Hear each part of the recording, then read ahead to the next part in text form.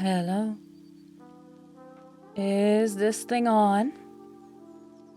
The name's Shortstuff. Finley Shortstuff. Hi friends, how's it going? The detective is back. I hope you're all doing well. Hello, hello. Hi Sen, hi Jason, and hi anyone who's lurking. Adjust my blouse. There we go. Hello, hello. It's me. I'm excited to continue this game today. Happy Saturday. I still have some water, so we're not doing a flavor just yet. It's cherry, and I quite like it. I quite like it. That's been added to the list of good flavors. So yeah, hello. I still have some coffee. We can do a bit of chats before we dive back into the murder mystery.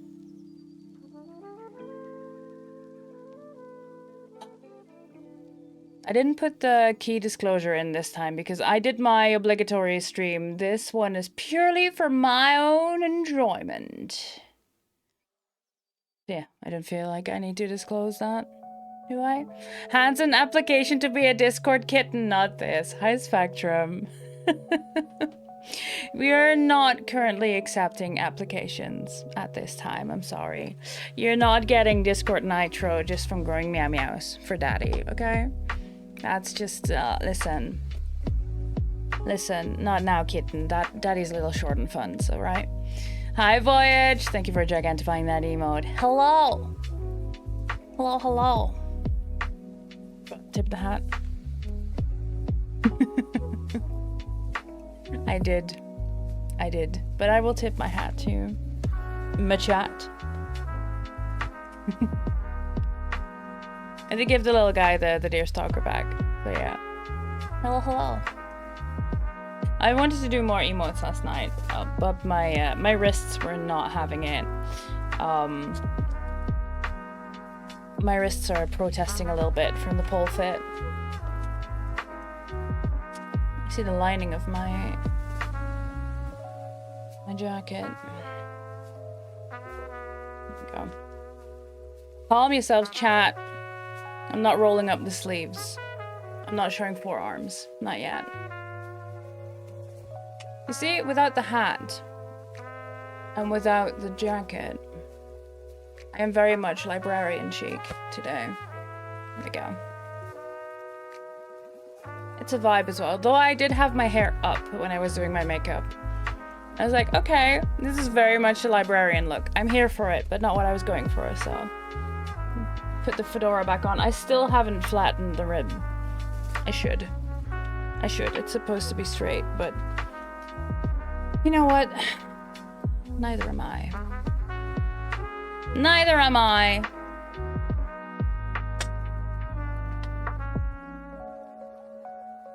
Getting used to a different chair still. Also, a blouse is fantastic, but when you're kind of large in the chest area like I am, it's a bit of a struggle.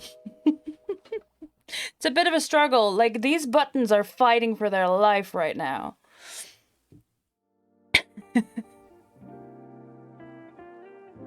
Mid-80s, indeed. Mid-80s. Yeah.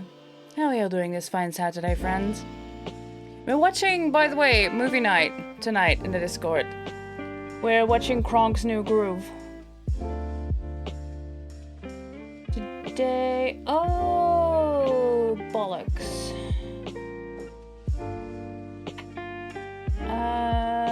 Can I edit them still? Because it shows the wrong time. Because the...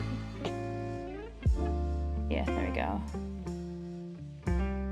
Save event. It, because of the time change last month, it has now changed the time on the movie night. It's at 8 CEST tonight, which is in approximately 6.5 hours. Am I doing the math right? Someone help me out here. A little bit more than that, but a bit more than that. You know what? I I could just ask Hammer Time to do that for me.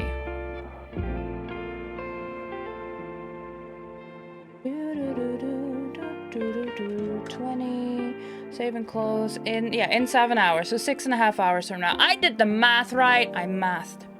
That's it. That's my brain cell for the day, chat. Done. Brain cell is done. Brain cell is gone. I still have some coffee. My favorite mug ever. The Crocheter one-armed hooker. I really hope we have some time to do a Secret Santa this year with the team. We only did it the 1 year, and then there was a change of admin. There was a change of leadership, and people have been busy. So yeah, I might volunteer. I might volunteer myself to organize that next year. That would be nice. Because I really like that, because that's how I got this mug. It was... We did like $10 or the equivalent thereof, and then everyone gave a bit of a wish list in the way that we could also order it internationally, because we're an international team. But yeah, I'd really like that. It was nice. This is my favorite mug ever now. But yeah. It do be like that. Very busy. I myself have been thinking, like, there's so many things I want to stream. And there's so many things I want to do now. And I'm really trying to take it easy and not run face first into a wall, like, burn myself out. Because I've started pole again and my body is still a bit sore from it. Not in a bad way. Not in a, like, dangerous way or something, but like my muscles have definitely been used, and my wrists have been protesting from suddenly gripping the pole and trying to pull myself up in it again. But yeah, I'm also going swimming on Mondays now, and then there's still garden work and stuff to be done once a week. So I wish I could go back to 4 streams a week, like genuinely, but I just don't see how I have the time or energy to do that. Speaking of which, friends, by the way, I won't be here tomorrow, in case you missed it in the Discord. I will not be here tomorrow because tomorrow I'll be DMing a game for the very first time ever with some nerds right here, my dining table. Meaning I won't be here on Twitch for streaming. So we're doing a little bonus stream on Monday because I do want to finish this game, and I don't think we can do that today. I don't think we can do that today, not with the amount of yapping that's usually going on. But yeah, I need your help, chat. I know I'm normally really strict on the backseating. I've been loosening the reins a little bit lately with some of the new games. But for this one, I need you to... We're solving this case together, right? I need to think. And I need your brain cells to help me think. Because I'm not sure I'm in charge of the brain cell. Like, there's like a collective brain cell in the polycule, and I'm not sure it's my turn. We also all have ADHD, so like you need to help me out, okay? We need to rub our brain cells together and create a spark, all right? To solve this case, to solve this mystery, all right? So I'm counting on you, chat. I'm counting on you to help me out here. Yeah, I think my lipstick is dried. I can safely drink my coffee. I love this color. It's such a good color of lipstick, and it looks so good on me. I love it.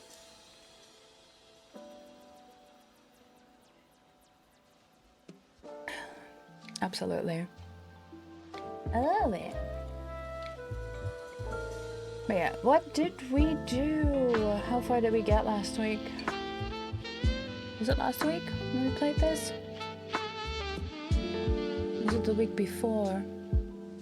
Chat, what is time? What is time? It was a week ago. A week and a day. Imagine knowing what day it is, what time it is. Especially with a shorter week. I was surprised how much it affected me. Even though it didn't really affect my schedule or any of the household, but still, somehow, I've been convinced it's a day earlier than it is. Like, it's already Saturday, I think. I'm 90% sure it's Saturday. You know what I mean? You know what I mean? And I don't even have a work schedule other than streaming. It's wild. Wild is what it is.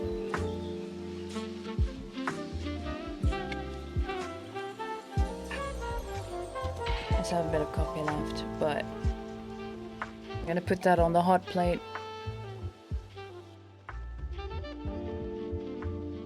Hello, camera. It's me. Hi, hello. I am the center of attention here. My camera's having a moment again. Shall we just hop into the game? Shall we just do that? Let's see where we left off. Let's see what we had last week. I shall turn off the jazz on this side. And then there we go. Yes? Yes. There's no audio yet? There is audio, but I need to change channels so you lot can hear it too.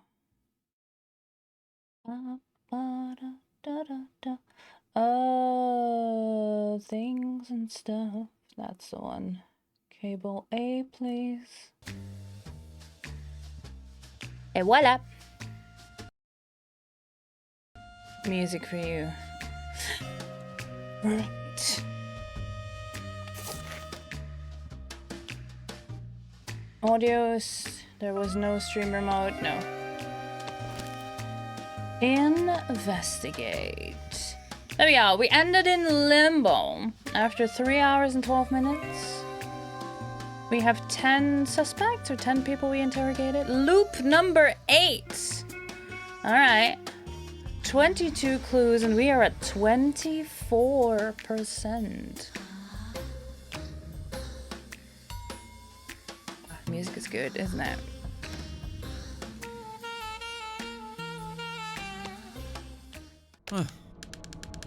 When all this began, I didn't expect you to encounter such difficulties. After all, isn't that what detectives do? Solve mysteries? Well, you gotta cut me some slack, my guy. It's my first time in a time loop. As far as I'm aware, anyway. And, like, it's my first time where the victim is also my client and actively helping me out. Isn't it your 7th time in a time loop? Okay. Listen. Don't get all technical with me in here, okay? It's all wibbly wobbly, timey-wimey stuff. We know this, alright? Alright? Hey. I'm not exactly River Song here, alright? Alright? You gotta cut me some slack. Baby girl, please. I'm trying. If you're not feeling able, maybe you should let someone else do it. Don't worry, I got chat with me. Chat is backing me up here. Alright, let's see. Detective, in your investigations, did you find anything on Virgilia Neves? Let's say I'm curious as to what we'll find out about her. Jill and I were old friends, you know? But you know that. You've seen the portrait of her from when she was younger. And all the time I've known her, she's always possessed this singular personality. I fully endorse Crispin when he says that even though she's such a delicate person, she knows how to defend herself or attack if necessary.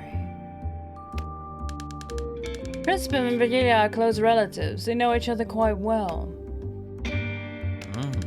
And the slightest hint of pressure, she wouldn't hesitate before rushing to her cousin for help. It's up to us to understand what the pressure could have been and what kind of help she sought in return. After all, Why would Crispin claim that his cousin knows how to defend herself or attack?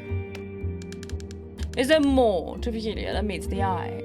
Something concealed at first sight. We must uncover the truth, detective. Seek out more information on Virgilia, will you? It's very unlikely she could have anything to do with my demise, of course.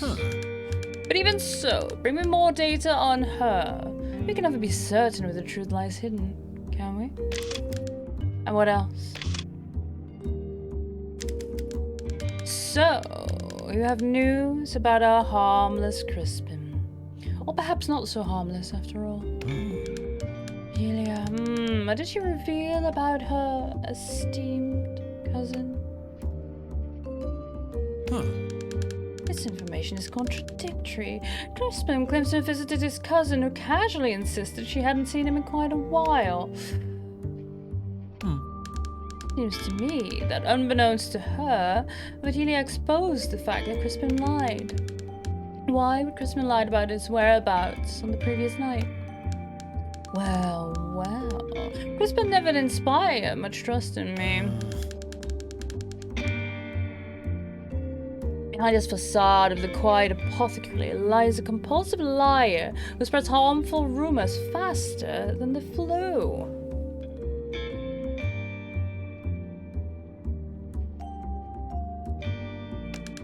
It's exactly the type of thing we must uncover. What his opportunist is trying to hide from our investigation. Crispin thought he could escape our infallible perception. He was gravely mistaken. Isn't that right, detective? Something tells me that this lie will be the thread we need to follow in order to continue unraveling the truth. Oh dear, and there's a new hint available. Let's just get rid of her. Detective, if you meet Sophia Straw, don't fall for her charm. She uses her charisma to manipulate the unwary. Don't let her fool you. Ask what she thinks of me, and you'll know who you're dealing with. It's also important that you ask about her husband, Chris Straw, my partner in my last business. Let's see what she has to say about him. Da da da. Alright. Let me do my last sips of coffee before we hop back in.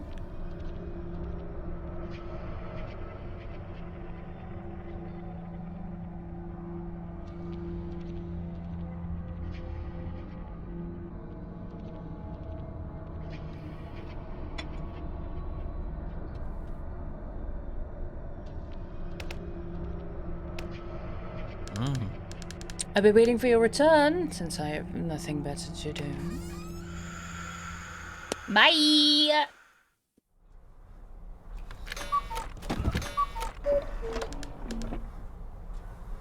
I should start soon. Time flies. Boy, do it! Well, same street, same people rushing to safety in the custody, but this is my client. I'm sorry, chat, but we gotta... Not again. There we go. Don't you dare hang crooked again. Wasting time here. Alright, so. I don't want to fast forward, not yet. Okay, what do we have? Suspects. Crispin. There's a secret behind the key Crispin keeps at the pharmacy, and how can I get it?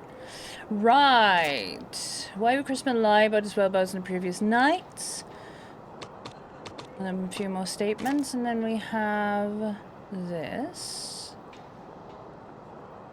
We still don't know who Chris Straw is, although his portrait looks familiar. He's just a delicate person she could attack or defend. Items, the silver necklace. Right. Should I return the necklace to its owner? A Padre Cabal is worried I might show this necklace to someone, but who? This is the necklace that I can get in... This is a necklace that I can get in the church. In the box.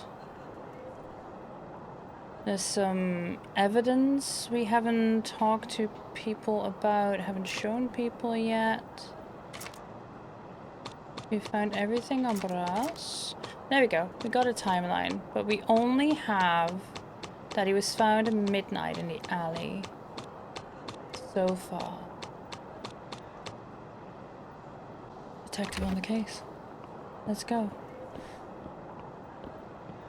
I don't think I need the key to the manor at this point, but who have I shown the necklace to?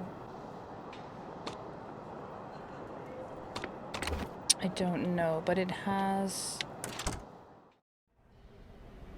the victim's sister.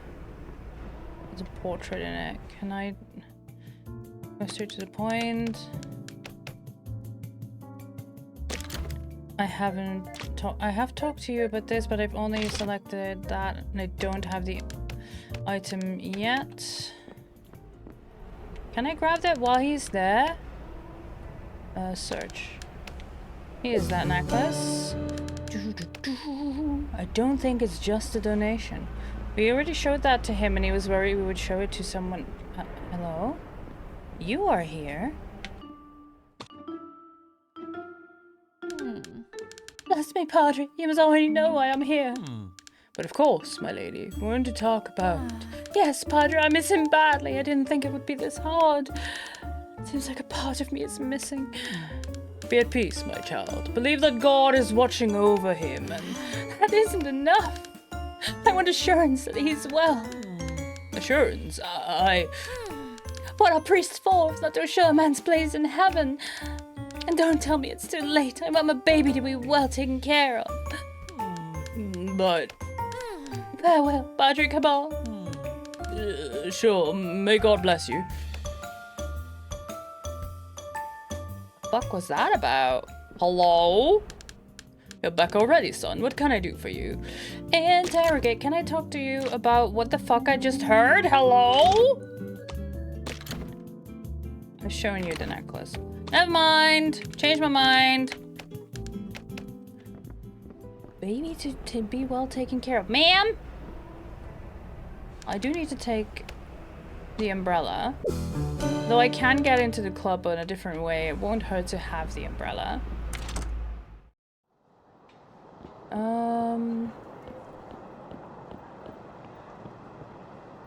Pharmacia. What? Have I shown you the necklace, ma'am? Yes, yes. Straight to the point. I'm from the newspaper. Blah blah. Show item. I've not shown you the necklace, but I can. I think that's your portrait in there, ma'am. Mrs. Sabina, look what I have here. I won't say I had to put my neck on the line to get it, but...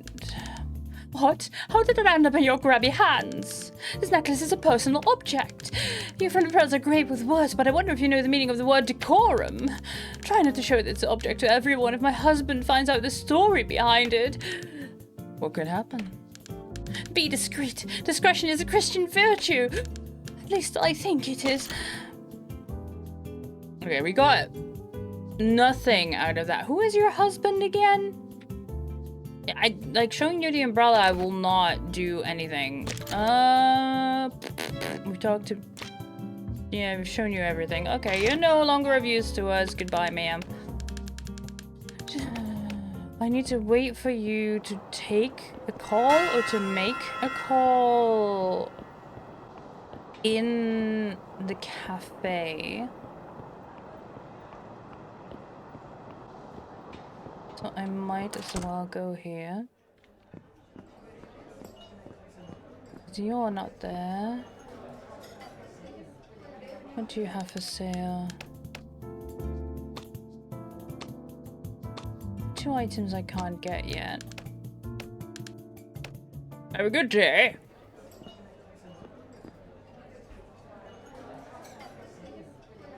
It's her. She prefers to talk at her estate. Yeah. Oh, residence. Sorry, it's not an estate.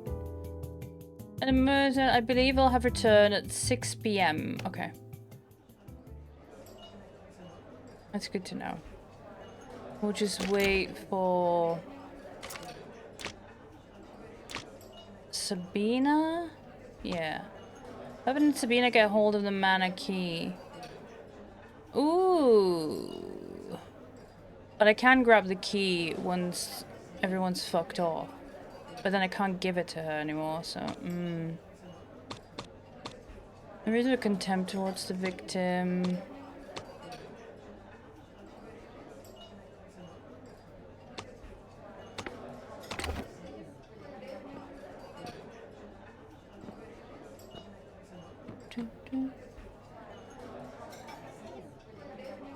It was around 3 that she came in?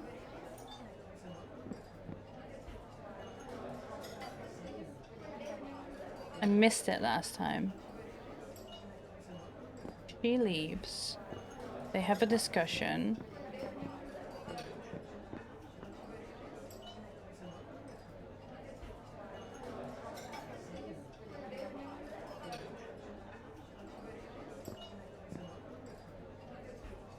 Did she not come in anymore? Does she just go straight home? Does she...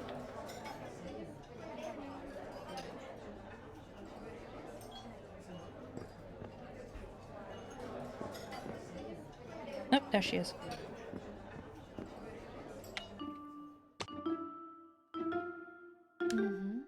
Hello? Yes, this is her. Is he busy?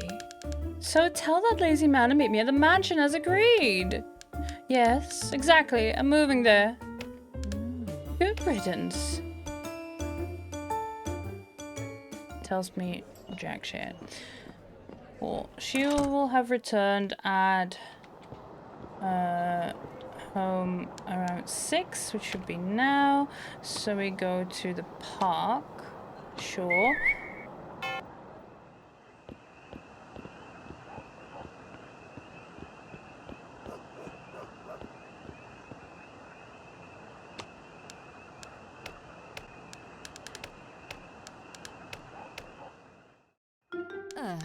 Oh, detective. Right, I want to talk to you about your husband. Hello again, Miss Neves. Is there anything I can do for you? I want to talk to you about your husband. What do you have to say about your husband? What do you say about powerful Lobo Neves beyond what everyone already knows? I doubt Mrs. Neves doesn't have something only she knows. If he and Brass had good friendship, for example. It's a rather delicate subject. I asked to go on, well, go on in. Don't worry, I have all the time in the world. Choose your words as much as you want. Oh, whatever. I'll say what I know. It's not like this information is a secret. They've been friends, or at least were friends, half of the time they've known each other. At the same time, they were always competing, be it in politics or even in love. Yes, before you ask, Brask and Lobo competed for my hand. It seems that Lobo Neves had a big advantage. Don't be blinded by the obvious. Besides, it was my choice. Predictability is an important factor when you're going to marry someone, especially in politics. I see. When little I know, Brass was the opposite of predictable. Oh, he was. There was a rivalry between Lobo and Brass then? Tell me more about this. I don't like using that term. They just had the same competing interests. I think rivals fits that description better. However, maybe the subtlety of the subject is making me want to minimize things. Oh, don't say that. We can talk freely about the rivalry if you're so interested. So tell me how far this dispute between the two bigwigs from Rio de Janeiro has come. What's the worst that's happened until today? If you mean scandals, I can mention the ridiculous thing Brass said in his extinct newspaper, The Buzz. The wolf was afraid of the number 13, a prominent figure of our city who is a wolf in sheep's clothing to many, even though I was never fooled by them, has a unique phobia, the fear of the number 13. Unlike other creatures who like to come out on days when this number is paired to the last weekday, this important member of society prefers to hide. They refuse high positions in our provincial administration and avoid closing deals on the 13th of any month. The kind of rag calls itself The Buzz. Did Brass offend him? Said something that could have influenced Lobo to seek some sort of revenge? Powerful men like my husband know how efficiently end disputes. I mean, that's a statement. In fact, I believe this matter has already been resolved, like gentlemen's authorings, through lawyers. Can I change the subject? No, I don't want to select that clue. Sure, the buzz issue number 1. Have you anything to say about the issue of the buzz? About the first issue? I don't know if I should. Really help me with this case, Madame Virgilia. I'm not sure that command still adds. I think it's exclamation mark add pass. Whatever. Yes, I do have something to say about this issue. It was the debut of his unfortunate newspaper. I wish I knew why Braz insisted on these destined to failure ventures. Very well. I told Braz that it was secret about a superstition with the number 13, but it was something that's between us to be kept confidential. As one word, son. And lo and behold, Braz took advantage of the information and exposed it to the public in the newspaper's first issue. And worse, because it was personal, there was a risk of Lobo suspecting that it was me who told the secret. Who could find out? No, Braz, why so inconsequential? Alright then. I can still talk about you? Okay. What do you have to say about your husband? Yeah, blah blah blah blah blah blah blah blah blah blah blah. I should have finished that conversation, Trina. I'm wasting time. Yes, yes. Where can I find him? He must have a busy schedule. You consider a busy schedule to be drinking whiskey and smoking cigars with your allies, then yes. But unfortunately, I wouldn't know he's doing this. After all, my husband's a man surrounded by allies. Oh, that was a waste of time. Oh. Oh my. Eavesdrop. We already did this, but still. We're going to the Midnight Club. I'm exhausted today. A little marital dispute there. Ma'am? Detective, could you please leave? Oh, you witness, I think it's only right that you go on your way. I will.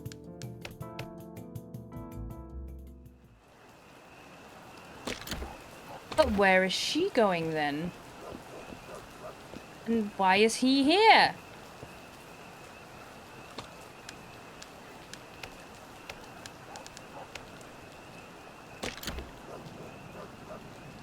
Excuse me, did you see the pharmacist go in there? And I need flowers. Oh. Can I talk to you? Okay. Powerful men again, officially undisputed. Okay.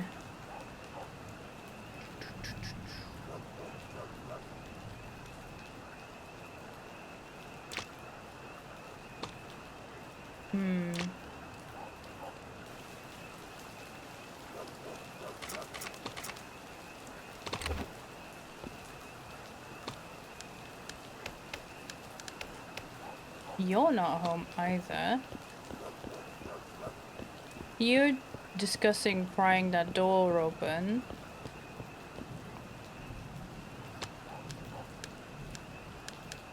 I still don't know who lives here.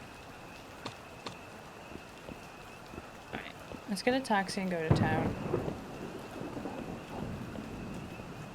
Knock on the door. And you're... Beg your pardon, sir. I spent the whole day looking for the key to my husband. If unsuccessful, I have a lot to do. Come back tomorrow, okay? Yeah, okay. So if we give her the key, we can get into the... Okay. Okay, we can get into the manor because she lets us in. Because we found the key. Alright, that's something for tomorrow. Farmacia. Locked, damn it. Yeah. But the back door is unlocked. Do do do do do do. And he's not here because we just saw him go into his cousin's house. Gispin took the key today. If I wanted him, I was getting... Oh! Is that the key to his cousin's house, then? Must be. Alright, almost the end of the day, so I'm not sure it's still a use to try and get into... Yeah. Alright, I don't need the umbrella apparently. Yeah. Well, she is here.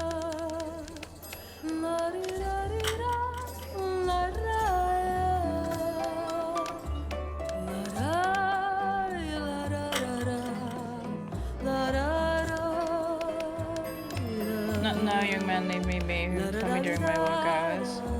Okay.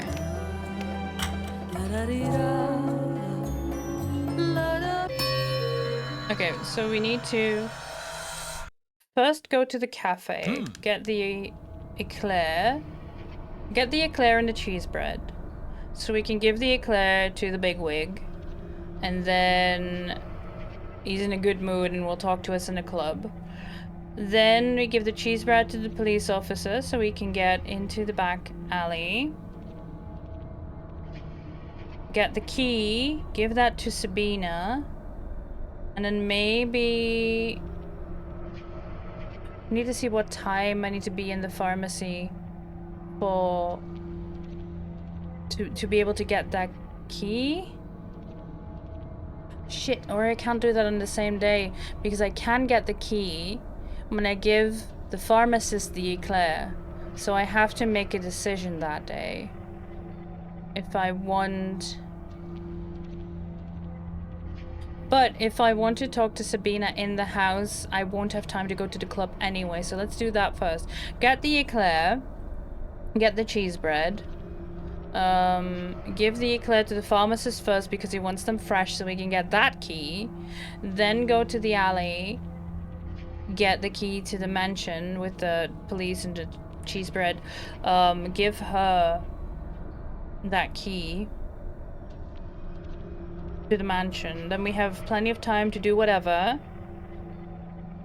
Figure out maybe where she goes instead or if she still makes a phone call. But before that we grab the necklace in the church. Yes, I think that's what we'll do. Okay, on second thought, I'm the type of person that gets tired with the same thing every day. Do you have anything new for me? I do! Investigate a little bit of this. Seems like the right thing to do. After all, a spinner of yarns is more than enough motives to wish me gone. And who's the first to bring a statement about him? Mahalia. To be her, but fine. After all, it does make sense. She's Lobo's wife. Surely she knows him better than anyone. What did Mahalia say about the Secretary of State? Powerful men like my husband know how to efficiently end disputes. Could it be? True, there are times when we scarcely know the very people with whom we share a home. I know Lobo didn't spend much time in his own home. A man of his responsibilities was always on the go. I was even surprised when he gave a damn about the article I wrote on him in my newspaper, The Buzz. But I must be honest, detective. I knew exactly which buttons to press on that Neves suit. When I mentioned his superstitious fear of the number 13 in my newspaper, he could hardly ignore me. He felt unmistakably targeted. A man of their stature and width wouldn't overlook an attack like that. Which is why he prosecuted me. That's the question, detective. Could the prosecution alone have extinguished Lobo's fury? If even a fragment of anger lingered, if Lobo was still harboring resentment, could he be the one behind my murder? Interesting questions.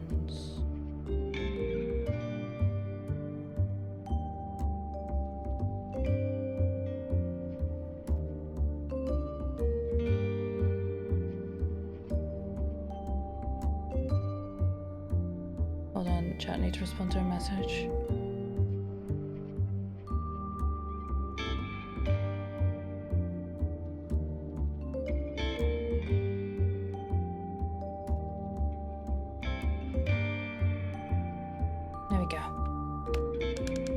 not ruling out the possibility, and neither should you.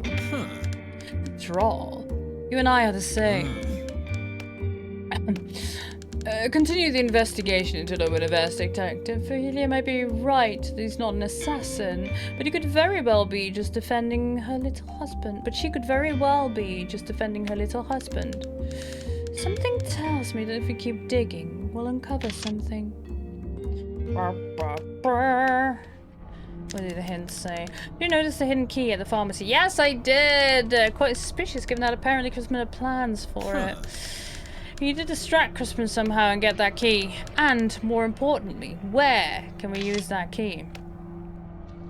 I think it's the key to his cousin's house. There's nothing more to discuss. Go make your fee worthwhile. We haven't even discussed my fee, you prick. You've not paid me.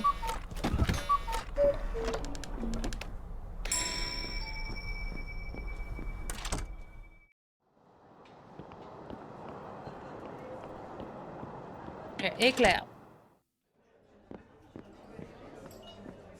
Angry the big man. Buy. Yes. Put it on the tab. Blah da blah blah blah blah da blah. Huzzah. Yes, yes. No, you may not have that one. Keep it. I need it. Anything else? Cheese.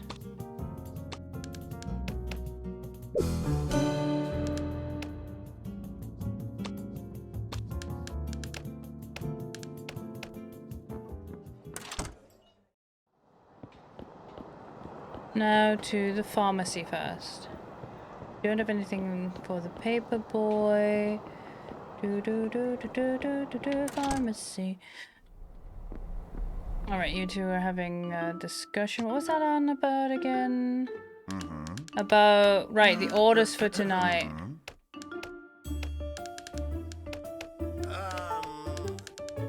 Oh. And for the orders, he goes into the Neves residence?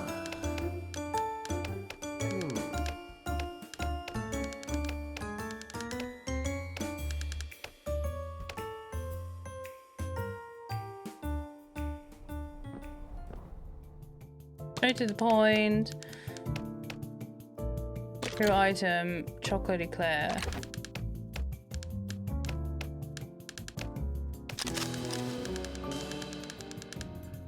Yes.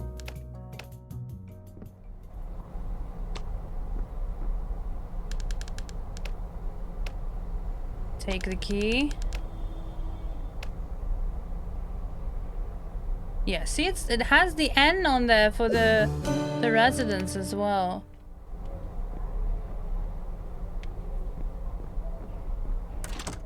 Go into the alley. Oh, I didn't even need the cheese bread.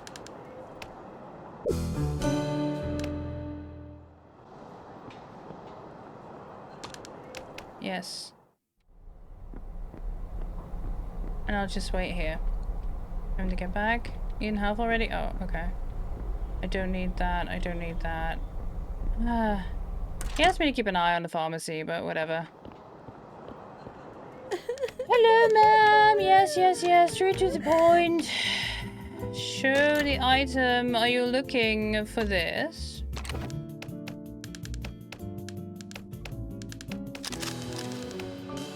Thank you so much for bringing it to me. You're getting water. And you invited to my... Okay. And with the stage for the return of the night. Okay. I'll be there. So tonight...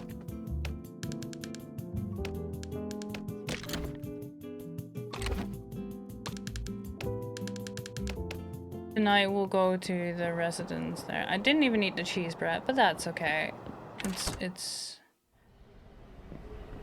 I don't... I might go to the club.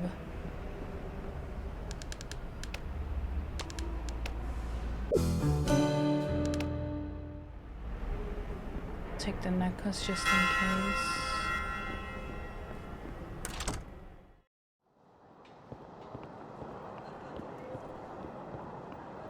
Because it might be... Because she said not to show it to her husband. So naturally, tonight, I'm gonna show it to her husband.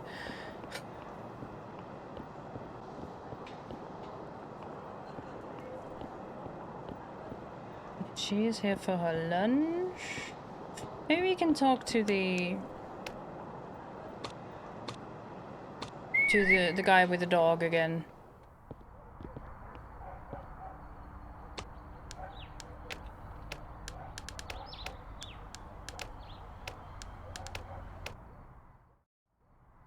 Oh, I could also check her residence now. Straight to the point. You know what? I might do that because if she returns by 6... Yes.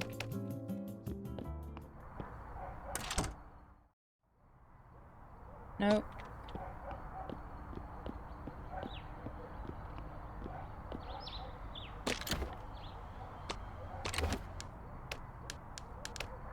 Yeah, see? He didn't. That was a key to his cousin's house. Okay, so now we can snoop around.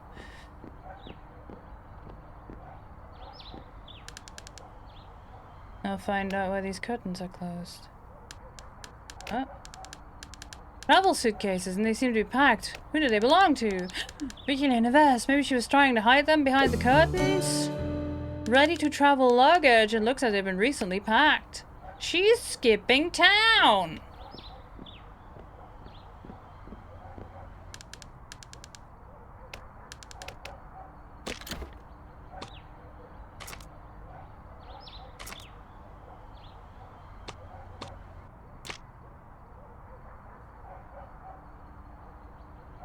So I could ask her about it. Maybe ask the pharmacist about it. And also ask her husband about it.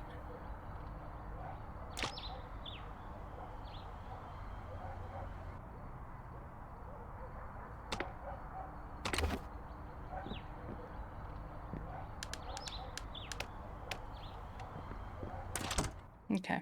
That's all we can find here then. But that's important. I still don't know how to get those flowers, but maybe...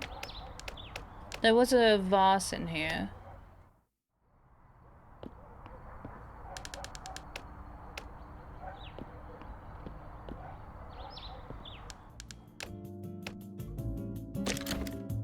What do you know about Sophia Straw? Sophia... You know, officer, I came from a faraway place. I'm not from Rio de Janeiro, as you might have noticed already. On my trip to here, I met this delightful woman who has been my great muse ever since. Besides, Sophia Straw is married to a friend of mine, Mr. Chris Straw. I know, right? Sophia's career on stage made her well known, and she knows a lot of people.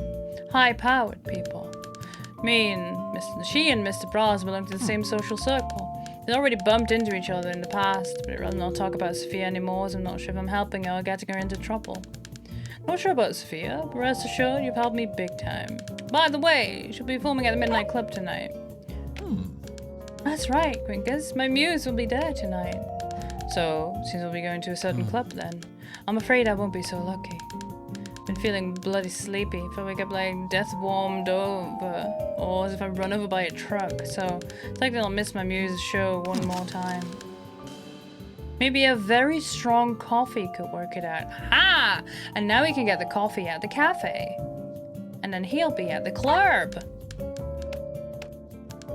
Hold on, Quinkers. The officer's very busy. He'd have to go out of his way to help me with that. Or would you? I'll see what I can do. Great, I'll be waiting, unless I fall asleep first. I've talked to about all these people. Right, The Buzz. What time you had the first issue of the newspaper The Buzz? Well, officer, The Buzz was an endeavor of mine, alongside Mr. Cubis. Judging by the controversial articles, I reckon you've made a few enemies. No, Mr. Cubis was the face of The Buzz. I just helped him with the money he lacked.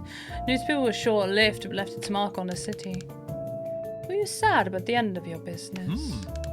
Things come and go. It's the way of life.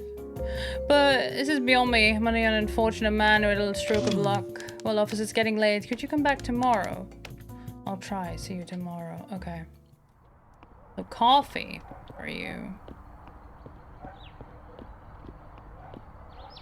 Maybe if I go back, I'll be in time to get the coffee and come back.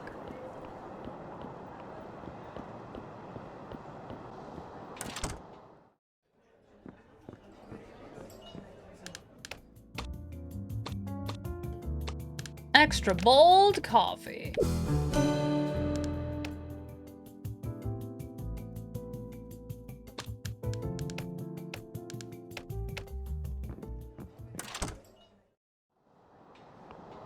Taxi stand is here.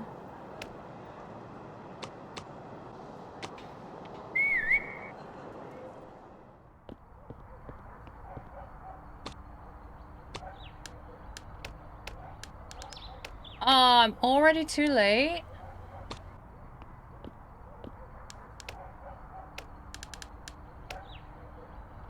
Already looked at this.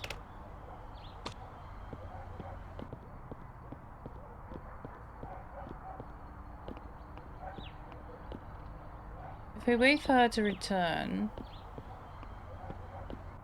or maybe she's not here yet because the lights are off. We still don't know who lives here. I can try again, see if I missed anyone.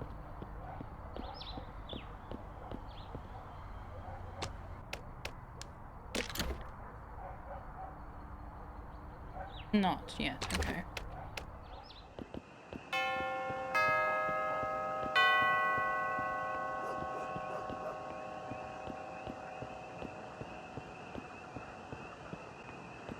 She should be back home now.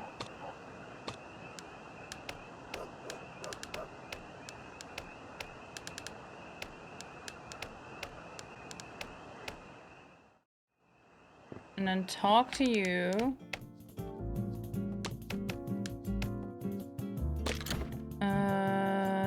No, interrogate. Hey, thank you for the lurk. About your packed suitcases.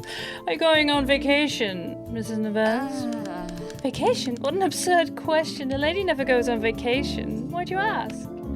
I couldn't help but notice your packed luggage. If it's not a vacation and you're grieving, what's the purpose of your trip? But how do you... It doesn't matter. Enough of these foolishness, detective. How do you know the luggage is mine? Well, they're in your residence, meaning... Don't jump to conclusions without proof. They can belong to someone visiting us, for example. Actually, I'm the one who should be asking questions. How did you invade my residence and snoop around? Ms. Neves, I didn't mean to. Oh, yeah. You're in league with that hag Sabina, aren't you? Don't care anymore. Tired of living keeping up appearances. Go tell what you've discovered. You know, if you abandon the city, it'll be considered an escape and suspicions will be raising against you. Whatever. Let them think whatever they want about me. This woman commanded you haven't met yesterday, but you've told me something different. Do you know any reason for Crispin to lie about this? Lie? I don't believe he lied, detective. It's more likely he just got confused. This was not a young man anymore, and decades of inhaling the steam of his medicines didn't do any good to his head. Maybe. I don't think you know anything about this, but sure. But my eyes on a document that reads the determination of your cousin and Brass Cubis's business. Something to comment about this dissolution? You've already seen the document, detective, but probably can't say anything you don't already know. Brass is a man of strong convictions, and Crispin's is a stubborn man. Actually, I'm surprised this venture lasted long enough for documents to be written. Oh, there's husbando. I'll leave. Goodbye. I'll let you two figure that out.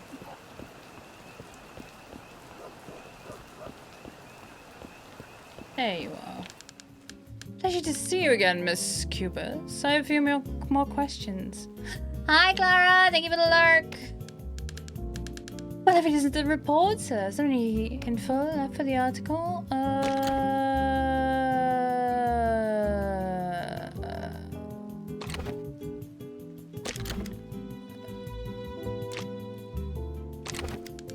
A bag full of clothes and perfume bottles at Ms. Nevers' house. Wait, now we've gone through the luggage? Where did you get, what? Can't presume anything without concrete evidence. Could it be furious? Don't be innocent. It's obvious that they belong to her. Who else could they belong to? To anyone, really, Mrs. Cubas? Without proof, any accusation is mere speculation on our part. After all, what reason could she have to put her belongings inside valises and bags and leave them ready in the house? Reasons? Since when did a pie has any reasons to succumb to their impulses? If you knew her like I do. I wouldn't expect anything different from Vigilia. Fleeing suits her since guilt pursues her. Very well, Sabina. I would believe your words. You seem to know what you're talking about. But without proof, my hands are tied. Well, if you really want to guarantee it, look inside the bag for some of her handkerchiefs personalized with the initials VN. Wait a minute. VN, her name initials. Exactly, embroidered in the corner just as we do for our children. Absurdly tacky.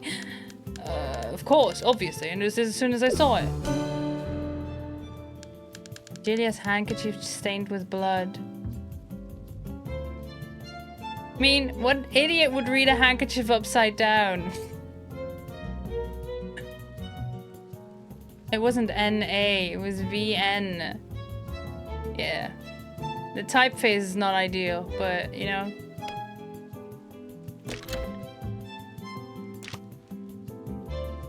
I have nothing else to talk to you about. You have everything I need. I mean, not getting... Oh. But you have the key! Gosh, I'm good for nothing and my life depended on you.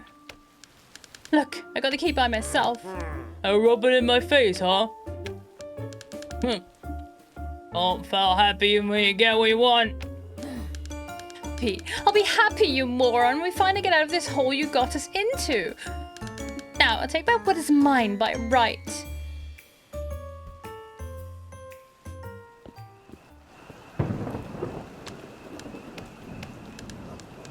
And you are... Hello, Miss Sabina. Met earlier. The reports have come in, but don't touch anything.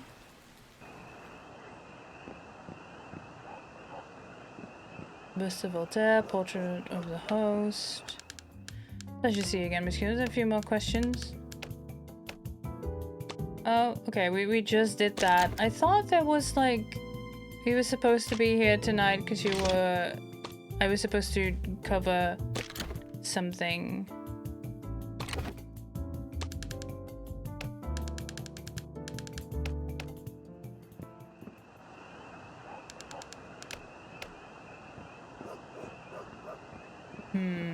Alright then. Yeah, to keep himself awake. Cup of coffee? Yeah. What's friend Chris have to say about him? I haven't talked to Chris now. He seems like a docile person. What are his true intentions?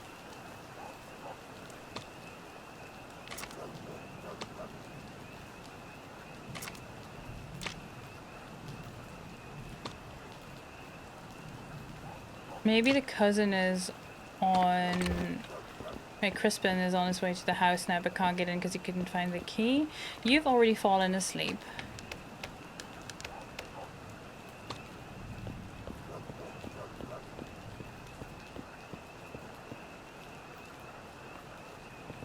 He's not here. It is 11 PM.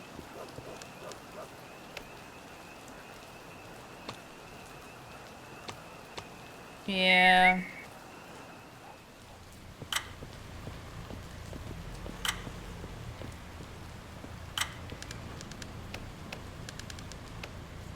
You must be looking for the key I took, yeah. And you are here.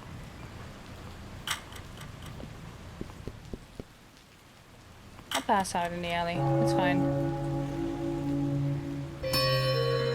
So... yeah, I'm losing all these items. That's fine. Look, my esteemed employee! What did you find out today? Well, I got an interesting statement at least. Statement from Sabina, my little sister, about Virgilia. Virgilia never was Sabina's favorite person. Virgilia and I began our relationship. Sabina became insufferable. Too much to bear. Still, I applaud my sister for a perspicacity? Her what? Okay, sure. Sabina pointed out a luggage at Virgilia's house, which certainly wouldn't make coincidence. Or was it Sabina's savage tongue delivered? I wouldn't expect anything different from Virgilia. Fleeing suits her since guilt pursues her. Could it be that my sister's insatiable appetite for gossip has for once managed to sink its teeth into the truth? Could Virgilia be fleeing in the face of my downfall? Things don't work out for you, and who to hire next? Some truth to Sabina's scathing accusation. I too believe that Virgilia would never run away without motive, but what exactly could that guilt be? Precipacity? Thank you. What does it mean?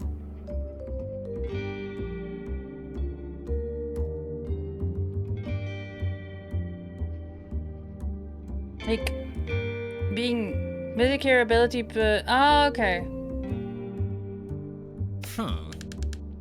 So maybe on the handkerchief detective. The handkerchief, which we now know belongs to her, was found at a crime scene. This must be understood. For instance, why, of all the countless locations in Rio de Janeiro, did that handkerchief turn up in the very alley where my lifeless body was discovered? A sharpness of yeah, okay. Thank you. Appreciate you explaining. I learned a word today. I'm not sure I'll be able to pronounce it to ever use it, but I learned a word today.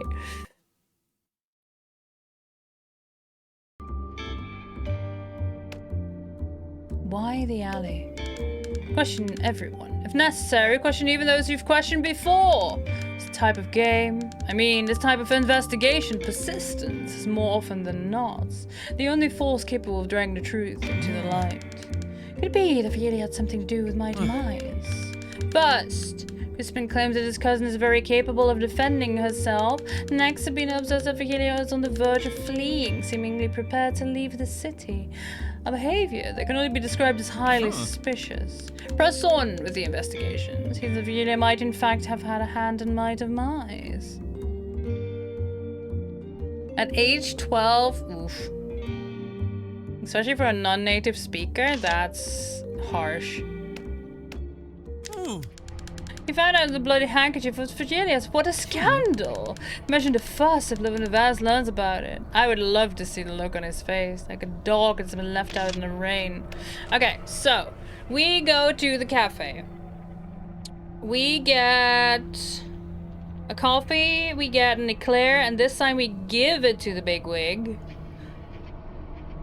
And then we go get the necklace. We wait for nighttime when the club opens so we can talk to the bigwig.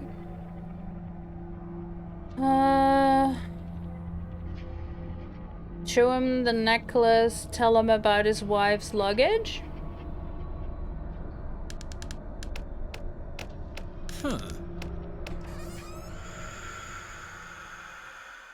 I guess. Getting closer to the truth.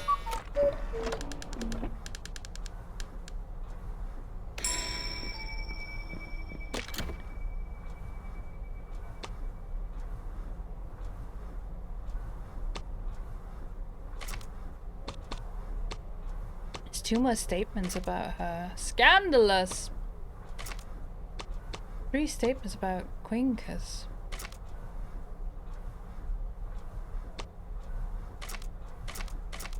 Four statements about the Padre. 3 statements about Chris, and we don't even know who that is yet. But I do think that once we give Rubiao the coffee and he can go to the club, that they will meet. I really believe this is the guy who is watching the stage in the club. Quincus belongs, it looks like he belongs, yes. Is it, Tarkin? He does have some Tarkin, features, yeah. Yes. I see it. Okay. Quickly to the cafe.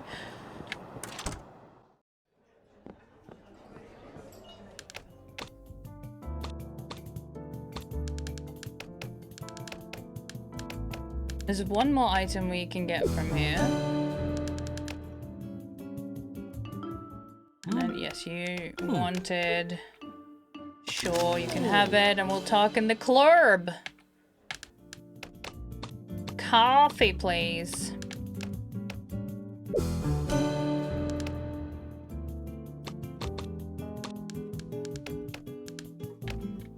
I don't need the cheese bread.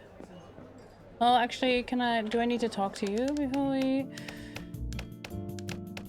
Oh, can I talk to you about things now? I can! I'd like to talk to you about your wife. Hey, many things, dear voter. We'll stick with the essential. She's a formidable person, and I would say she's a perfect part of my political goals. Character of any suspicion, really. Political goals. What do you have to do with them? She comes from a family of both politicians and powerful men. She's always aspired to be high of status in her society, and she understands the sacrifices one must make to attain it. What do you mean by above any suspicion? She's a person beyond any suspicion, that's all. I mean, she's trustworthy. There's no reason to suspect or doubt her, is there? Change the subject. Ooh, you know what? I'm gonna talk about this guy. I have the time. So content with brass cubas. Gather you and he, two prominent figures of Rio, must have crossed paths on occasion. Surely! With brass gone, Rio de Janeiro has undoubtedly lost one of its noble men. I won't deny that in life Cubas was something of a rival to me, but in politics, dear voter, we mustn't take the disputes personally. There were many, weren't there? I actually considered Brass a friend until, let's just say, he had a knack for pushing limits right off the edge. This might be the reason why his life ended so tragically. Tell me more about the rivalry. It's a healthy rivalry. I almost said heated rivalry. That's not, no. Healthy rivalry. Much like the kind, great men of when, deep down, all they want is the best for the city and their country. I'll miss defeating him, even though he played dirty. And tell me about these limits that Brass pushed. Did he cross any lines? The fact that he crossed a line with me didn't set off any reprisals, but I can't say the same about certain outraged people who were delighted with his passing. Who are you referring to, Miss Neves? Are you insinuating the strike movement is directly involved with Brass's death? Me insinuating? I don't insinuate. I say what must be said. Neves is a politician of clear words. However, maybe you should investigate the movement. They might have crossed other lines in their uprising, not just mine. Will do, Miss Neves. Thank you for the tip. No, thank you, voter. Tell me about yourself. You will be delighted to. Who is Lobo Neves? Secretary of State, a very busy man. What else? Ha! What else is there to know? If you don't know me, it's because you don't vote for me, young man. Regret doesn't delay, boy. Don't put off until tomorrow what you can do today. I wish I could. Do you have any other question? My time is short. I have somewhere else to be. So the luggage I found in your home with your wife's name on it. Miss Lobo, I found packed bags at your house right behind the curtains. Whoever left them there seemed to be ready to leave the city and most certainly never come back. What can you tell me about that? Voter, understand this. Lobo Neves is from Rio de Janeiro, and Rio de Janeiro is Lobo Neves. I would never leave this city. And so, I can tell you that his bags are not mine. Maybe it's something the opposition is pulling off. They look like women's bags. Maybe they belong to your wife. Could it be? But where would Vigilia go? And with whom? Oh, anyway, I don't have time for these personal matters. Look at the time! Sure. This guy's full of shite. Yeah. But the cheese bread, I know. Every time I see it, I'm like, I want the cheese bread. I mean, he's a politician. Of course he's full of shit. Handkerchief was found in the same place where Bryce Cooper's body was, Mr. Secretary. Sorry, but I can't help you, young man. These matters have been beyond my influence. Are you sure? My recent investigation showed that the initials embroidered in it are V and N, which precisely like Vigilia Neves' initials. Your wife. My wife. It's true. Now that you mention it, Vigilia does have handkerchiefs embroidered with her initials. Do you have any reason to believe Vigilia had a connection to Brass Cubas? What do you mean, a connection? What sort of connection are you referring to? What are you insinuating? Did you forget who you're talking to? In my field, Miss Neves, I'm often finding that people who appear not to know each other in the public lives can be very close and private, away from prying eyes. My wife! Hiya, friars.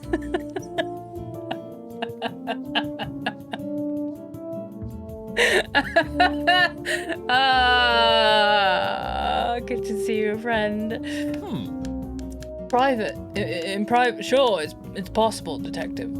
But you had a reason to seek out other people. I'm a very busy man with tasks that require my full attention.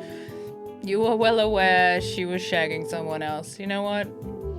Good for you, if that works.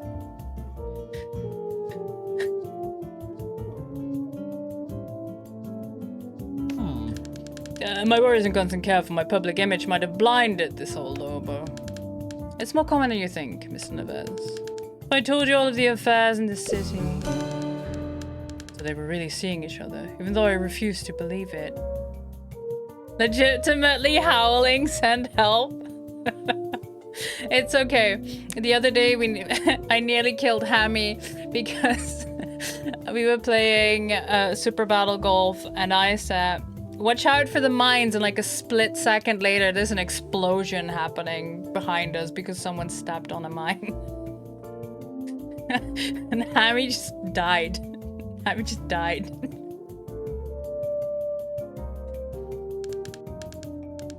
I'm sure they met yesterday. Sheila was different. There's also a letter that I received.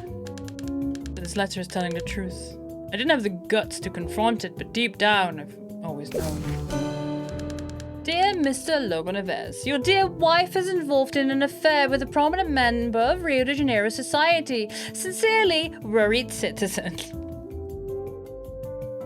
If this can happen to the Secretary of State, it can happen to anyone. Well, yeah. I need to reconcile with Frigida before it's too late.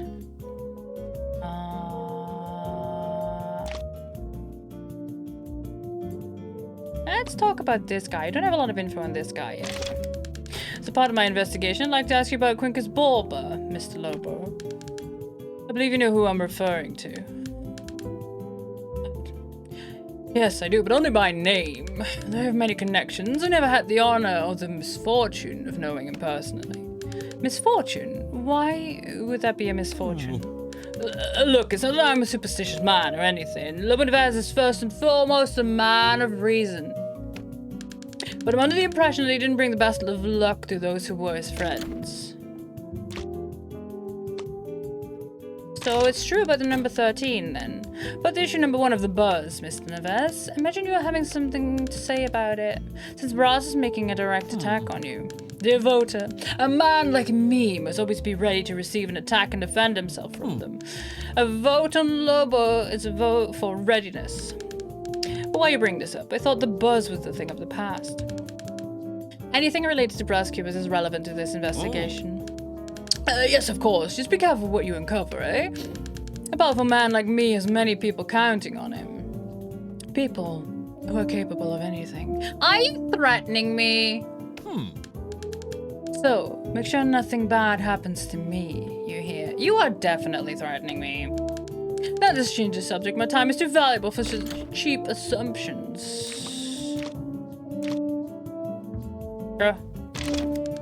Anything to say about Crispin?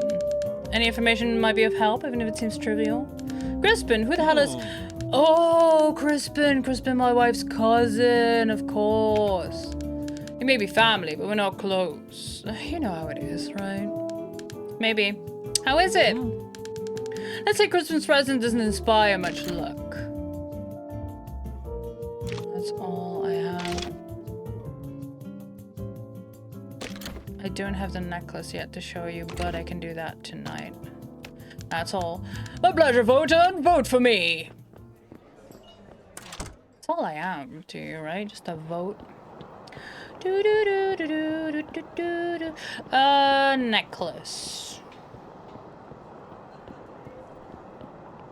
Actually, let's talk pharmacy. Hey, buddy. Straight to the point. Interrogate. Clues. I've shown you everything? I cannot talk to you about the luggage, even though it's clear that you went there to help escape the... whatever. Lobo. Would you have anything to say about Mr. Lobo Neves, Crispin? Lobo, the politician? I try not to get involved with politics, my boy. Such subjects interfere with my dedication to my business. Besides, the subjectiveness of public life is too confusing when compared to the certainties of chemical formulas. That's all you have to say about the bigwig? Huh. Mr. Crispin, tell me about Rubio. What can you tell me about him? Rubio, certainly one thing or another. Rubio's a loyal customer, making his medicines for a while now. Sad about his condition, very happy to be able to have contributed to his health. Condition? What condition? Sorry, lad, but your professional confidentiality can't reveal my customer's conditions. It's funny seeing the late Quinget's fortune reaching my pocket through him. Right, I'll leave you to it. Godspeed, detective. Sure thing, bud.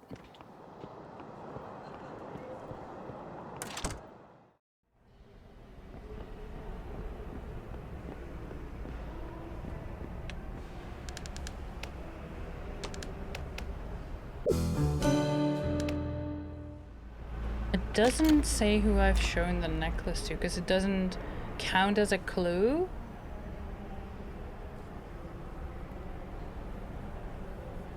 Oh, that was a different letter. Oh, I thought it was the letter. Was this one, the detective's office?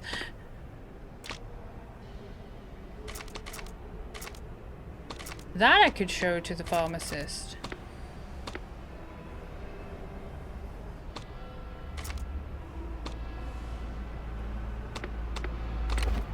If he was really close to his cousin, he'd know.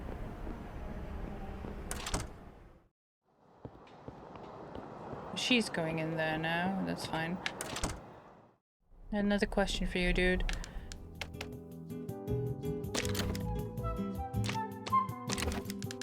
Letter came to me this morning. Oh no, that's not the. Oh, that's not the letter on the shit. He brought himself wrote your letter, huh? You sure it's from him? I want to believe so. Found me so you learn to suspect all documents, even the most truthful-looking ones. If they poor soul enters my shop with a fake prescription, looking for something to soothe their turmoil. I'll perturb their soothing. So Crispin lied. Miss Crispin, let me ask you something. I'll make an investigation. Were you in your establishment last night? So your investigation, eh? My boy, I'm sorry to tell you I was visiting my cousin, so I can help you much with your investigation. Don't feel sorry, Miss Grissom. You're helping me. Oh, you are indeed. Am I? Yes, you are. Just not your alibi. I know you're lying when you say you were visiting your cousin. Why, lad, how dare you say I'm a liar? Miss Grissom, there's no need to get riled up, please. After all, your cousin Virginia herself denied that this meeting took place. She said that, really? Oh, Virginia. Yeah.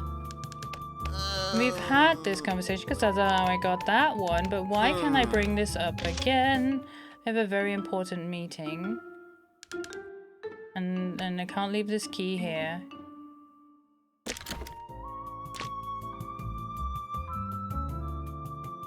Don't know what that means, but... Let's go bring the coffee. No!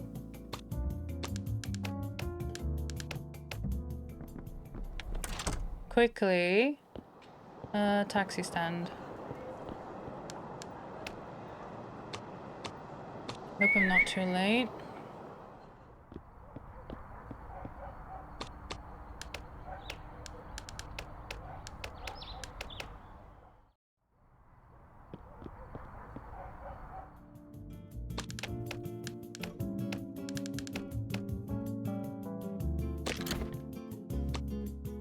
Give you a coffee. A cup of coffee to keep us awake, right? Would you like some coffee, Mr. Rubio? Oh, thank you, officer. This is right what I needed. Couldn't help falling asleep these last few days, and I missed the last day's performances of my diva at the nightclub. Say, officer, why does this coffee bring me back to life? Sure. Oh.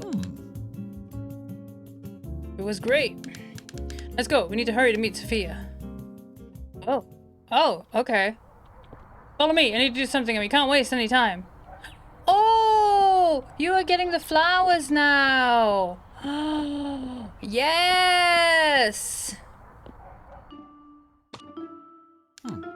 Be very careful. No one should notice that. The lady who lives here has just arrived and she usually gets angry when people mess with her flowers. Oh, how lovely. Sophia will love these flowers. Make a bouquet yourself. Next destination, Midnight Club. So do I...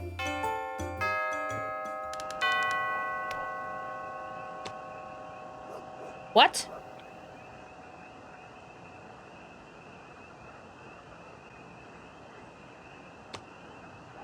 Oh! Oh, fuck. Nope, that's not the one. Oh my god.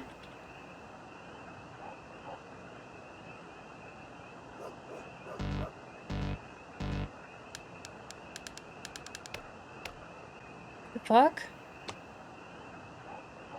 Hold on. Nope, that's not the one. Where are you going then? Oh!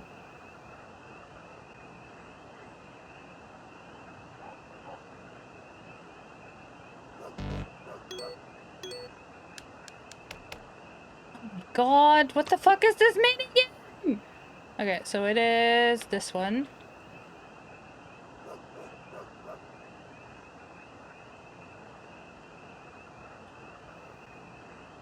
I can't see where you are going.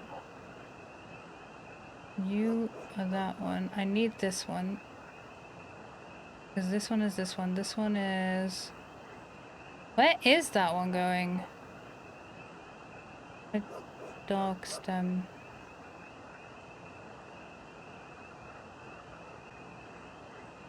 Not this one. Is it? Hi Cogsworth, welcome on in. Thank you to posture check and the sips. I'm trying to figure out where this flower goes. Because this one is this one.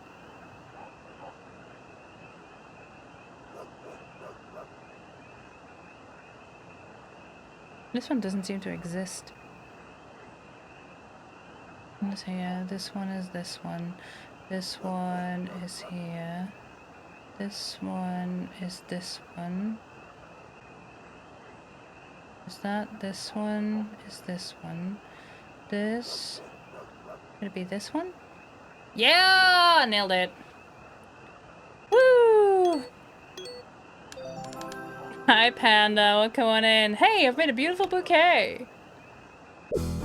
Suddenly mini game chat. Prize winning flower. Anyway. To please someone with this amazing gift.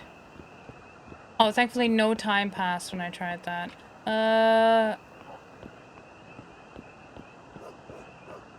Okay, I do need to grab a taxi. I'll be like while I go replenish your iron brew stockpile. Do it! This guy is allowed to walk downtown and I need to take a taxi?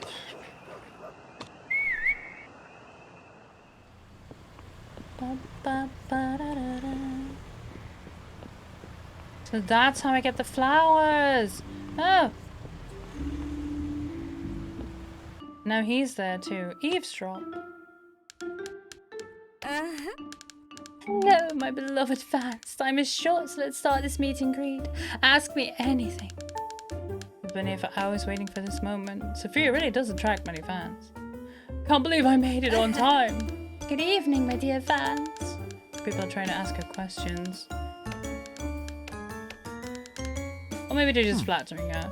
Sophia, I brought you these flowers. I hope they meet your exquisite taste. Are these dahlias by any chance? Precisely, handpicked from the finest stock. Oh, they're really stunning and at fragrance. Where'd you find them?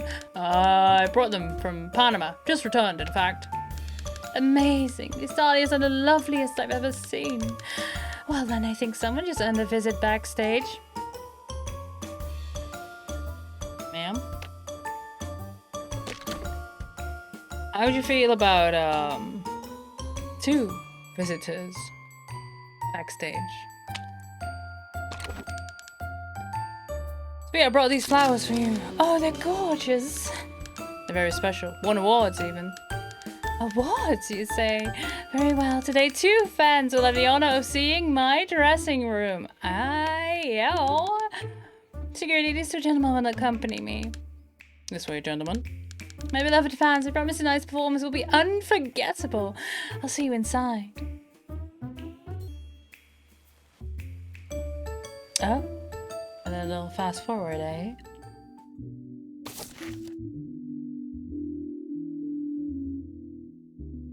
Oh my.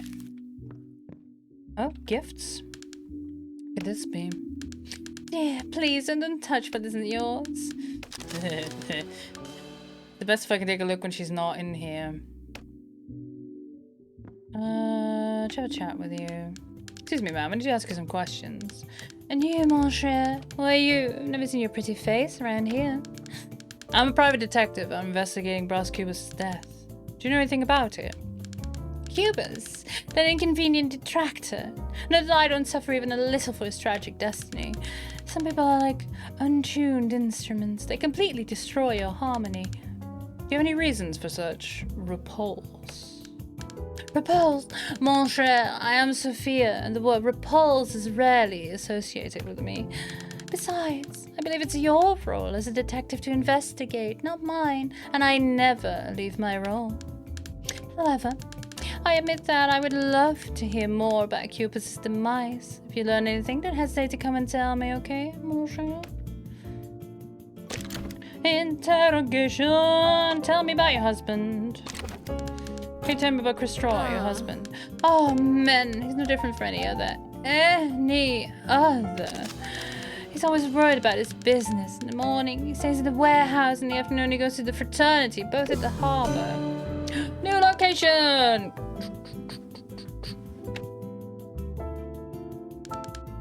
Many of your fans are men. I imagine your music must have touched them in some way. Well observed, Mr. Detective. I can't complain about my fans. One of them in particular. His name is Acid Rubiao! You won't believe what he was capable of. Okay. Yes, Rubiao, what has he done? Taught me a lesson to the infamous Bros Cubus. Lesson? He dismantled his business and even threatened his partner just to defend me. He's standing right there! He's standing right there! Mr. Cubus became your husband's business partner. Imagine you didn't like that. Do you think that just because you've brought me flowers you can provoke me like that, Mr. Detective? But I like to be challenged, so I'll tell you. It's obvious that I didn't jump for joy, but I know my husband very well. Everything he does is driven by his ego. How would you rate your marriage? Mr. Detective, can you tell me the reason why people get married? I wouldn't risk saying it. People marry, Mr. Detective, because they're tired of romance. I'm not sure that's true, but sure. How is Chris related to your career? Much to my folly, Mr. Detective. My husband doesn't interfere with my career in any way. During my shows, he's more interested in trying to find business opportunities than watching my magnificent performance.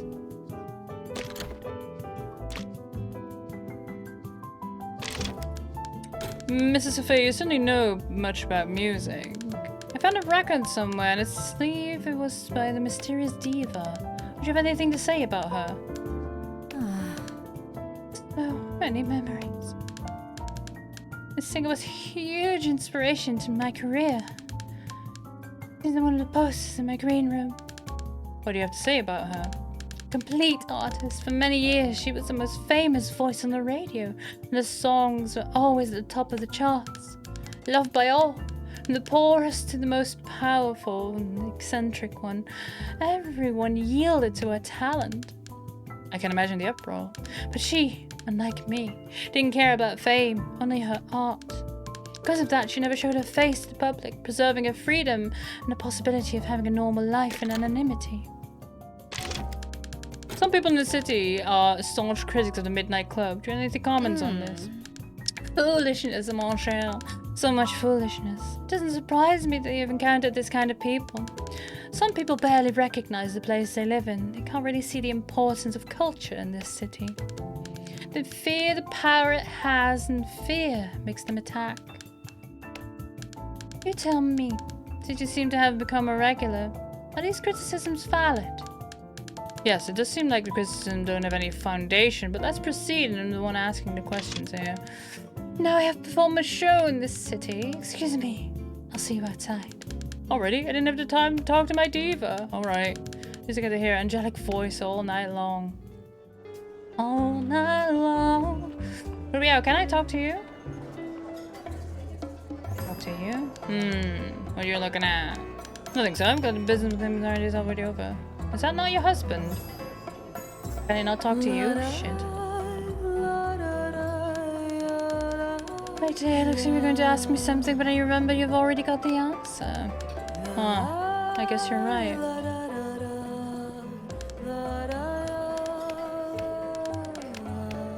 Already done that.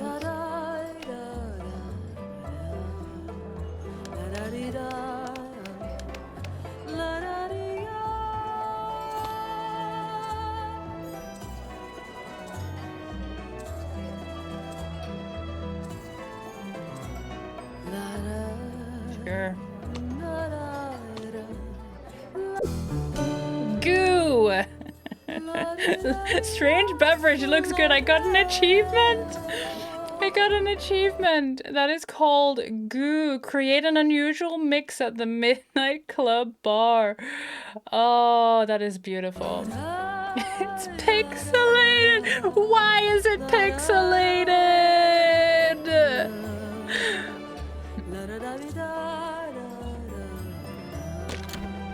Why is it pixelated? Would anyone like this drink?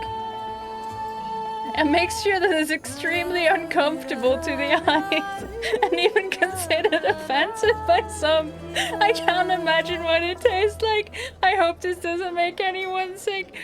Oh, the cat is resting on their shoulder, yeah. Gigi, you made poison. Why is it pixelated?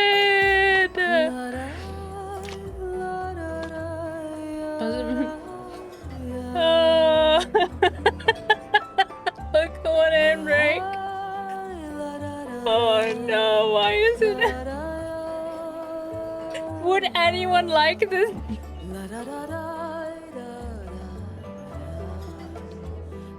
Oh shoot. Well, speaking of which, friends, my water's almost out. So this is a perfect time for me to make a poll and let you choose my water flavor. What flavor water? Question mark. Okay, here we go. 1, 2. Let's go in the back here. 3, 4. I only have 5 poll options, so 5. Alrighty. We have a nice mixture of flavors. We have multivitamin. We have berry bland. We have passion fruit. We have guava. And we have mandarin. Boop. 10 minutes. Poll is up. I think I'm brave enough to just chuck these straight into my water bottle so I don't... And I will keep a backup just in case, but I can't imagine any of these flavors being so vile that I don't want to drink a whole bottle. So we'll see. We'll see. What is Sophia hiding inside her dressing room? What does friend Chris have to say about him?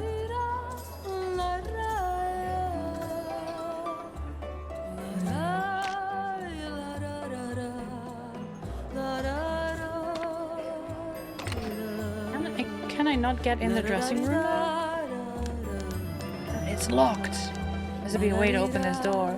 Nobody will help me here. I need to find another way. Her husband, probably.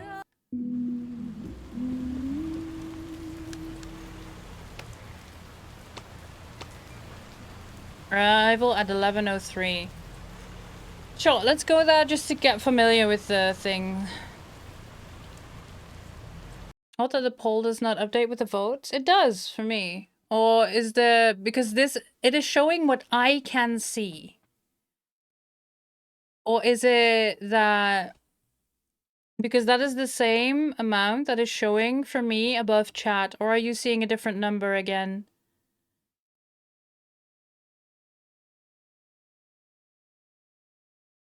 Like 2 answers like there are now? Yeah, okay. Because this is live for me. This is updating for me. Live. Diamond only had 1? Interesting. Yeah, it had 1. And then when it changed in my overlay, it changed on... for me in chat. So, I don't know. Right, friends. For those of you unfamiliar with how I do votes, if it's tied, re-roll dice. In chat. With a bot. So you can see no cheating. Just so be aware. Be aware. Ties get dice, alright? Binoculars. What a beautiful view of the ocean. Oh.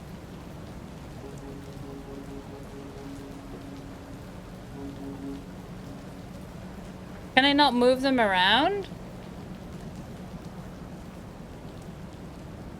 Let's have them at 90. Oh. Let's see. 95? So 100? That's too much. So 95.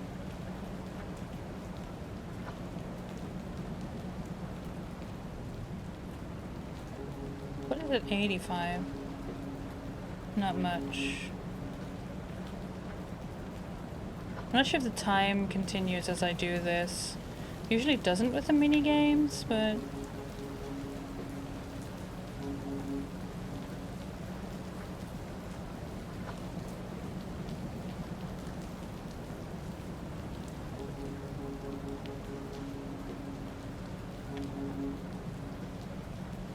Nothing, nothing, nothing. 55. Seagull.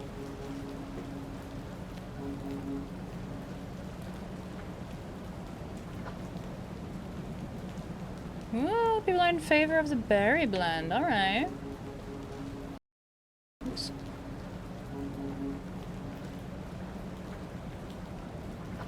I'm just checking to see what there is to see. Nothing here. Might also be time of day. Oh, hello. What's this then? I was still looking! So 35 has some kind of island.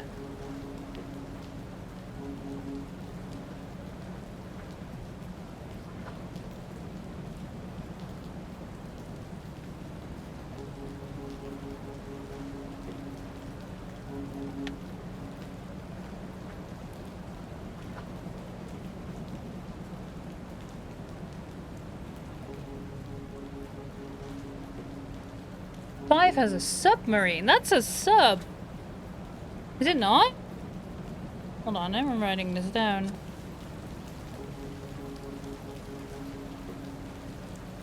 I think it's 5. 35 had island. Yeah, it is 5.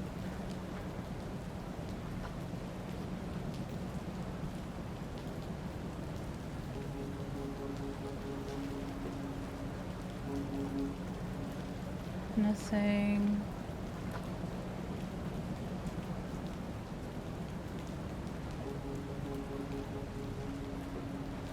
Right, yes. Boy, yeah, it's written differently in English, but it's pronounced the same. See? 2 unusual scenes? Hold on, what do you mean? This is not an unusual scene. Why am I getting this achievement now? Huh?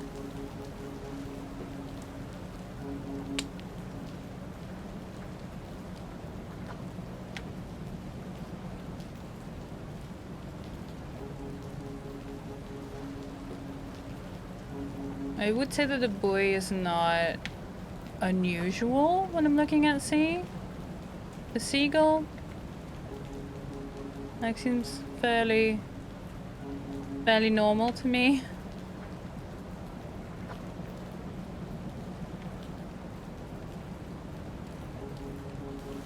Foggy Island. I'm calling the other one Island Ruins because it seemed like a...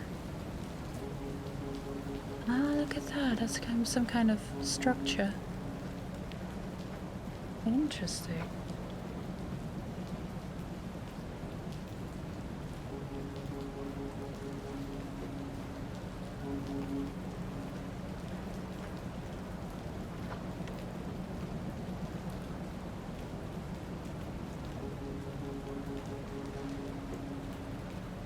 And 180 as a lighthouse. I will write down the buoy just as well.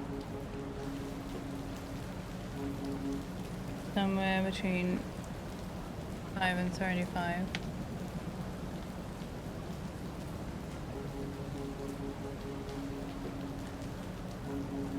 No, for 35 and 90. Apologies.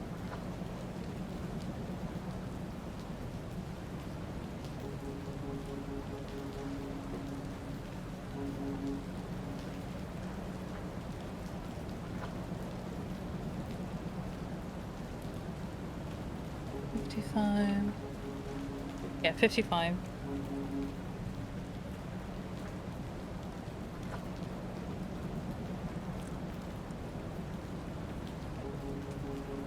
Okay, made some notes.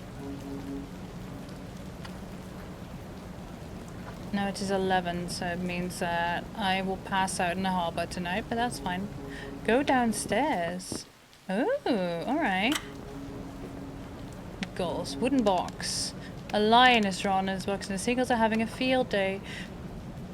Use item. Strange beverage. It didn't work and now they're laughing at me. Why would I use a silver necklace? Yeah. Leave. Don't have much time and there's mail here that I can investigate. What a mess. See, there's mail books for worse in a fight. Who is this guy? Hello, pal. Should work here at the harbor. No, I'm talking to you, no. Got it. Grey warehouse. According to Sophia, this will be able to talk to Chris. Enter. Door is locked. Open from 9 AM to 1 PM. I'd better come back tomorrow. Okay. Get the necklace, go to the harbor. Gotcha.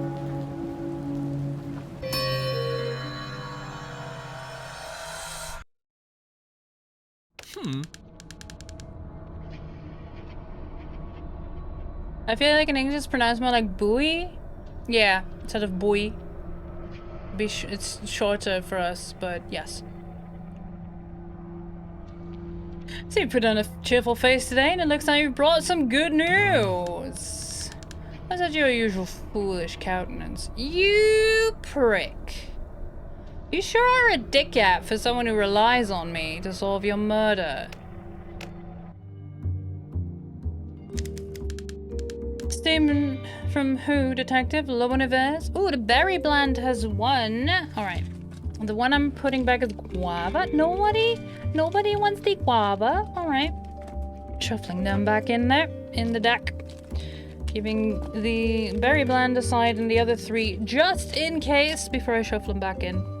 Alright. I'll do that in the next ad break, which will start in about 5 minutes, which should give me plenty of time to finish my water currently and rinse the bottle so the flavors don't mix.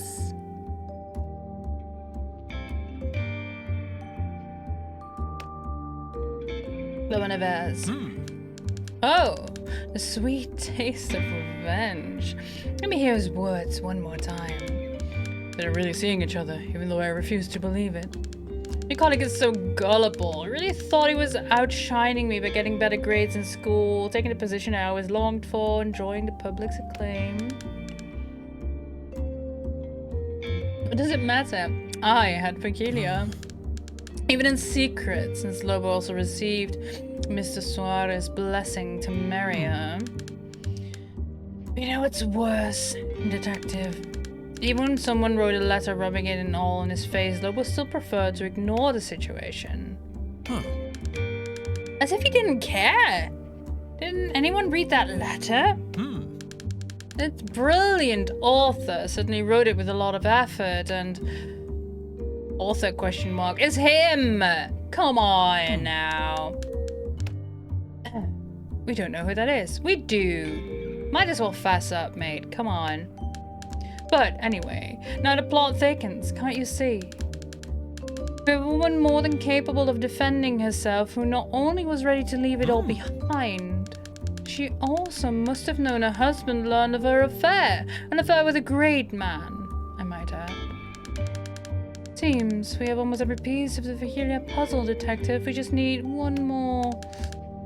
The piece that connects this plot to myself. Go to Virginia and get it. Let's see. Oh, Ruel, what to say about you? You've let yourself fall for the enchantment of the fleeting chanteuse, the so-called diva Sophia. He worships the very ground she treads upon. He would do anything for her, and, as it happens, he did precisely that.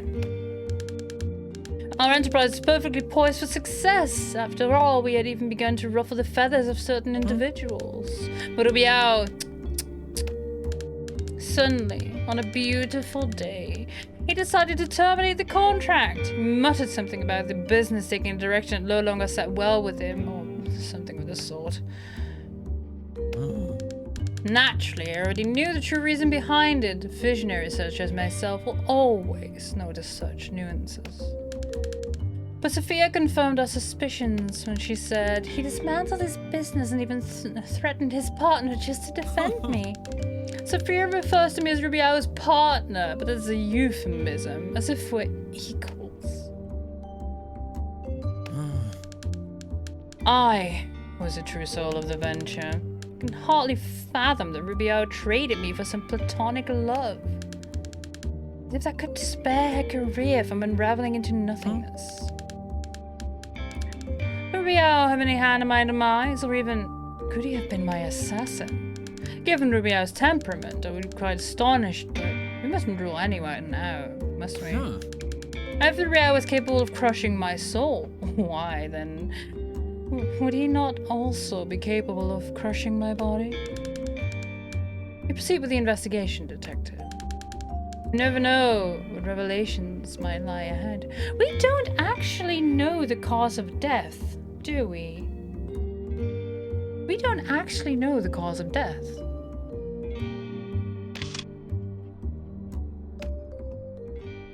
Ah. Interesting.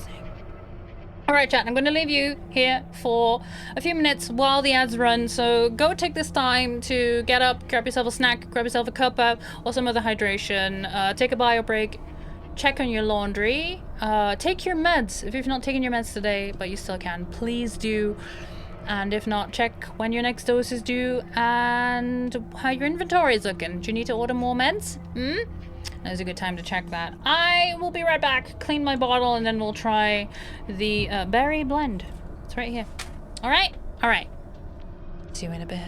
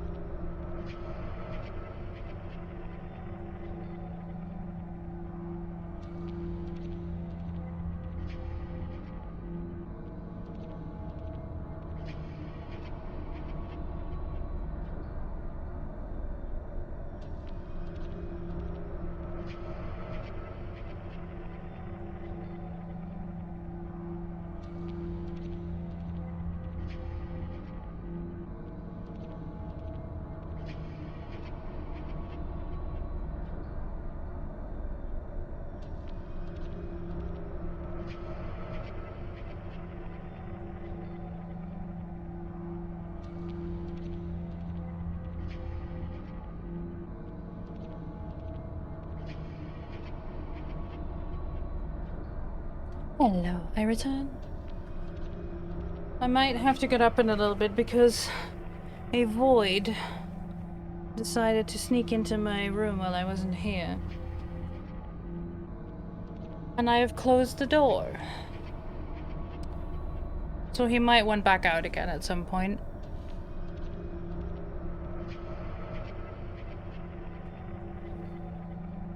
He might also just get cozy under my desk.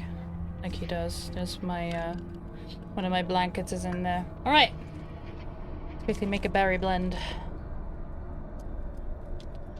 Before we continue. So, grab the locket, go to the, excuse me, harbor. Downstairs to meet the husband of Sophia Straw.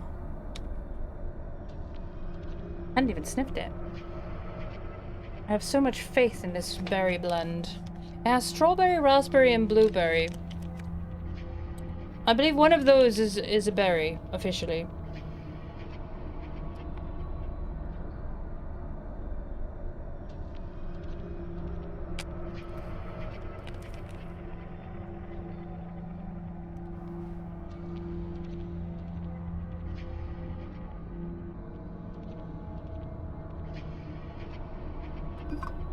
Blueberry is a berry, yes.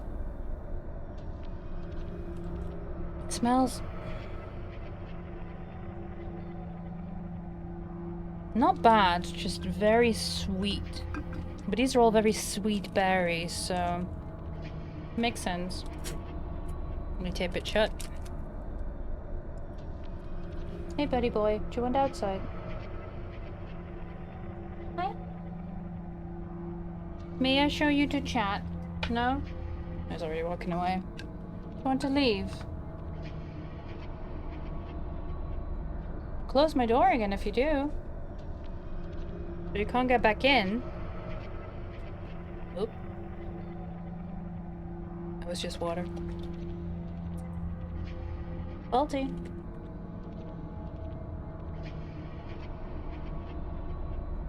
Alright, let's see.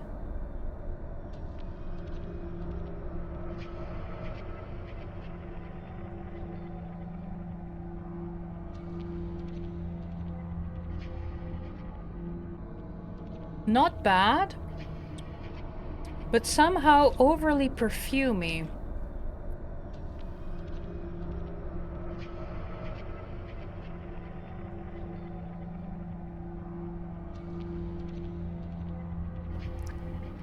I think that's due to the artificial raspberry.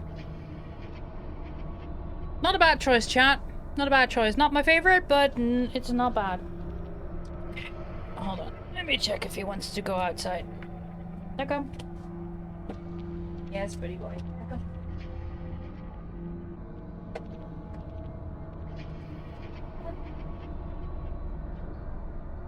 The cable's buried. Okay. Wait, I'm not leaving it open. Oh, hi, Molly. Me too having a standoff now. I'm going back to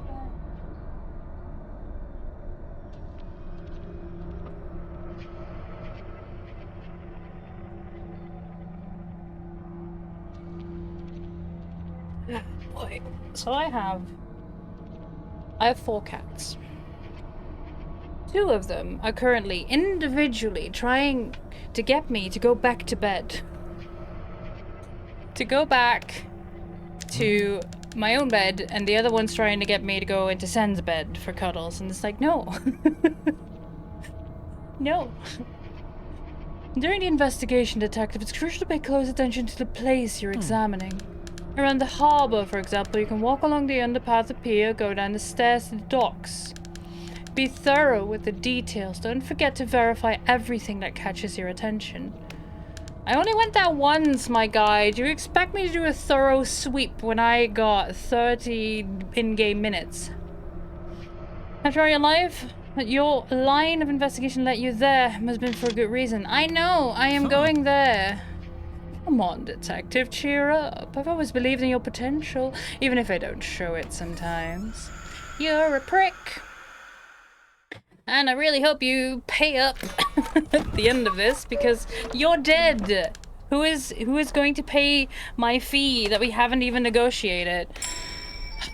Alright, let's fucking go.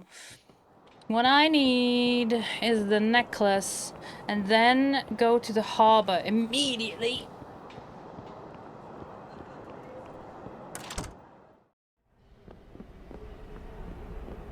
Because I'm not sure you're the person I need to show this to, but...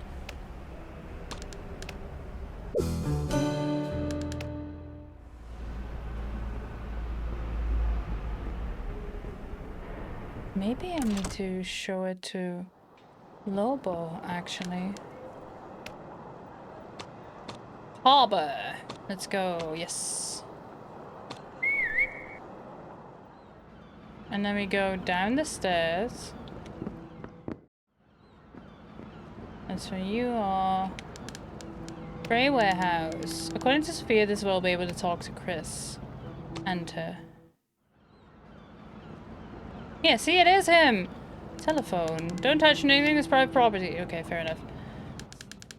I was told Chris Straw would be around here. May I speak with him? Who are you? What do you want from me? Told you it was him. Chris Straw in the flesh, not as strawy as I expected. Mr. Chris, I'm a private detective and I'm investigating the death of Brass Cubas, your associate. I have a few questions for you. Detective, eh? I didn't know it was an actual job. Speaking of jobs, can you see I'm busy with my real work? We real entrepreneurs must never stop, work while they sleep. Travail dur, as the French say. Promise will be quick, Mr. Chris. Curious to see where this is going, so I'll allow the interruption. Go on then, ask. Interrogate about the deceased. Let's talk about the late Brass Cubas, Mr. Chris. What was your relationship with the victim? My relationship with Brass was strictly commercial. If you need information on a personal level, why not go to one of his relatives? Thank you for the tip. What was this business of yours? Can't say, detective. It's information under confidential agreement. And as you know, as an entrepreneur, follow laws and rules to a fault. Tell me about your wife, then. My wife and I have a perfect relationship, see? I can say she's everything any woman could want. I never let her go without anything. So, Mrs. Sophia's happy? Well, she should be, shouldn't she? I don't know, I can't be with her every minute of every time. But why wouldn't she be? She is the very best. She's fully entitled to enjoy that little hobby of hers as a singer at the Midnight Club as she well wishes. Hobby, eh? Tell me about yourself, Mr. Straw. What do you want to know about me, detective? As a busyness man, my time is precious time. Detective is money. Le temps, c'est de l'argent. Who were you at the time of Brass Cubas's murder? I heard he was killed at night, wasn't he? That's the case. I spent the entire night with my wife, Sophia Straw, one of the many businesses, the Midnight Club. I'll speak to your wife then. I'm sure she will prove your alibi. She's not too busy with her career. Then yes, I'm sure she will. What do you do that's so valuable? Can you be more specific? People like me excel at whatever they do, detective. I belong to a world of sharks and lions, and I'm a shark lion, the most daring of all. I bet you're an alpha male too, huh? Shark lion, Jesus Christ. That is the worst chimera I've ever heard of. Like, that's not even a griffin. A shark lion? A shark lion. What would that even look like? I need someone to draw me a shark lion stat. Get your pencils out, chat. I want to see shark lions at the end of stream. All right? I'm collecting the homework. And what does that mean? I'm not sure I follow. Being a doer is what I'm known for. People know that when I start something, I finish it. Like this conversation. Well, then, what do you know about the plaster? Miss Chris, you and Bras were business partners, trading a certain plaster, maybe? Detective, this matter is dead as brass. Bigwigs like me think outside the box. We're visionaries. Think big without wigs. You understand me? Take a look at my case. A very, very valuable shipment coming in today. A shipment? What's in it? Well, that's none of your business. I take care of my affairs and you do whatever it is you lot do. You're a detective, aren't you? Do you notice that mess in front of my warehouse? Maybe someone got mad about some mail delay and took it out of your poor box. Is that how you make a living as a detective, throwing out ridiculous guesses until something sticks? It's been working so far. Monsieur, you're not even close. Actually, there was an aftermath of a brawl between that troublemaker Braz and his thick-skulled brother-in-law, Cottram. They threw punches at each other. That's her husband? I have my bill sent to those involved, or rather, even one that's left. Wait a second. Is Cottram Braz's brother-in-law? Cottram? He's married to Braz's sister, but don't ask me for deals on how this so-called miracle happened. Here at the harbor, he's my manager. And also one in charge of fixing that whole clowneries with my mailbox. So, he's the manager of the dock. Good to know. I think someone's gonna have to manage some answers. I'll be dangling that necklace in front of his face. Why were they fighting in the first place? Well, I know the reason those poor-minded people were at each other's throats. I had no idea. Something caught my attention. At the end of the fight, Cottram threatened to kill Bryce. Feel like I'm surrounded by savages. Cottram seemed resentful. Honestly, so what if they fought people like me who know what they want in life or always fighting for their goals? Tell me more about this Cottram fella. You know Mr. Cottram really well, don't you? Well, as any employer, know their employees. He's a hard worker, resilient. Not so good at making decisions, but has nothing too big on his daily tasks. I see. What about Cottram, like the person, as opposed to Cottram, the employee? Detective, beyond many important businesses, I have no interest in people whatsoever. You have to go get to know Cottram through somebody else. Oh, and what businesses are those again? I don't wish to trouble your limited mind with extensive descriptions of my revenue sources, Detective. Any other time, maybe. Monsieur, my shift is over and so is yours. Let's get moving. Ooh, eavesdropping. Why am I scratching my hat?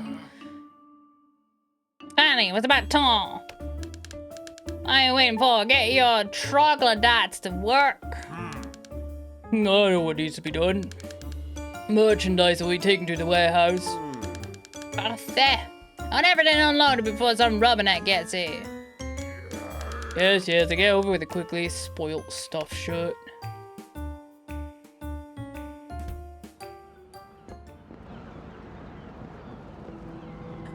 "2 days accident-free."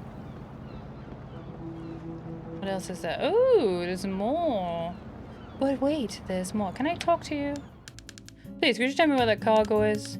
I don't know, young man. I just carry things around. Mr. Cottram? That's me. Who wants to know? I see subtlety is not your forte. Mr. Cottram, I'm a private detective. I'm investigating the death of a distinguished citizen of Rio de Janeiro. What do I have to do with that? My investigations have led me to believe that maybe you have information that can help me. Do you mind answering a few questions? Well, if I don't want to. I can be very insistent, Mr. Cottram. Unlike you, I have all day. You won't get rid of me that easily. Alright, let's get this over with. Interrogate about... You know what, the deceased, yeah. Can you tell me about the deceased Braz Cubas? We all were brothers-in-law. Still not used to his death. Like any family who had disagreements, and we got on well most of the time. Disagreements like the one in front of Mr. Straw's warehouse. That is another one of our little quarrels. So you had disagreements? Well, who doesn't? I'll tell you, never argue with a relative. Even my wife Sabina, sometimes we have disagreements. Ross was a tough nut. Negotiating with him meant you weren't sure. You for sure were going to lose in some way. I was like that. The cutlery, jewels, the house. The disagreements involved money. Which ones don't, huh? Oh, with Ross, everything was a problem, not just money. Was the thing with romance. Ladies always end up getting a short end of the stick because of his ways. In knowing which bun he kept his sausage.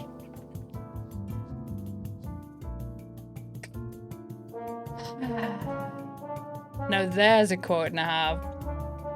He didn't know in which bun he kept his sausage. What does that mean?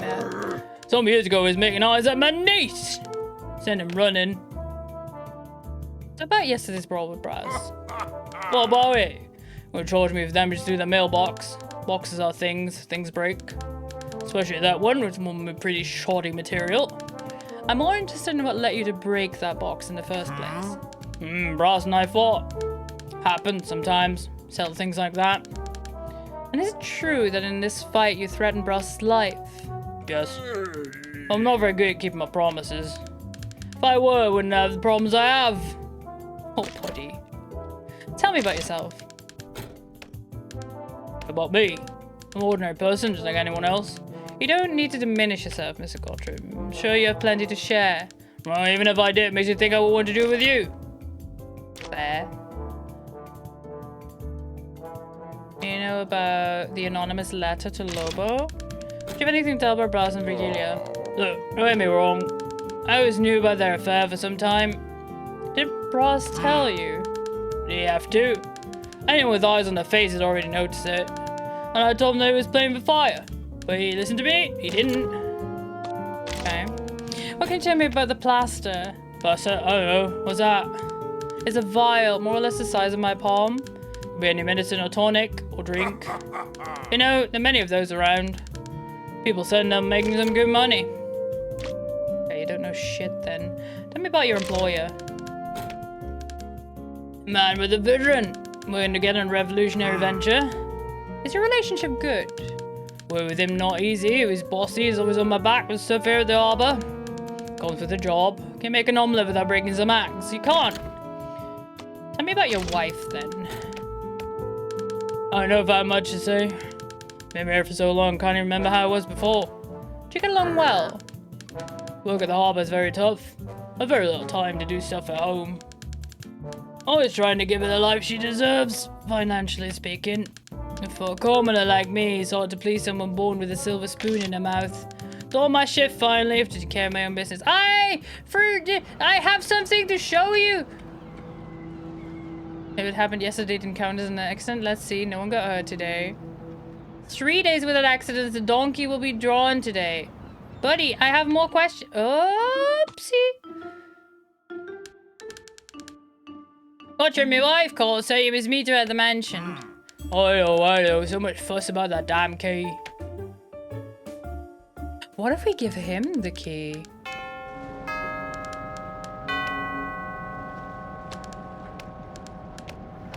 Okay. What if we... Oh? Now, seagulls take their own displays and they look like Chris.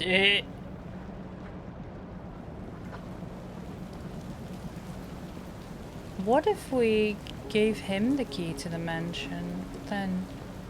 Oh, hello. I never imagined there was so much junk under this tiny workbench. There's nothing I might need at the moment. No key? Would have been too easy. A broom? This can be useful. Here we go. Oh, a broom to shoo away the seagulls! Gotcha. I haven't even been to the upper part of the docks yet.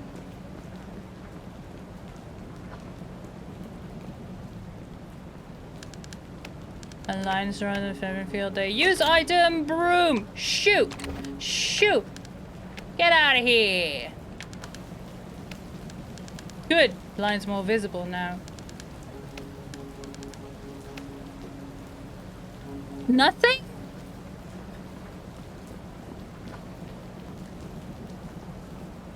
Maybe that's all I can do with the fucking box? Alright. I do think we should give him the key. Okay, there's the lighthouse. The lighthouse that we could see at 180 degrees with the thing. That makes sense. But why are you in Cottram? We'll give him more information about Cottram. His wife, obviously.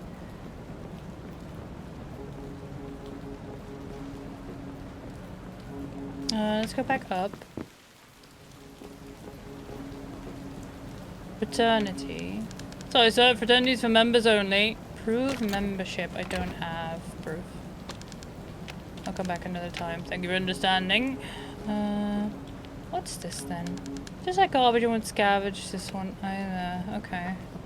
I have no reason to unless I see someone put something in there then. Taxi. Oh, hello. Why are you here?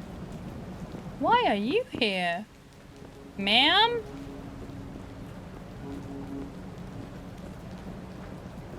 Ma'am?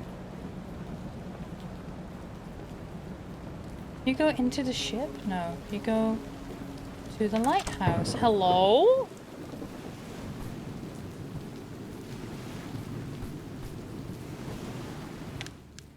Hello, ma'am. Hello, I'm having a rough day, so excuse me, please. Oh, we haven't met her, of course. We haven't talked to her this day, so she doesn't know who we are. With the suitcases! Okay. Drama! I'm going back. I'm going back.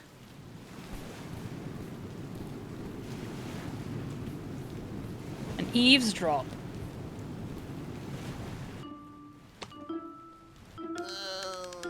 Cousin, I've been not carrying your conscience in these suitcases, but I think I might have broken my back. Do you really need to do that? I have no other choice. Lobo will never forgive me. You sure, Vitilia? Come on, I don't want to be emotional, cousin. Let's go, Crispin, it's time. Yes, of course, cousin.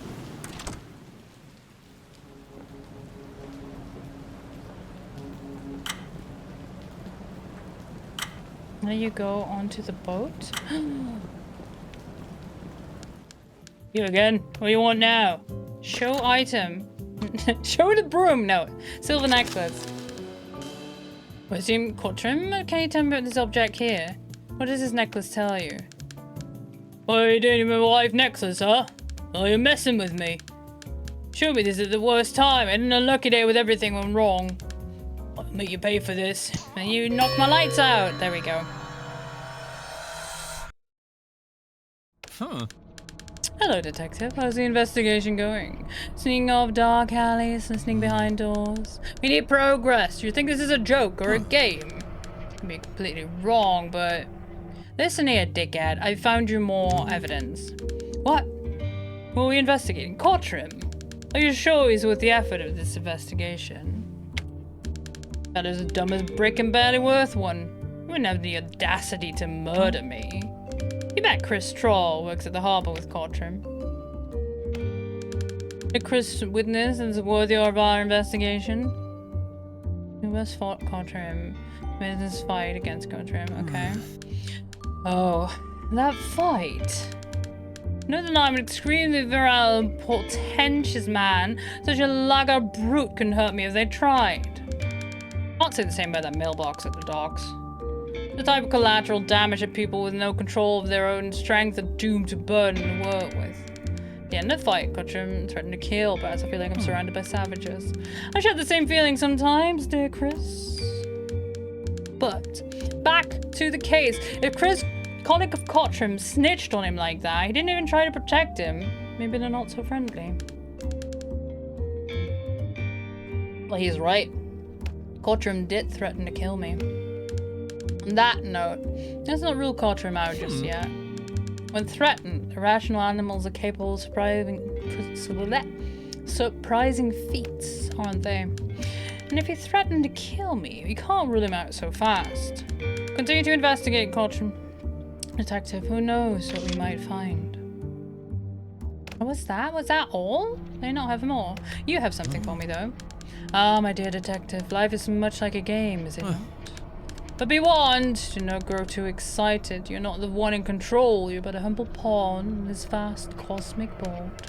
Reality, in its somewhat ironic generosity, does offer you some choices, yes, but in the end, the rules are set by others. It's much like those complex board games where one believes to make crucial decisions when, in truth, everything has already been written.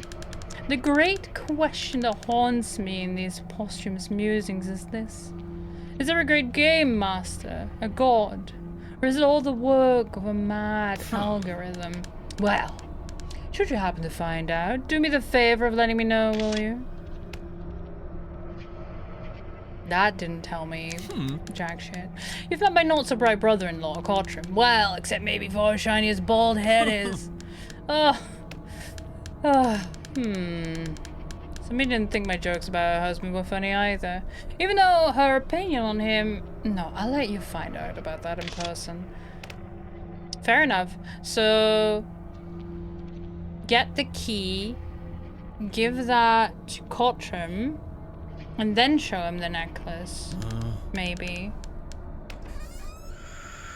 I didn't lose any time because the clock was already ticking. I was going to pass out anyway, with or without him knocking my lights out. Alright, so. Cheesy. No, fuck home. Cafe. Cheesy bread. And a coffee just in case. I don't think I'll use it, but cheesy bread.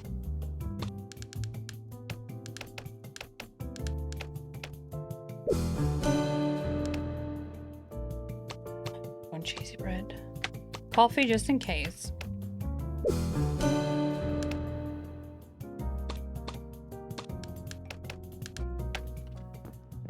Get out here.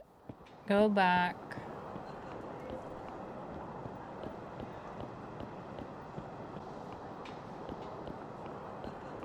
Here. Show item cheese. Run, get key. See, it's also a lion. He is. Yeah, blah blah. Clue. Items, broom, clues. I should talk to Sabina about her husband.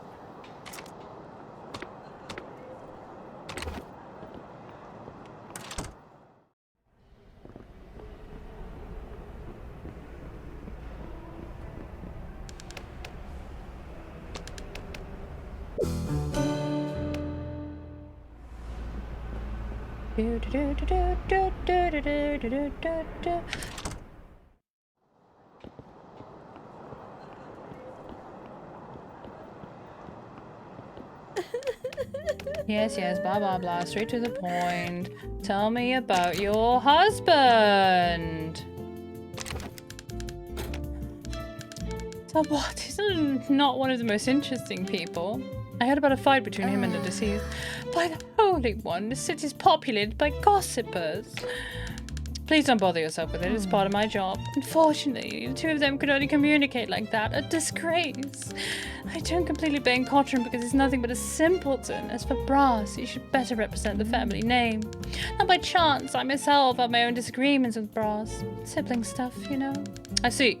So it was something irrelevant. Why, yes. We only stayed a few years without talking to each other. You said years. Years, months. Anyway, who pays attention to these details? What matters is that Cottram, at great expense, was able to speak with Brass and put an end to all of this. Although Brass punished him by imposing a miserable job on him at the harbour. The harbour! What an insult. What did Cottram think of the job? Did he also see it as a punishment? Who knows? Cottram's already full with Brass because of Eva. If he accepted sacrificing himself in manual labor, it was because he was over it. Eva? Who's that? Oh, Ava, poor girl. Brass treated her little heart so badly. Ava's Cottram's niece, and she and Brass dated for a while. I always supported them, unlike Cottram. And then, suddenly, Brass stopped coming to the meetings and vanished from her life. My brother knew how to hurt people when he wanted to. And Ava, how was she? Bad. Poorly bad. I imagine she still has resentments towards him. Is she? Thank you for the sippies, I voyage. Is she the woman that we just saw in the church talking to the priest? Something about a child. Thick buttons. No wonder she hates my brother Brass these days. Or not? One more person that resents my client. I think I need to meet her as soon as possible. You know, where do we find her? At the time, Cottram got furious about it all, and because of that, he distanced himself from Brass. Tell me more about the two. How was their relationship? They both had their own language for solving conflicts. He wasn't the most gentlemanly way, if you know what I mean. You mean beating each other up? Don't be so vulgar. Fights are common in all families, but Cottram would never hurt Brass. Accidents happen, though. What's important is that it was resolved. Cottram now even has a job. While the other... Tell me more about this Ava. Tell me about her. It's like to be her aunt. Oh, don't be foolish. Eva's not my niece. She doesn't have Cubas's noble blood. She is in reality only Cottram's niece. The daughter of his deceased brother, may he rest in peace. Poor girl. Lost her father to all that smoke from the factory's furnaces. Tragic. Just like misery. It mustn't have been easy. No. More after the end of her relationship with my brother. How do you and Ava get along? Well enough, though she's not a Cubist and doesn't behave herself like a lady. Who's ever heard of those pants she wears? Besides, I don't understand why she's always making trouble with those agitators. Rupino, where should I send the Shark Lion sketch? You made a sketch? I love this. I love this. You can post it in the Discord. We have a creatives channel if you want to. Otherwise send it to Sen or in a DM to him if you want. I love this. Yes. See, chat? Someone does their homework. Look at one in, no.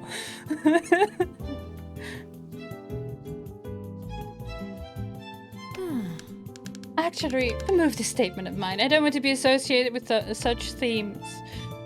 Tell me more about the relationship between Ava and Brass. Well, yes, I found her cute. It was a chance to turn her into a respectful lady, though Cottram has always been against it. It was short, and the end was so sudden. Poor girl. Now she should see Brass's heir. Now she could be Brass's heir. Actually, it was better that they broke up. Anonymous letter to Lobo. This letter addressed to Ms. Nevers came in my hands. Do you know anything about it? You shouldn't pry into other people's letters. Just like the threat and love described in this letter, gossiping is a sin. Nothing in this story pleases God. Alright.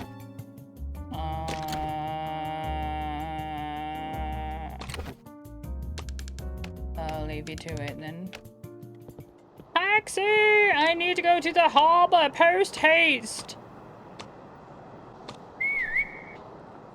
The harbor. Oh, you two are having an argument. Hello. Doctor. Wait, do I owe the honor of your presence? I can see you're somewhat anxious. I can suggest a treatment at my institution. No, thank you very much. By the way, do you consider my proposal? It's precisely the reason for my honorary presence. Oh, sorry, this is the doctor. We can classify the situation as a classic IP. The fuck are they on about? Hold on, did you post it? Did you post it? Yeah, there's a welcome and rules thing you need to interact with, and then you can see the rest of the Discord, and you can throw it in the creatives channel if you wanna. I'd love to see it. Well, go on in. I beg your pardon? What does that mean? It is an irrefutable proposal. Well, there's no option but to accept it. So, do we have an agreement? Positive. We'll get one of the rooms ready for you.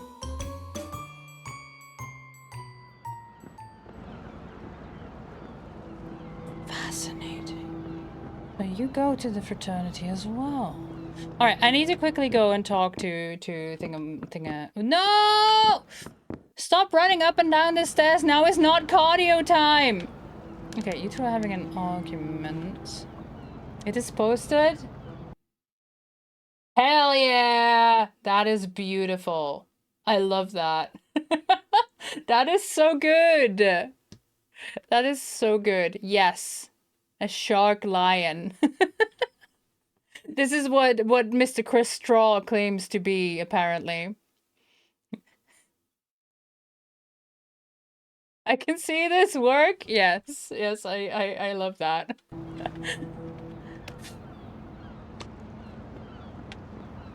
That is awesome. Right, that's the argument they're having. Can I get in now that they're having the argument?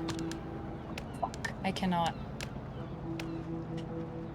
I want to talk to Cotram. I might have missed my chance talking to her. Who could tell me more about Ava? Cotram could, without a doubt. And given he looked furious, I need to follow him.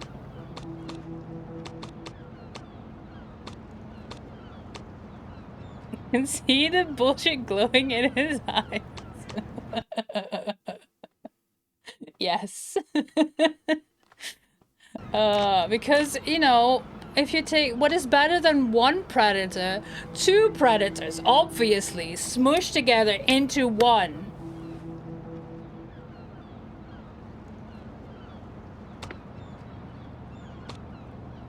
His friend Chris has to say, oh, I haven't talked to you about Rubiao yet because I ran out of time.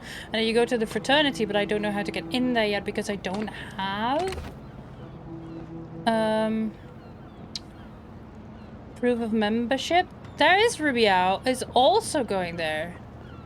No, that's someone else. Never mind. Oi, Cotram, I need to talk to you. Go straight to the point. On the radio, never all day. I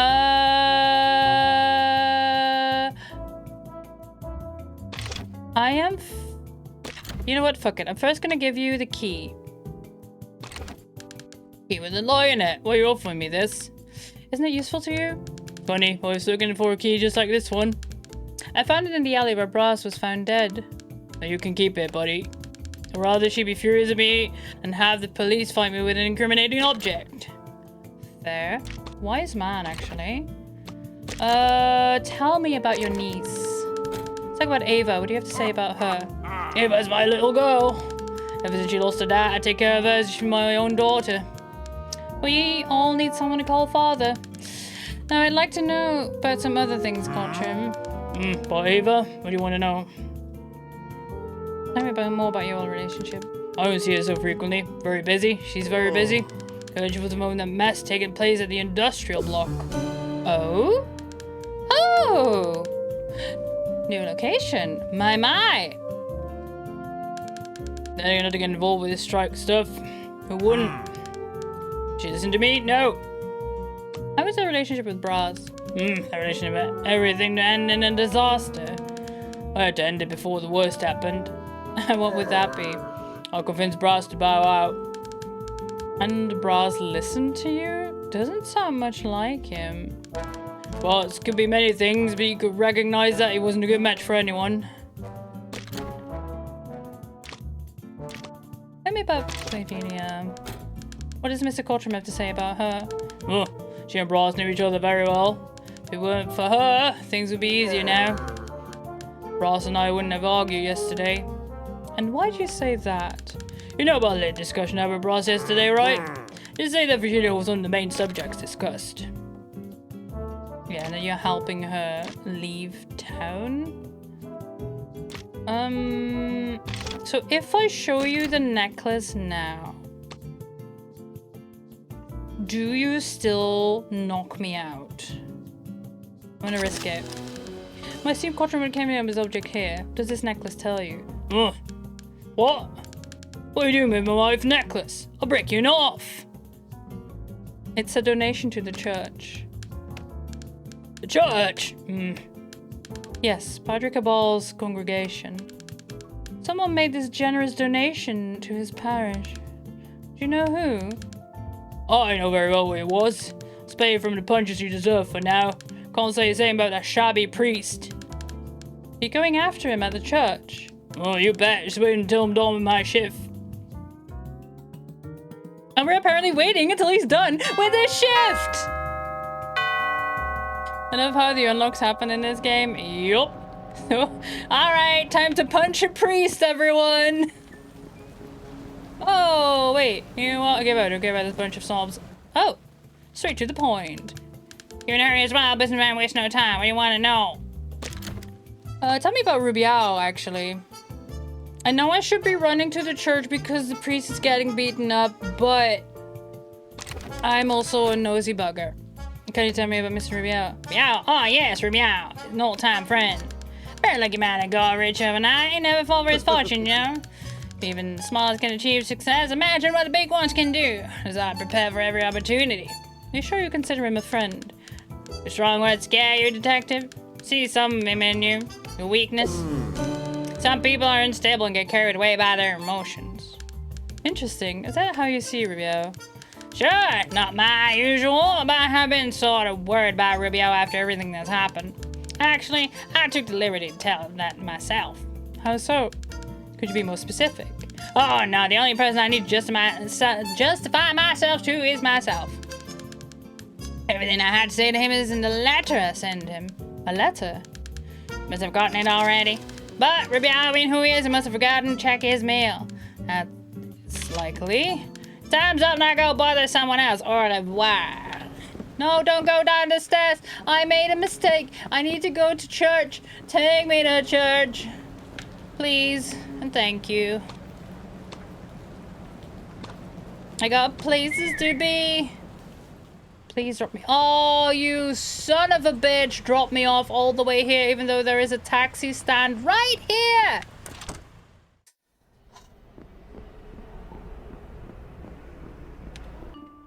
I'm not too late. Isn't it, you old priest? That's my wife's necklace in your possession, huh? Mr. Cottram, Sabina's donations are from the heart. She's always praying for you. Why is this Sabina's necklace? Why does she have a picture of herself in a silver locket? Who does that?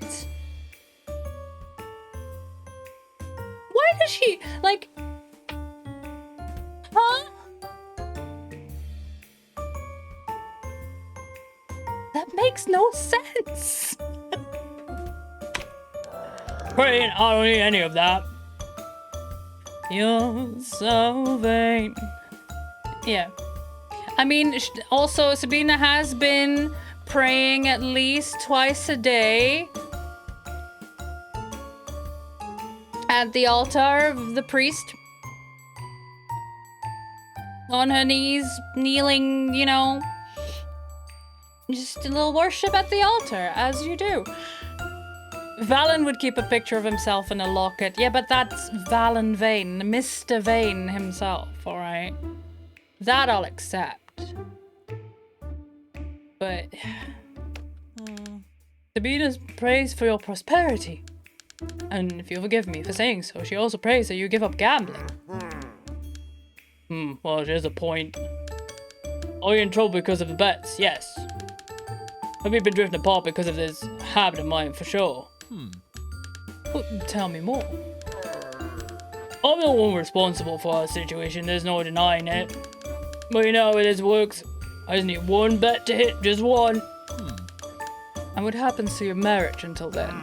Oh, very well, Padre, whatever. No, I'm not going to blame you for Sabina's donation, but listen closely. Be very careful about the gifts that your church takes. Oh, I see. God bless you.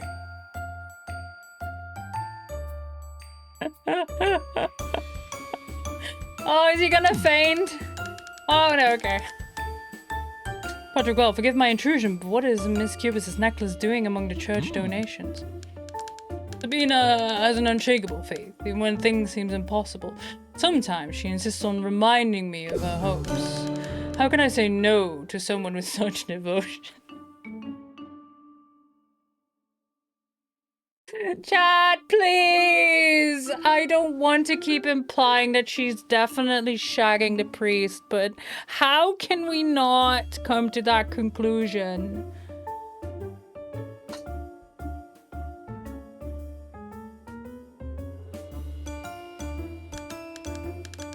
I'm praying at your altar, if you know what I mean. Fucking in the confession booth.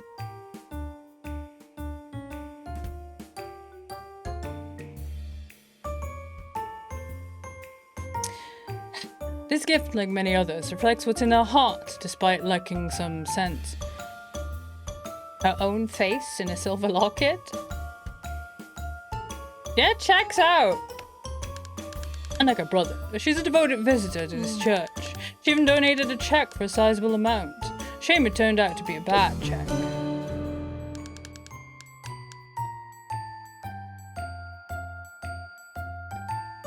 I mean, do you have to confess to doing it if you're already in a confession booth? Does that count as a 2-for-1? Oh, just... Forgive me, Father.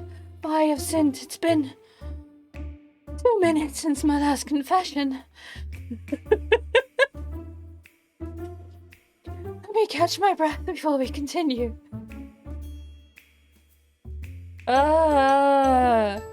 Let me get my skirt straight. Hold on. Let me button up my blouse. Oh. Something like that?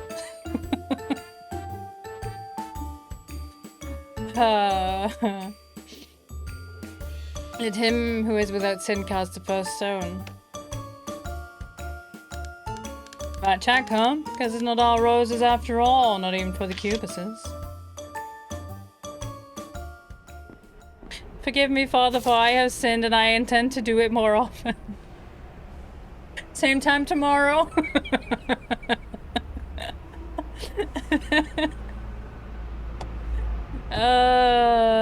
For all we know, he's going commando under the outfit. Is this still a habit if it's worn by a priest, or is that just for nuns? Actual question, chat. I don't know.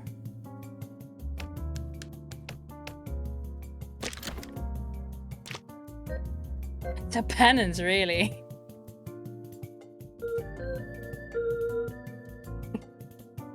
Und sage, ich liebe dich, ohne zu stummern on the vibes I get from this. I cannot do that on stream. Because this is an English-only stream. But if you know... Yeah, I know the joke.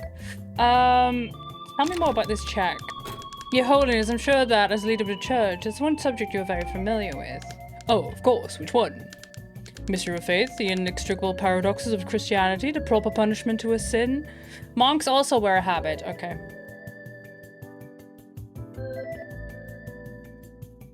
Proper punishment to a sin. Yes! Yes! Let's discuss the proper punishment to a sin. Say, hypothetically,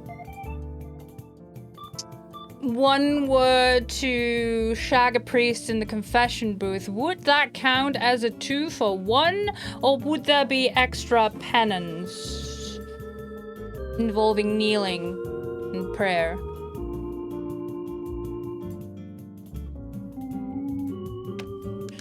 Almost that. I'm referring to the personal lives of the faithful in this parish, more specifically their donations. Like the bad check that was donated by one Miss Sabina Cubus. Oh, son, about that. kind of shepherd would I be if I would spill the beans about the lives of my flock? But yes, Sabina, I mean, one of our devoted souls is facing financial hardship. It's true. That happens. The Lord sometimes tests our belief in him. I thought the one who made our lives difficult was the devil.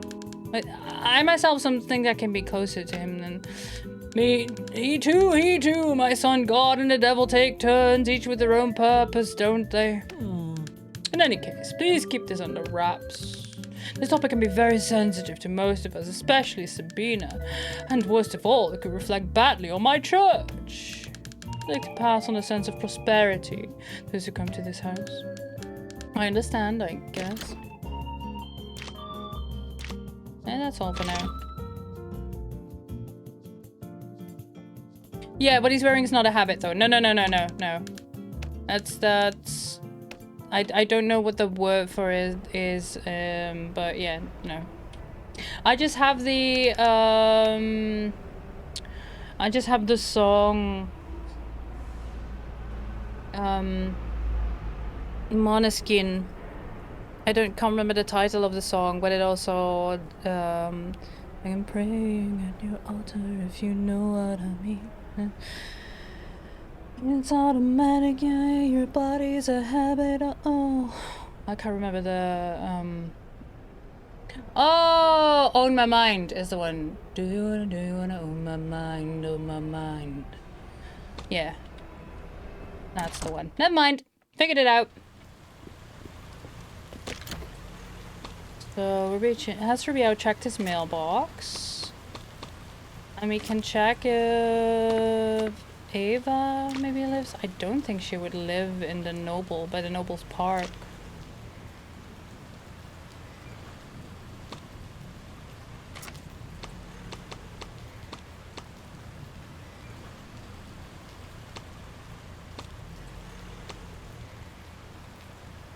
What else? Virginia. There's a lot on her.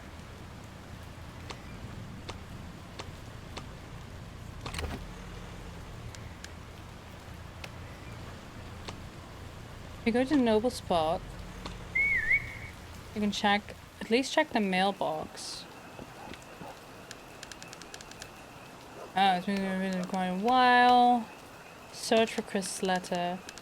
According to Chris, I'd be able to find this letter here. Let's see, what have we got here? It's a letter from Rubio's parents. They're worried about him not writing them. How sad. Next pile.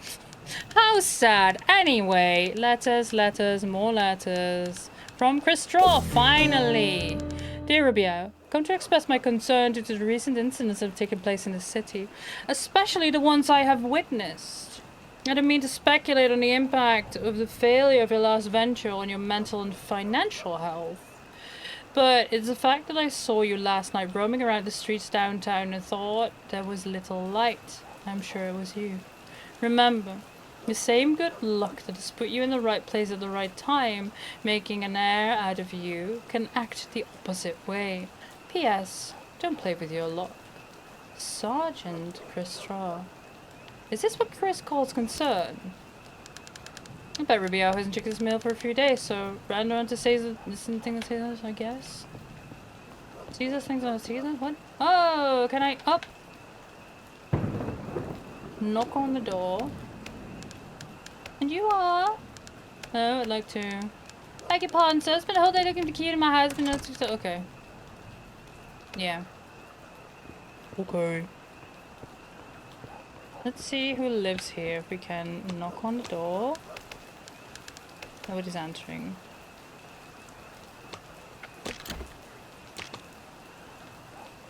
This strange beverage. I'm still not over the fact that it's pixelated. Yeah, we didn't give him the coffee. What is new with clues then? What does Rubio have to say about this not so friendly letter?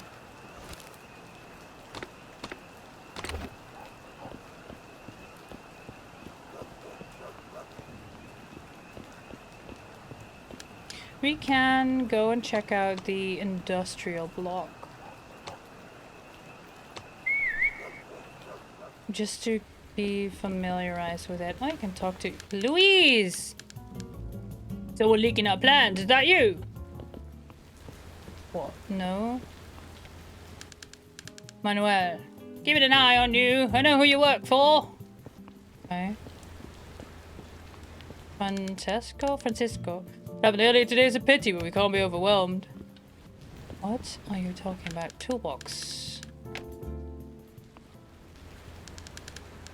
What kind of tools do you expect to see here? Pliers, a hammer, some screwdrivers, a wrench. I can't take any of them?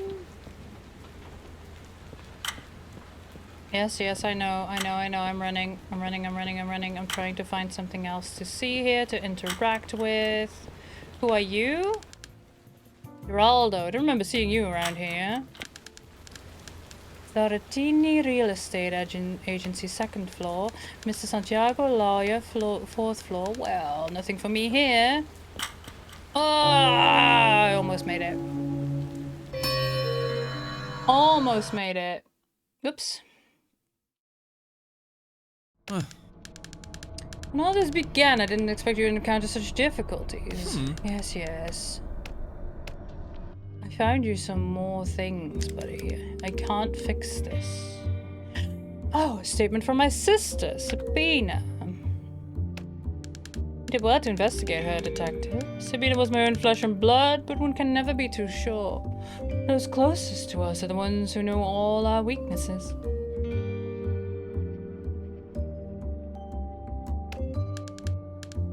Not that I am a man of weakness, mind you, but continue. What did she say exactly?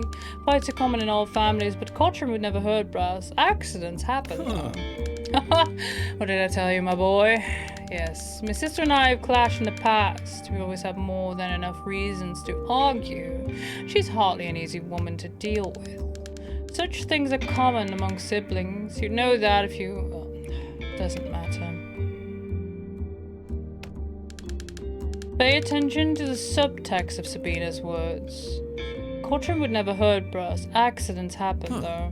To what kind of accident could she be referring to? I believe Sabina is trying to tell us something, all the while shielding her husband.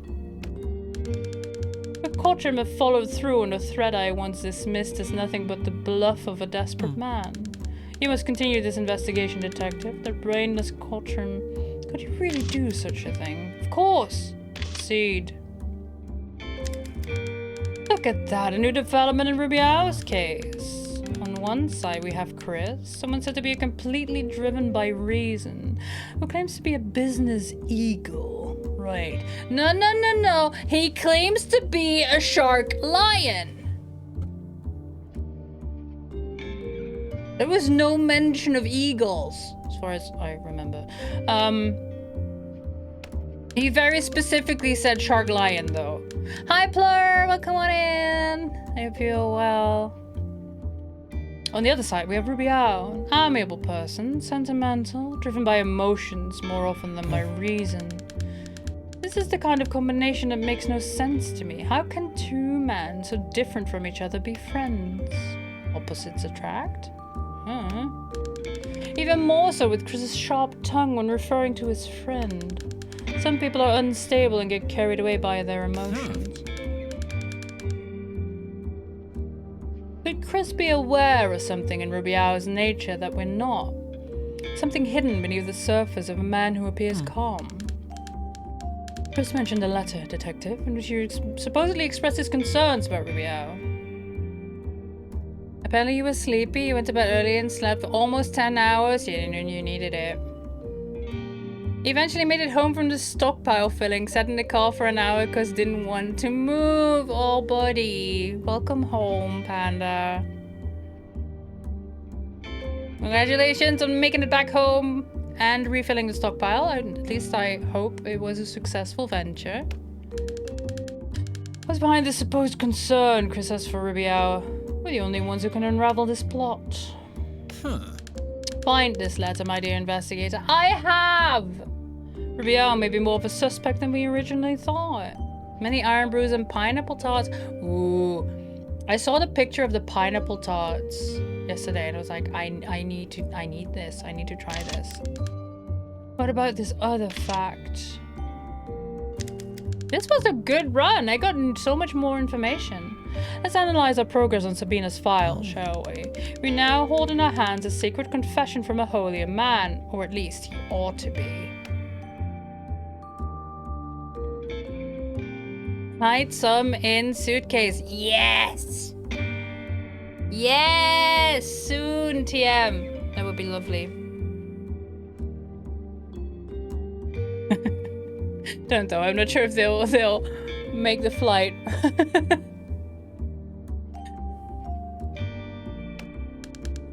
According to Padre Cabal, these donations that Virgilia spoke of involve some valuable possessions of the Cubis family. Is that correct? Let me move these. Because I am drinking the berry blend right now, so it means I can put these flavors back into the shuffle pile. Sabina donated her precious necklace to that second-rate excuse of a priest. Goodness. And it gets worse. Add insult to injuries. If it weren't enough to rid herself of the family valuables, Sabina went and wrote a bad check to the church. Writing bad checks, Miss Cubis. People will believe we are broke. No wonder everyone's on edge. Cottrim, her husband, is now picking fights with city priests. Alright, this has gone too far. What's Sabina thinking? Vegeta was right to expose her. Want to impress your priest? At least make it classy. The worst part is having to listen to this. How can I say no to someone with such devotion? A crook doesn't give a damn about my sister, and I was trying to take advantage of the situation. Oh, if someone were to do something. But let us return to what truly matters, the investigation of my distinguished demise. Could it be that Sabina bribed Padre Cabal, showering him with gifts and stuffing his pockets, or at least trying to?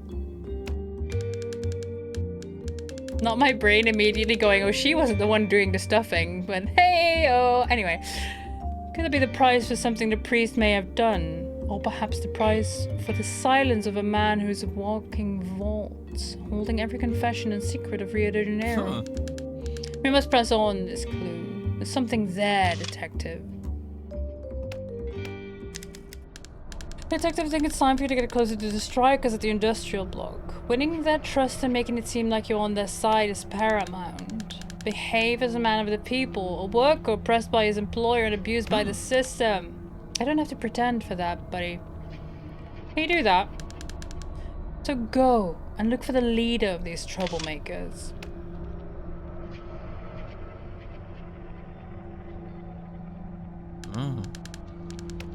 Don't take too long this time. I got you so much information, mate, buddy, pal.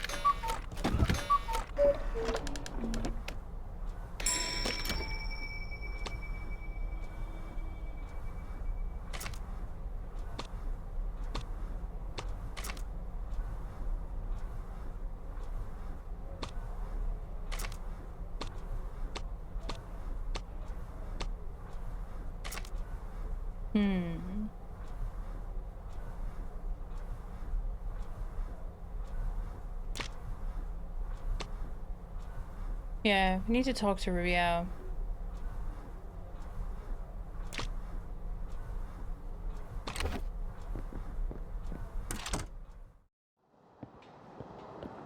Maybe do that first. There's a taxi stand here.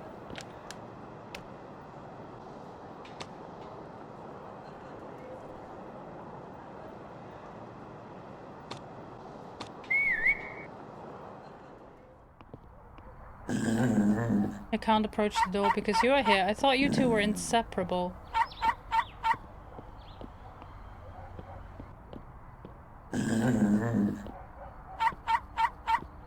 What if I wait here for you to arrive?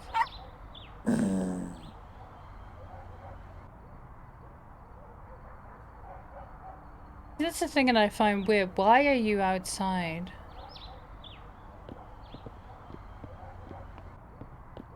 Also, who lives here? Maybe I can knock on the door now? Nope, knock on the door.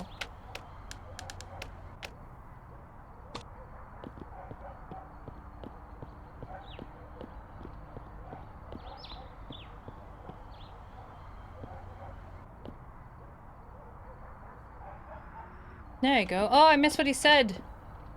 But where did you come from? The other side. Oh.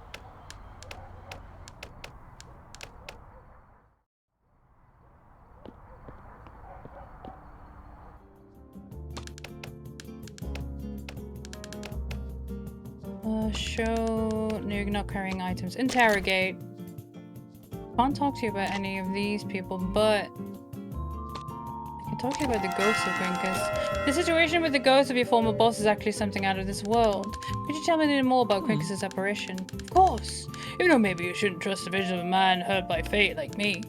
Quincus was my master for many years. Maybe his apparition was just a daydream in my tired mind, but I've seen him. Could be true. Maybe Quincus would be actually alive.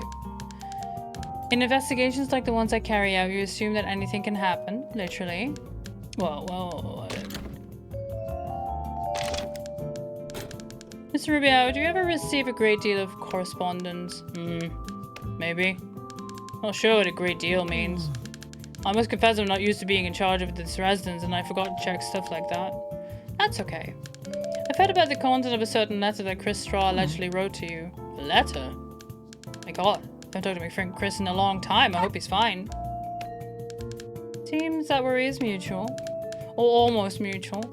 Chris said he saw you wandering downtown last night. He said you looked, let's say, out of your mind? Me? Downtown? Officer? I don't remember any of that. Was it last night?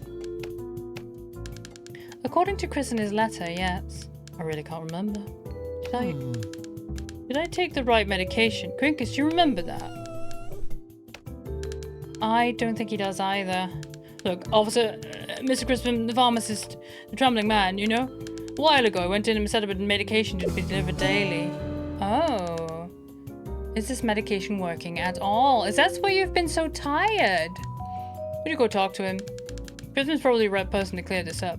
We'll see, Mr. Rubio. My goodness, what a shame. What would my dear Sophia think of me if she knew? So about this medication... Once you place with Crispin, what do you have to say about them? The order? Ah, yeah, of course, the order. I can tell you there's a recurring order that I placed with him. But you know, can't be sure if they arrived yesterday. No, Quincus. Consequences wouldn't be that serious, I guess. The pharmacist was talking about deliveries, and that doctor is very suspicious. We haven't had a chance to talk to the doctor ourselves, but... Does it put the spoon in with the flowers? Like... Something is off. Does Sophia Straw know about Chris's concern for Rio? Okay. Let's pick some flowers. Choose better flowers. Oh, okay. It gets easier after the first one. I no longer have to do the mini game. Bless you, game. Bless you for making us only do the mini games once. Industrial block.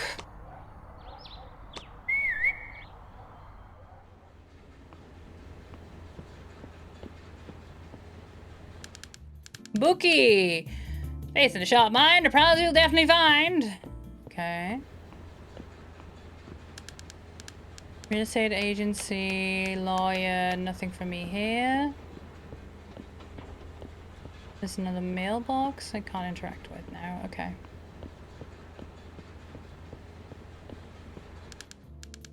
Leave me a guess, and all the money shall be yours, no less. No, Casa Verde. The Casa Verde is what... Oh, what's going on here then? Oh, I missed it! Can I not eavesdrop? Fuck. Well, that's Eva, alright.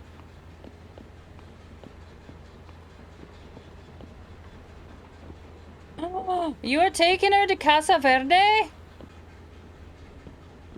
Oh no. Oh. I can't go to that location yet. I'm too late, chat. Shit. Fucked it.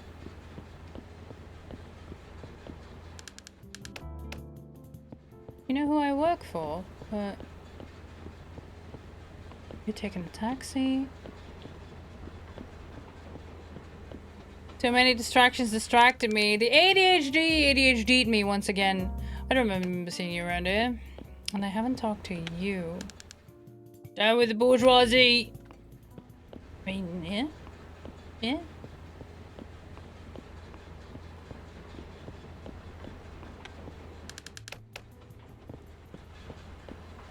Is someone leaking our plans? Alright. Well, I did get the flowers, so I can wait for Miss Straw. Hold on. Yeah. I haven't got much on you yet.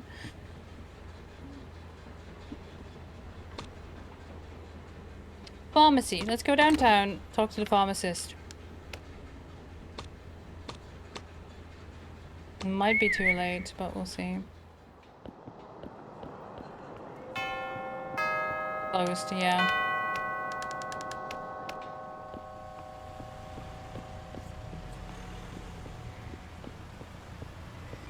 Yeah, we've seen this.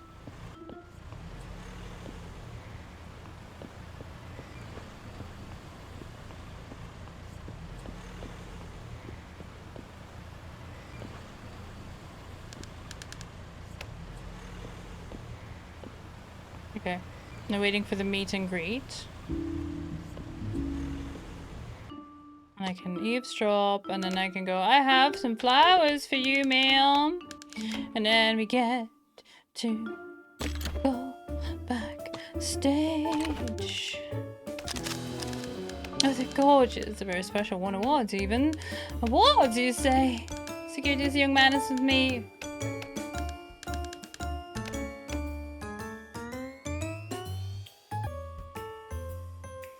The way the music sped up. Oh, jeebs.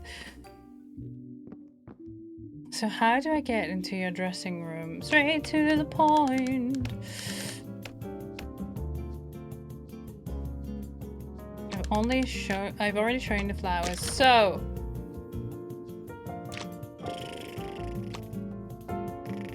why would you know about... Oh, you know about your devoted fan. Tell me about it.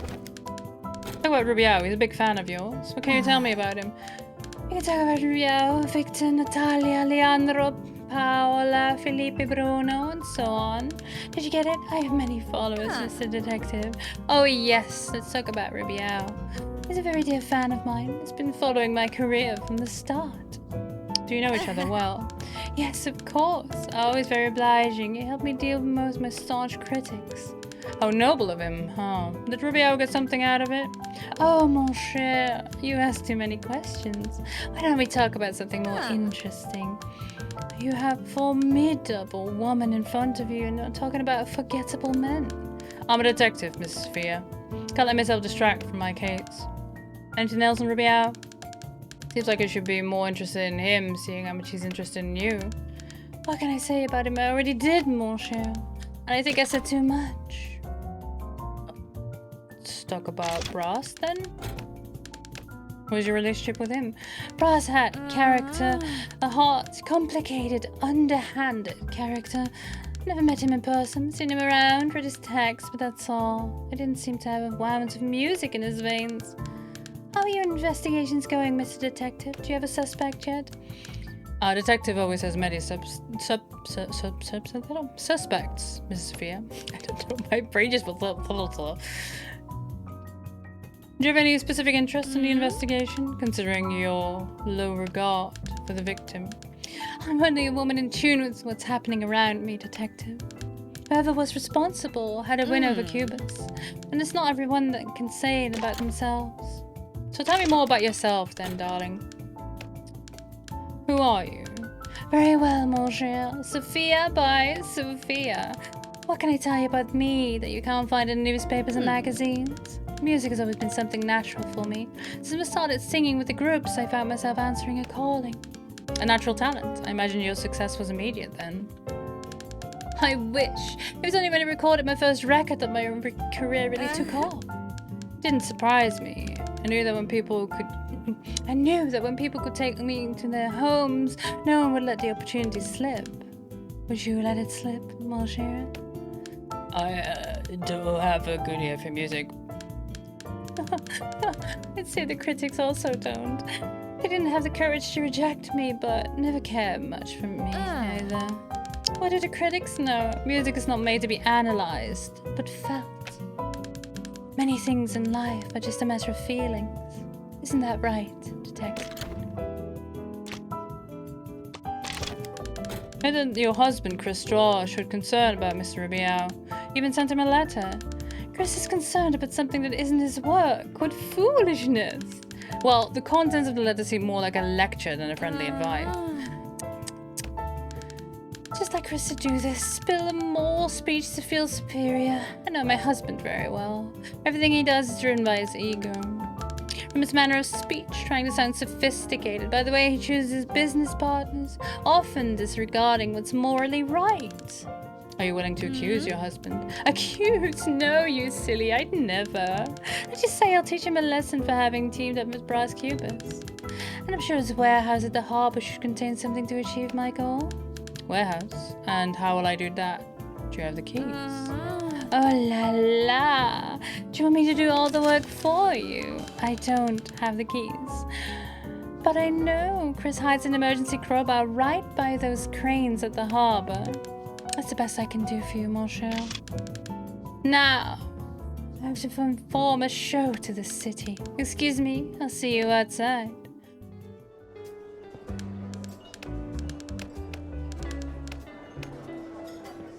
Can I just go grab the crowbar and just in the middle of the bar open the door to her dressing room? That would be a terrible idea. Let's see if we can.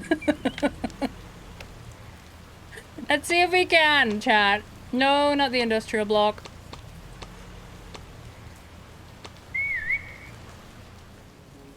I don't think I'll make it back in time.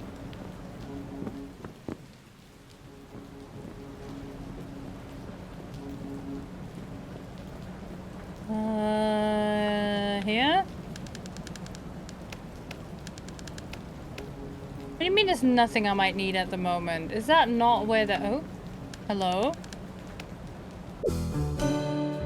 Crowbar.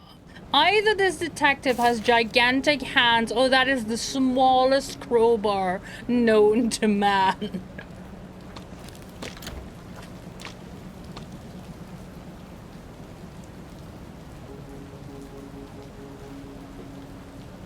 Let me see if there's no one around since noise attracts a lot of attention. Yeah, Crispin just arrived.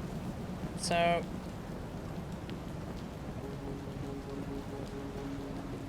you can't do that right now.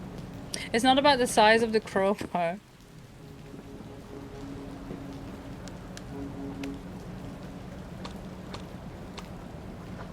I mean, you could say I'm not a size queen, but I don't think any of you will believe me at this point. Oh, you prick! You deliberately put me on the other side of downtown. There's a taxi stand right here.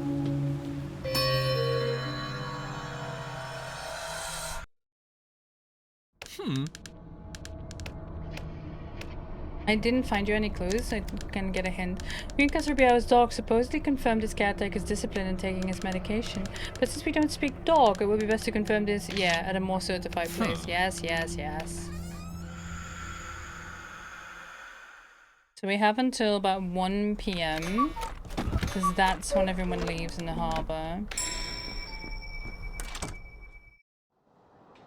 So that means we can go to the pharmacy. The serious cargo was related to plaster.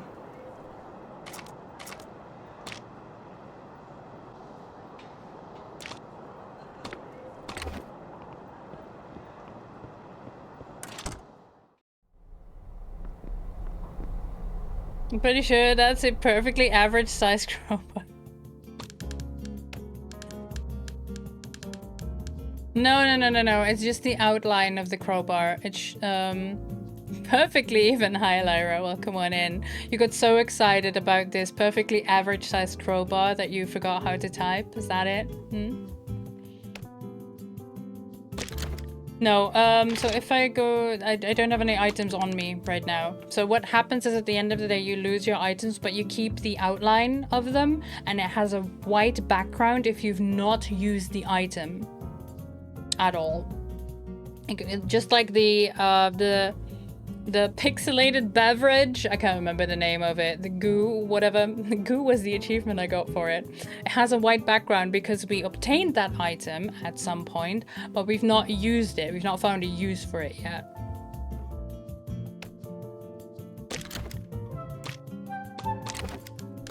Mr. Crispin, the owner of a successful establishment, you certainly have a system to manage the many prescriptions you dispense. Have you ever forgotten to deliver any of them? For instance, Rubiao's? Rubiao prescriptions? Where are you getting your accusations from, lad? I know that I have great responsibility in my customers and never leave them in the lurch. Let me look at my books for a second. Rubiao. Ah, found it. According to my registry, the medicines have been out daily for delivery unless... Come on, Mr. Crispin, say it. Unless the person in charge of deliveries is not doing his part. Oh, when I catch that boy. Boy, so you're not responsible towards your customers as you believe you are. You're a little boy in charge of deliveries after all. I know, lad. Do you understand the severity of the situation? Not taking a prescription drug such as Rubiao's regularly can cause unimaginable consequences. When someone's out of their regular state of mind, they may even act out of their control. Rat! Why did I trust that paper boy? You mean that paper boy, the one that sells newspapers in the downtown streets? That's right, I'll show him something. Don't get ahead of yourself, Mr. Crispin. One way or another, it was your fault for trusting such an important task to a child. Leave it to me. I'll talk to the boy and solve the situation. Would you do that? Thank you very much, Mr. Detective. Spare me your thanks. I'm doing this for the case. Thank you for the information, Mr. Crispin. Lad, I have something very important to take care of. Excuse me. Yeah, this is the doctor who is very highly sus. Who's, oh, what's the name of the institute again? The institution. Casa Verde? I think that was the one. Paperboy is this way. Heard you're in charge of pharmacy deliveries. Alright, boss. Gotta do it. Gotta do what you gotta do to get a few bucks. Tell me, is one of your destinations the house of Rubiao? Rubiao. Oh yeah, of course. I live for every client. I never got anybody ever. Why do I feel like you're lying to me? Alright, hold up. Please don't tell me Crispin can't know. You're right. I'm scared of the filthy mutt that's always barking in front of Rubiao's house. Never been able to make the deliveries. Right, let's say I believe you. Give me the package and I'll deliver it myself. No way I'm giving it to a stranger. Also, I can't trust people on an empty stomach. Very funny. Are you serious? Deadly serious. If you want the medication, you better treat me, boss. A roast beef sandwich. A roast beef sandwich? You little... Very well, if that's your prize, and where can I find this treat? He's a smart guy, I'm sure he'll find one. Figure it out. Fine, we go to Helena's. So long. Little dickhead.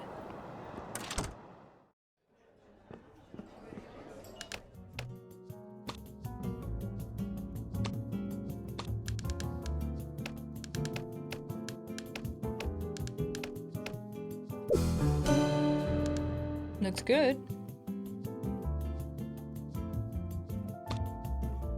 I want to give him the coffee. Oh, I want to give him his medication.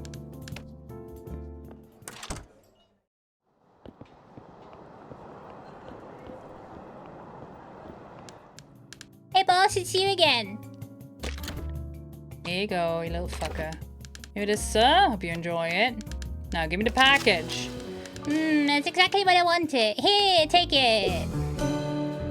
Medication. This medicine looks strange. I think I'll be so generous next time. I have to go. So long. I ran to the wrong taxi stand, it's fine.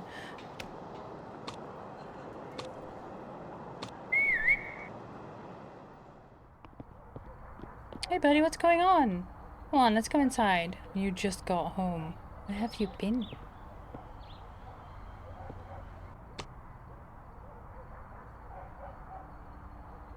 Do you think the beef sandwich can be used to distract the dog in the morning? Ooh, good call. You like it when it's a little crooked, obviously.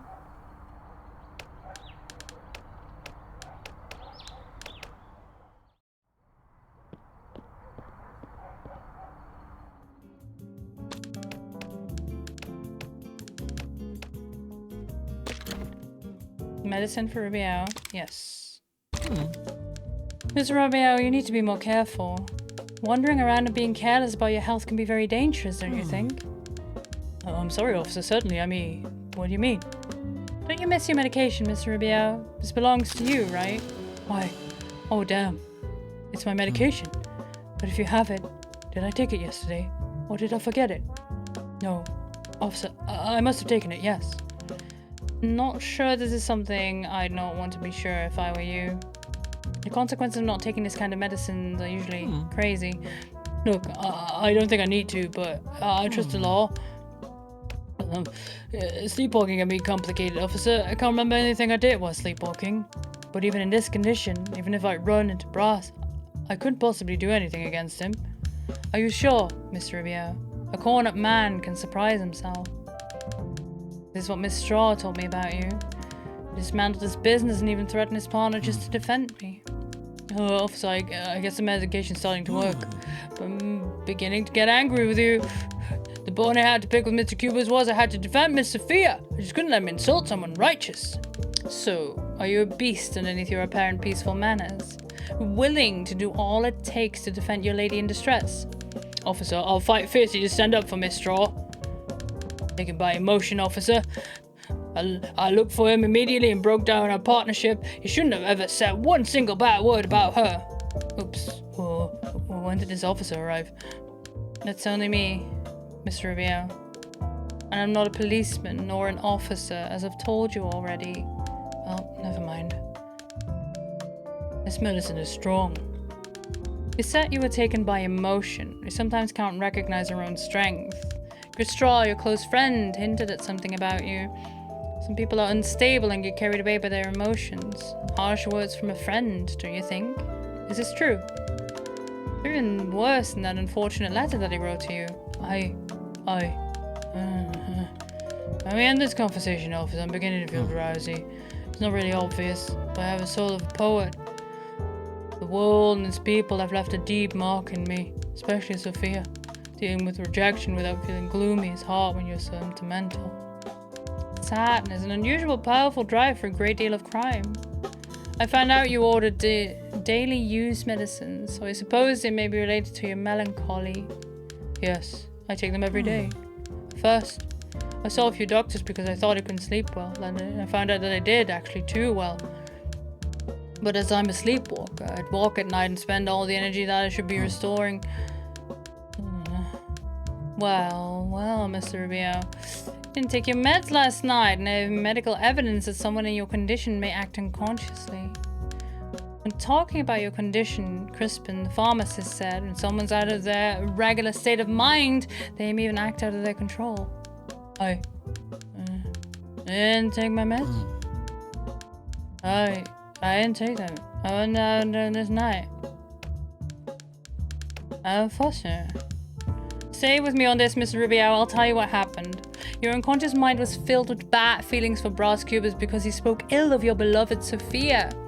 Although your consciousness is functional, such an emotional person like you gave your unconscious the opportunity to attack Brass through you against your will. Was it you, Rubio? Did you take Brass Cubas' life to defend Sophia's honor? Answer me! Yes. You're right. I've on Brass. The night before. Miss Rubio. It's not possible. I can't believe it. I wouldn't be capable of it, would I? Thunk. He fell asleep again. But not without confessing that he ran into Braz and the faithful even when he died. Your alibi crumbles before the facts, Mr. Rubio. I believe we have enough to... You're drunk, you mean, my boy? Watch where you're going. There's a respect. Oops, sorry, good side, no intention. Good evening to you and your ostrich. Ostrich? What the devil is this headless chicken talking about? Funny. I think I've heard this voice before, but I can't place it. Who could it be? Chicken, I'm no chicken, you're drunk at all, man. You rich people think you can step on anyone, even though there's a need. So we'll put an end to it someday, someone!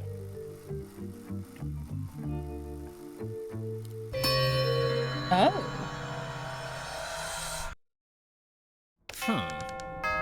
Very well. We have a plot to conclude. Do we? How exciting! Would you look at that? We found the letter. Well done, detective. I must admit that Mr. Chris Straw knows how to choose his words with care. I almost shed a tear with such a heartfelt display of concern. In the end, it was this very letter that got Ruby out worried. And all that talk about medicines. Speaking of which, quite cunning of you to question Crispin. What did the old man say? Someone to have the regular state of mind and might even act out of their control. State of mind?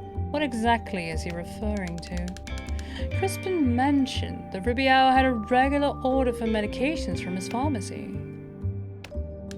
As far as we can tell, delivery of these medications is handled by an employee. I wonder what could happen in case that medications never got to Rubiao. Crispin is indeed telling the truth. Rubiao might not as well be as he believes himself to be. We must determine whether Rubiao was off his usual treatment, detective. Fueled by my criticism of Sophia and deprived of the calming influence of his medication, Rubiao might very well be capable of killing me. Where is his medication? Answer me that, detective. The only way we'll get to the end of it. I just did! I had the whole chat with the paperboy and everything! And what else? Pero Rubiao de Alvarenga. What a revelation. A natural showman. If he keeps this up, he'll end up competing for the stage with Sophia. It's not possible. I can't believe it. I wouldn't be capable of it, would I? I think someone will fall for his cheap talk. Not me, Romeo. It all suggests that he's not medicated, as we initially suspected. Something dangerous, no doubt. Especially for him. Nonetheless, it's very convenient for him to claim he's a sleepwalker. I wish you could blame some of my actions on my sleeping self so I didn't have to take responsibility for them. God knows there weren't many, but forgetting is, at the end of the day, the best medicine. Isn't it, detective? Oh, Rubio. But could you be so innocent? If your actions were driven by your unconscious mind, can you still be held accountable? I'll leave it to the legalist. All I wanted was for my newspaper to be a successful business. You ruined everything. You could just keep sleepwalking around forever, dressed as Napoleon, until the soles of your feet become as soft as silk. Get all the statements from the plot, the dream. Seems we've made considerable progress today, my boy. Good work. We better quit while we're ahead. See you soon. Alright. Let me take a moment. 10 p.m. downtown, and then 12 a.m. in the alley. There's still so much of the timeline we don't know.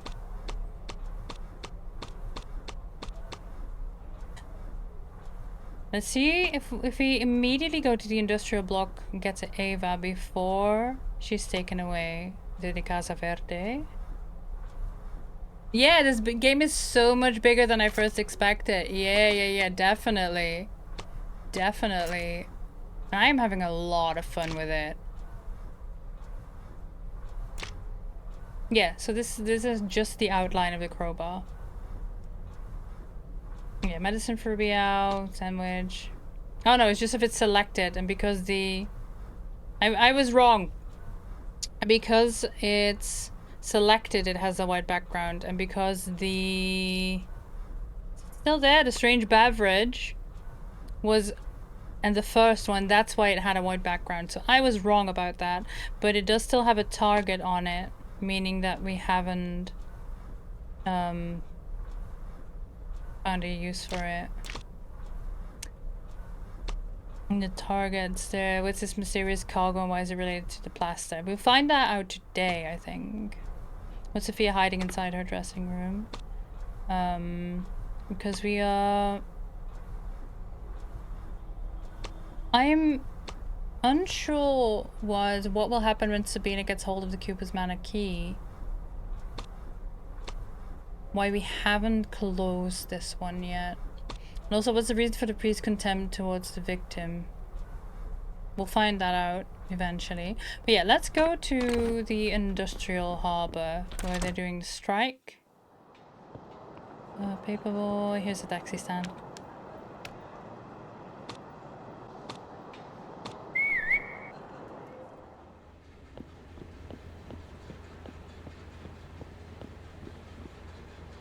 Strikers. Please excuse me, I would like to go through. Oh really? Well, dream on. In the midst of a serious strike, young man. We, the workers, do not have time to waste on a stuffed shirt like you. Stuffed shirt? Me? It's overcoat, it's a little hat. You think you can fool me? You mustn't have worked one single day in your life. In fact, I think I've worked the same day several times. I didn't get it. But I really am not your enemy. What do I need to say to be let through? Say nothing, you stuffed shirt. If you want to help, do something useful. Our cause needs actions, not empty words. And what can I do? Let me think. Did Sabina not tell you to come visit the mansion? Yes, I did. I did. And then eventually I could get in. You might not have been there for that part, but it happened this stream. And then we could just talk to her inside the mansion. There was nothing special about it, so I don't know. Might be something that I'm missing. I know. You want to show us that you're on our side? Attack Lobos, campaign against us. After all, the enemy of our enemy is our friend. Isn't that what they say? People say a lot of things. There's your stuffed shirt. Help us spread a series of posters against the rival strike downtown. If you want to go through, bring us 3 of these bloody posters. Okay. And then we may as well let you through. Ah, fine. 3 posters against the strike, right? That's it. And you have until 2:30 p.m. After that, it'll be too late. Okay. Yeah. I might have to do that tomorrow. Hammy! Hey, buddy. Good to see you. Against the strike. Who put this here? Take it. Yoink! Number 2. Okay. There's one further down here. And then there's one by Helena's, I think. Yeah, because there's one here. Hi, Sebastian! Back from shopping. There's a ship of sour apples coming in. I like the sour apples.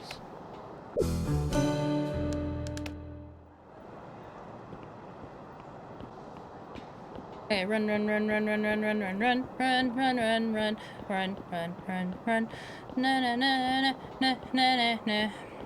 And the last poster. At Helena's. Let's hope the big brute's not still inside. I might get in trouble.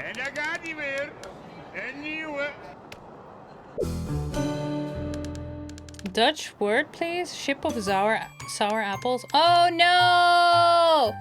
The pigs are here, chat! Scrum! It isn't one of those troublemakers. Wait, sir, officer, I can explain. Defend the investigation, confront the officer, fake the identity. Fake the identity. Just following orders from upstairs. The boss said there was an issue with the printing, and we're going to have to change all the posters. Issue? What issue? What do you mean, what issue? This typography is hideous. Look at his kerning. 100% of these posters are kept. Even one more minute up, we're all doomed. He did? Yes. And then he said to vote for him. Does sound like him. Well, go on, boy. If you see one of those, I'll rip him out too. Yes! Yes! Yes! Hold on, a ship of sour apples. skip mature apples?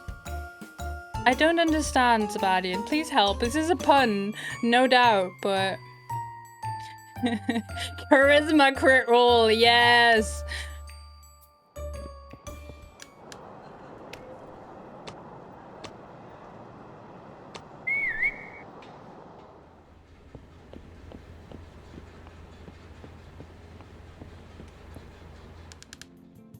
Brought you some posters. Hope you have fun with them. Well, the surf shirt sort of has a flair for it. Was it difficult? Those police officers downtown didn't keep tabs on you, did they? I have a flair for it, as you say. Mature apple is slang for... Oh! I didn't know that. I've never heard that, Sebastian. That might not be a thing down here? Interesting. So it's slang for like a big shower, as in rain coming down. Oh, today I learned. You never heard it either? No, I don't think it might be a thing down south then. You do, guess I have to send you another special mission.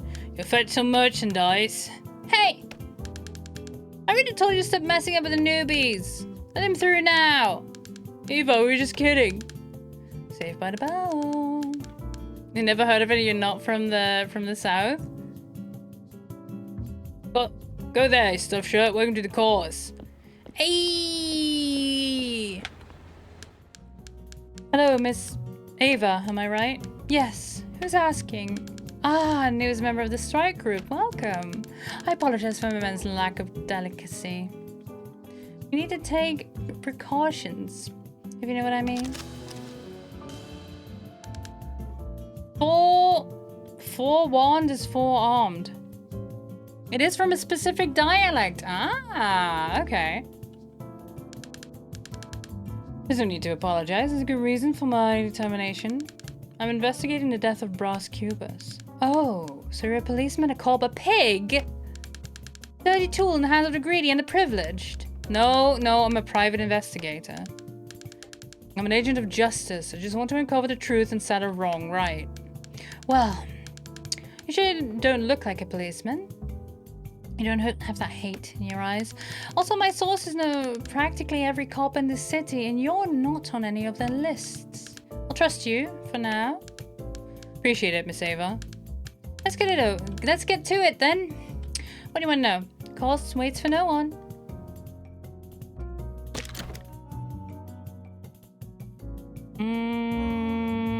Tell me about Brass. Miss, I would like to talk to you about late Brass Cubus. What can you tell me about him? I know this is the main subject and the goal of your investigation, but I'm not ready to talk about him. I may cooperate with you in other matters, but don't ask me directly about Brass. Alright then. Your uncle? Cottram, Miss Ava, come talk to me about him. Cottram is my uncle. He's a man of the people, like I am a woman of the people. It comes from Brakels, an area on the wild sea. It was used by boat shipping people. Oh. I like him, beside his rude manners. He seems to be a little violent, maybe. The police are violent. The ruling class is violent, pressing the heavy paws on the people's necks. My uncle's a simple man who's had his share of misunderstandings like anybody else. Speaking of misunderstanding, about Cottram's simplicity. What sort of problems were caused by it? Common people issues with money. He's got a strong grip. You'd think hands like that could hold on to money, but that's not the case. He's always jumping from one debt to another. Do you think Cottram could have murdered Brass? What? What are you accusing my uncle of? How dare you say something like that right to my face? I'm sorry if I was too blunt.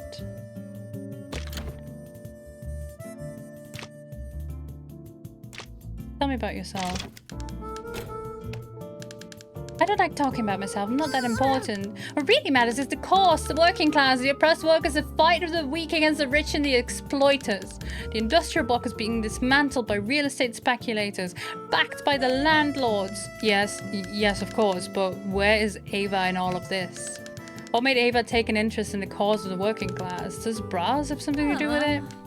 Bras? Anyone who wants a good night's sleep should be involved with the movement. And if bras has something to do with it, why would that matter to you? I see. Let's try a different topic. How far is your movement willing to go? Have you ever had a mission you'd stop at nothing to complete? Purpose so tied to your very existence that it consumes you. Maybe you don't even know why you're doing it, but you know, above all else, you must see it through. Have you ever felt that? Maybe I do. If you understand what I'm talking about, then you know how far we're prepared to go. As far as it takes, as many times as it takes. What are you up against exactly? We stand against anyone who puts their own interests above the need of the common man. Against those who see Rio de Janeiro as nothing more than the carcass of a dead stag lying open and waiting to be gutted by their cursed fangs. You say that bras belong to this group. Bras is not an issue anymore. It's not an issue to anyone. So about the big wig. What do you have to say about low and this? I'm willing to bet you know a lot. Ha! That was the perfect symbol of a decaying ruling class, a glaring reflection of Rio's elite. An autocrat whose greatest concern is preserving his power and feeding his own greed rather than serving the needs of the people. And to add insult to injury, the police protect them while they smother us with their fat paws scrambling for scraps. It's times like this that I'm glad I'm not police. And yet, here you are. Interrogating, sniffing. I trust your questions are strictly for the investigation detective and nothing more. You can trust me, Miss Ava. Miss Ava, are you familiar with the content of the first issue of the newspaper The Buzz? What do you have to say about it? Listen, we may be just workers, but we're well informed. I know very well what's in that issue. It's the one that says the damn Lobo is afraid of number 13. And would you be able to?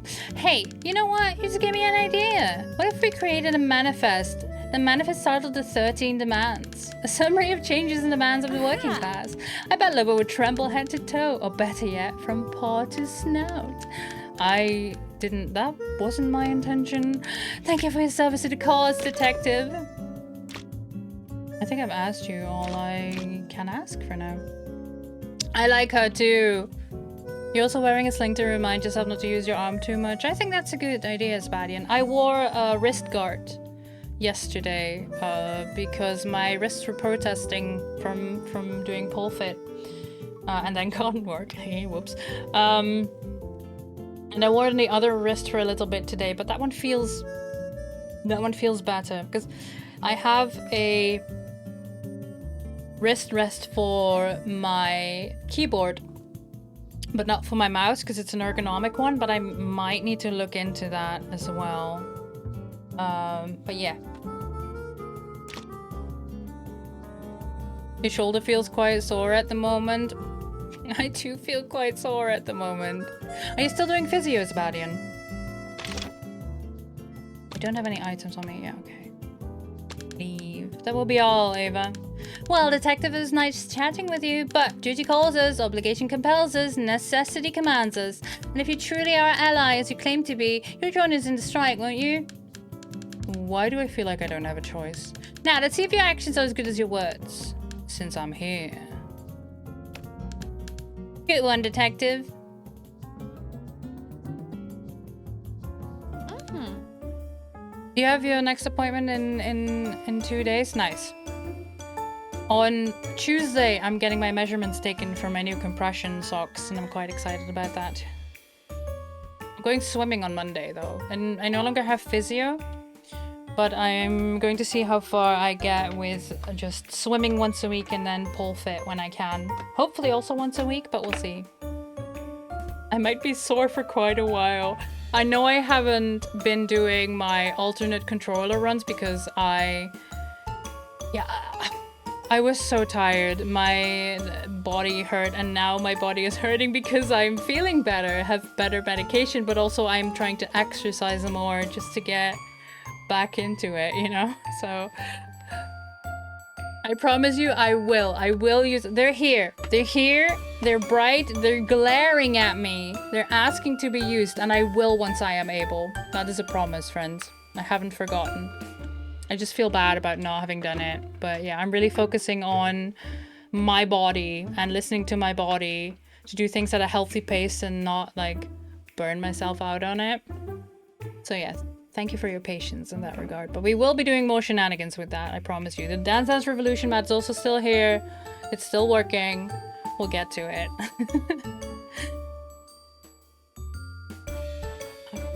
Oh, we have ads starting in 2 minutes. And you know what? I need to pee. So what I'm gonna do, friends, is I'm gonna leave you on a be right back screen for a little bit while I go take a bio break while the ads run. So you won't miss anything, but that just means that you can too go take care of yourself. Do that bio break, grab that hydration, grab that snack, take your meds, check on your laundry, do whatever it is you need to do, all right? And I'll be right back. You had to reschedule because a colleague was sick and he was the only other one with that skill, so you had to work last Wednesday. Oh, yeah. Oop, you're very proud that you're starting to be able to do more squats. Hell yeah! It's good when you can see the progress. So, unrelatedly, yes, quickly before I go on a break then, Asticon. Got 1.5 minutes on my counting before the ads start, which means you get it a couple seconds later. Literally starving yourself at the research bench. No, not the hyper focus. I didn't know Rimworld Pawns could also get the hyper focus. So yeah, friends, if you're looking for a sign, this is it. Hello, break that hyper focus. Check in. Do you need to drink? Do you need to eat? Do you need to use the bathroom? Go do it. I'll be back. All right? You won't miss anything. I promise.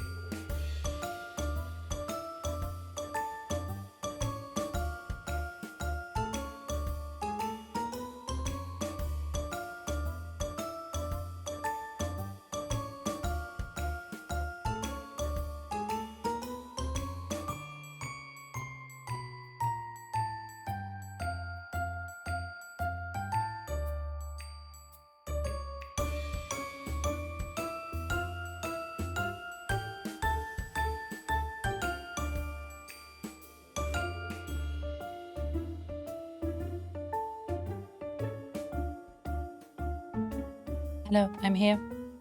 I'll quickly finish eating a biscuit. So have a bit of a snack. I have some food in me.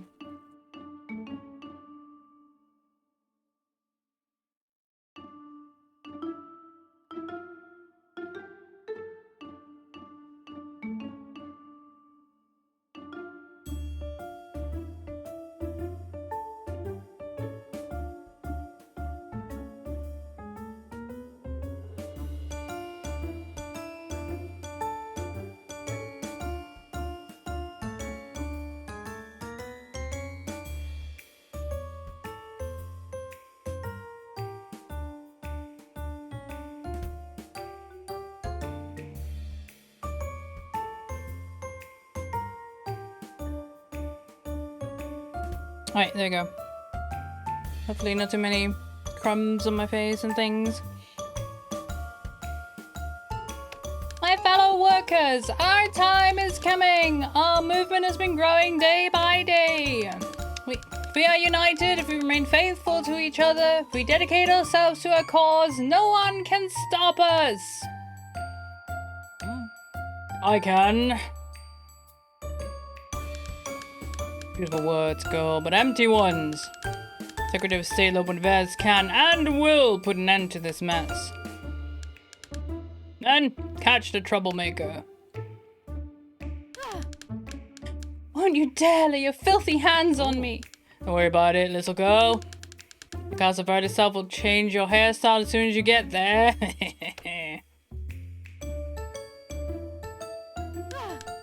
Damn, no, let go of me. Don't let her accomplice escape. Oh no! Hey, no, you can't do that to me. I have a case to solve.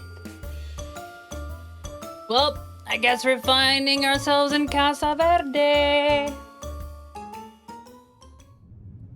Literally going to the greenhouse. Enjoying your accommodations. Let me introduce myself. Lobo Neves, Secretary of State, and you must be Detective hired by Brass, right? Right.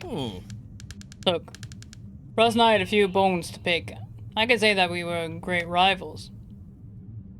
So I heard. Anyway, I'll make things easier for you, Detective. It was Ava. What? How? She is responsible for Brass's death. What? With the candelabra in the dining room? What? It's a very serious accusation, Secretary. It's the absolute truth. I'll tell you, and you won't be able to run away from the facts. I'm not really in a position to run away from anything at the moment. You may have heard of the Buzz, that outrageous newspaper that destroyed Brass's reputation as he used it to attack his opponents. Turns out even a broken clock is right twice a day. And he was right when he published his third edition, in which he showed a true side of Ava's nature. A heartbroken agitator. Our days of peace and quiet are being threatened. Behold, reader, the destitute are revolting and you won't believe the reason. They want a wage floor and 8-hour shifts. Tell me, couldn't they just work on a full belly? They don't, because an agitator with marital problems uses the workers' movement to distract herself from the pain of a broken heart. I also suspect that behind all of this, there's some kind of obscure funding.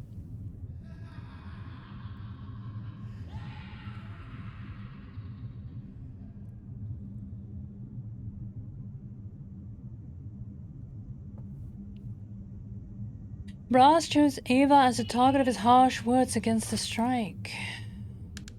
Are you hinting that the publication motivated Ava to murder Brass in revenge? Well, as might as the pen may be, sometimes the sword may be more effective. Ava and her ideas are dangerous. Her only goal is to attack us. I wouldn't doubt that Brass's death was a result of this. These are empty accusations, Mr. Neves. When made by you, even more so. Do you have any evidence to support your claims? I'd say I have privileged access to what Ava secretly says to her accomplices. My men are everywhere, Detective. Also next to Ava, and she doesn't suspect that. Right, an infiltrator. Can I leave now? I can question Ava, of course. Oh, no need to hurry. Ava's also in care. admit it here, Casa Verde. You two will have plenty of time to talk. See you soon, detective, whenever that may be. That's the end of the rope for me today. Oh, we immediately get pulled out. Never tire of seeing you, my boy. On second thought, 10%, you got something new for me? Yes. You have information on Ava. Wait, that's not possible. You're at the strike and you managed to be hospitalized in Casa Verde. Impressed. Right. Hate that place. You were visited by none other than Lobo Neves. Yes, of course, the strike, and consequentially, Ava's #1 enemy. And His Excellency, the Secretary of State, mentioned one of my issues. Ah! I would never have imagined a scoundrel using my newspaper as an argument. A wretch as busy as Lobo, wasting his time with an anonymous agitator. What did he tell you? Eva and her ideas are dangerous. Her only goal is to attack us. Who know that Brass's death was a result of this? Eva? The one who caused my demise? And what sense does this statement make? Her critique was based on facts. However, she could have misinterpreted it as a provocation. But I would never do something like that, would I? Yeah, you would. You would kick a hornet's nest. Could that venomous Lobo be telling the truth? Could he ever want me dead out of revenge? Very well, detective, investigate her. Time alone will tell us what we'll uncover. We have nothing to lose if we confirm that the heartbroken agitator is nothing but that, instead of a cold-blooded killer. Got a mission for you, detective. Listen up. We're breaking into the warehouse when Chris Straw's not there. We need to find out what— Yes, I know. First, look for the crowbar. Yes. Next, if there's nobody near. Yes. Last, bust that door open, find that shipment. Only then we'll be able to proceed with our investigation. Yes. Fine. And I'll even sit straight for it.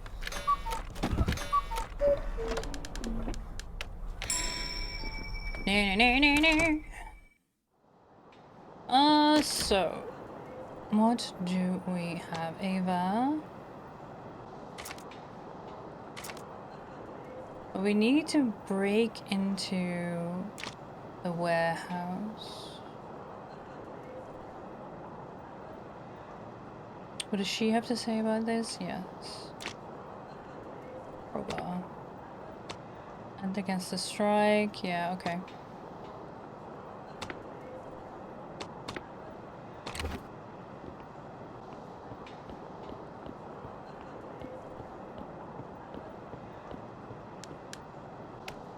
Can I go to Casa Verde now? I can! The outskirts.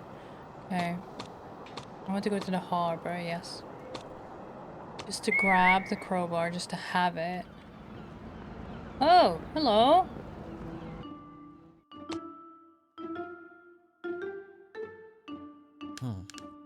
Hey, where am I? The harbor, why am I here? In my dream I was walking and then... Is it real? I don't remember what happened. Quincus! No, Quincus! I need to go home.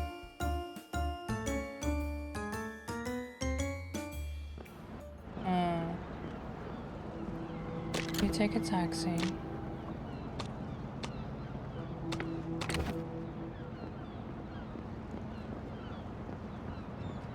You I can't talk to, and I don't have any reason to look through the trash. No.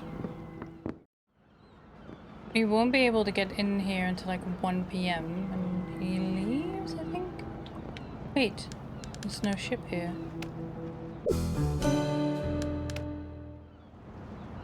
I don't think I've ever been here that early.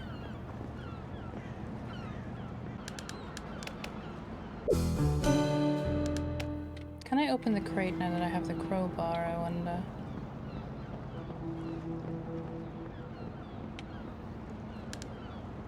Only 2 days. Better watch my step.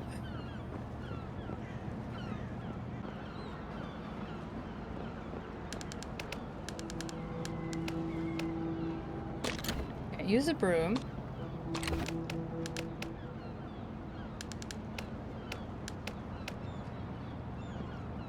And I can't use a crowbar in that. I can't use a crowbar yet because you're still there.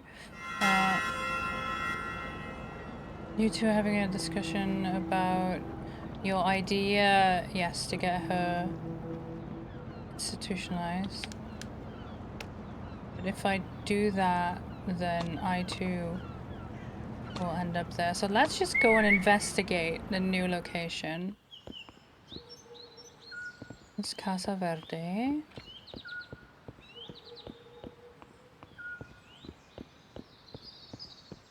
That's it. Okay. She won't be there yet.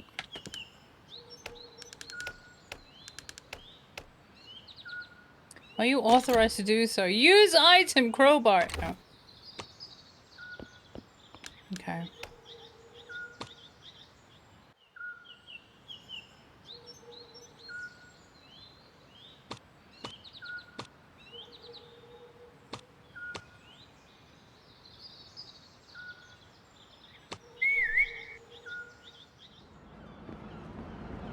So you're running with an arrow.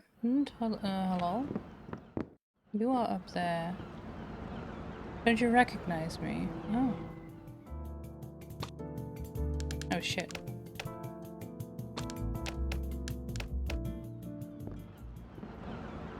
Fraternity freshman. Come in.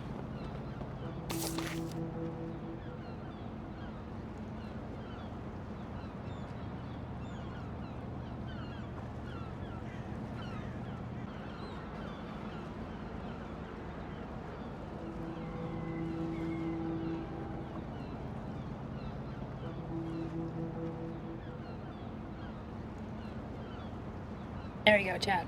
I got coffee.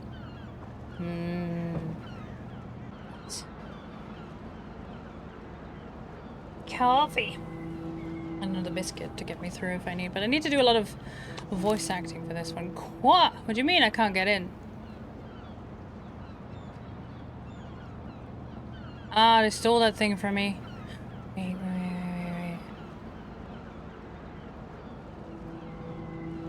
I can only get inside if I have that junk. Then what is a seagull flying off with something? Allez, let me in. You're not allowed in. Stole something from you, eh?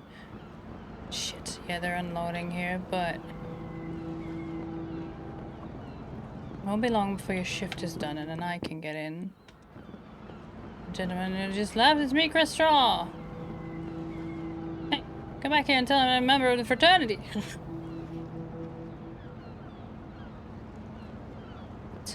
I'm harassing the members.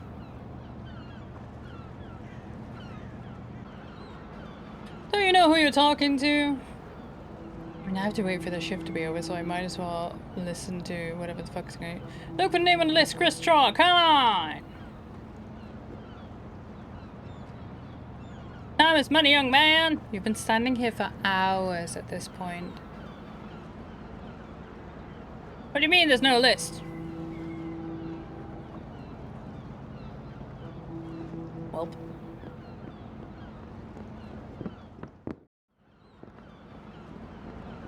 You two are having an argument. Oh, right. You're talking about how your wife... Yes, okay. I'll wait for you to go up there. Such a donkey. Wait, did I say donkey?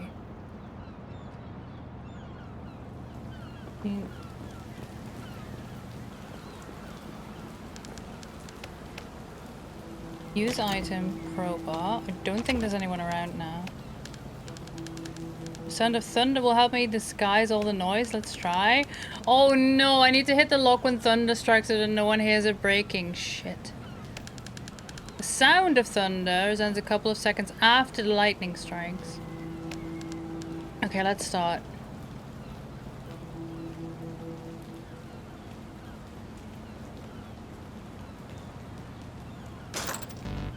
Oops. Okay. Too early. Nice me sound, but then somebody heard. Okay, let's try again. Wait. Ah, I click instead of holding down. Yeah, that's fine.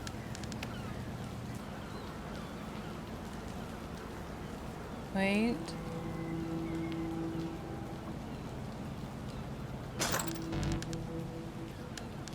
Oh, I can't hold it down. Yeah, okay, fair enough. I can't hold it down, but there is a timer running on it, and then I can strike. Okay, okay, okay. I understand the minigame now. I understand the minigame now. I don't have anything new. Yeah, yeah, I know. I fucked it, mate. I know I fucked it. I didn't understand the minigame.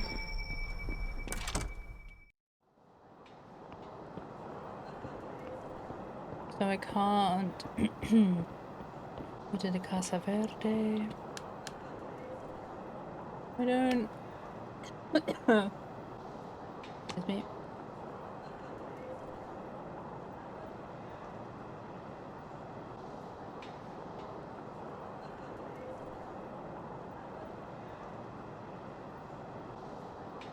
Sorry, I had a crumb stuck in the back of my throat. Yeah, I can still go to the harbor.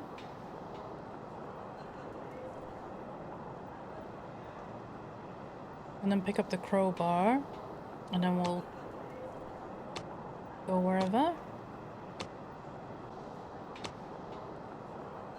Let's see, actually continue here. Let's get the sandwich, because Sen did have a point about distracting the dog. Maybe.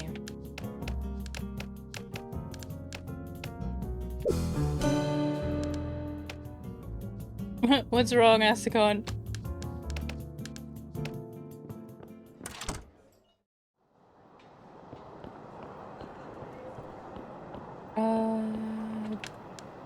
We first go to the park. No, we cannot interact with the dog at all. Found a grenade launcher, uh-huh.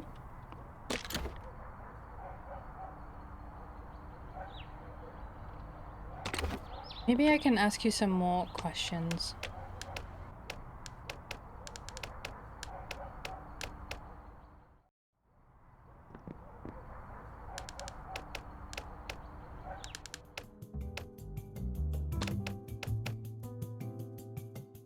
Interrogate about Ruby out. You know neighbor well, very curious about one of your neighbors in particular. I tend to be very reserved in my life, and then those around me who exactly pique your curiosity. Mr. Rubiao, do you know him? Only from afar, and there's nothing that makes me want to change that anytime soon. It's just me, did this sound rather rude, Mrs. Nevers? Rude? Of course not. Would be allowing my mutt to wander his garden, crush grass, eat his plants, and leave gifts around. This only shows the rudeness and lack of manners of your friend, Mr. Detective. I believe he still has much to learn. A Lobo will have to take care of it. Oh boy, Rubio. Anonymous letter to Lobo. I've not shown you the letter yet. Ooh, chat. Tea will be spilled. Doing a drop portrait. No, not my wolf. Oh no. Oh yeah. Okay, chat, get ready for some tea to be spilled. This letter is nonsense. Evidently so, Detective. Really? Because all the evidence points to Brass Cubas and you actually having an affair. Whatever. Yes, Detective, yes. Brass and I had an affair. Is that what you wanted to hear? What I want to know is what you would be capable of to prevent the truth from coming out. Your cousin Crispin, who clearly knows you well, said this about you. Even though she's such a delicate person, she knows how to defend herself or attack if necessary. I'm a peaceful person who has always lived a peaceful life, and everyone knows it. Your accusations are empty, Detective. I have nothing to fear. Is that why you have luggage ready, Mrs. Neves? Because you have nothing to fear? Traveling is part of my lifestyle, something you may not be familiar with. Are you telling me there's just an occasional round trip? Because Sabina told me otherwise. She told me this about the nature of your trip.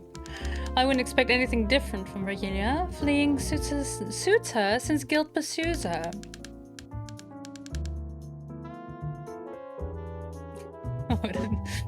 I mean, yeah, nice, Astacon. I think that's something. Is she talking about your affair with Brass, or does she know more? Like, perhaps where you were on that ominous night? What are you insinuating? That hag Sabina only wants to complicate my life. It's true that I consider running away with Brass, but following him in his adventures sometimes costs a lot. Costs a lot, just like your handkerchief, isn't it, Beth? Where did you find this? Oh, it's not possible. Oh, if my husband finds out about this, please, detective, I have assets. This information can't be known. Mrs. Neves, as far as I know, Lobo Neves had already many reasons to suspect about both of you, but was reluctant to believe. When I interrogated him, I presented him with the facts, and he told me this about you. So they were really seeing each other, even though I refused to believe it. Detective, this fills me with shame and sadness. I'm a disgrace to my family. Poor Lobo must be heartbroken. But I'm not the only one to blame. If Brass hadn't written a damn letter, none of this would be happening. So you confirm it, that Brass is the sender of that anonymous letter? Oh, that doesn't matter anymore. Yes, detective. Brass is the author of the anonymous letter. He was the one who sabotaged my marriage. He threw everything away. Everything. Therefore, Madame Virgilia, it's my duty to question you. Are you Brass Cubus's murder? Brass could be very petty and selfish. He tried to blackmail me. He used our own romance as a weapon against me and my family, my husband's honor. The last time I saw Brass, we had a fight because I found out that he himself wrote that letter. I was furious with this letter. It was a very low blow aiming at destroying my family. You have any proof against me, detective? Because if you do what needs to be done. I know what I did. Peaceful people, Madame Virgilia, when furious, have the worst reactions.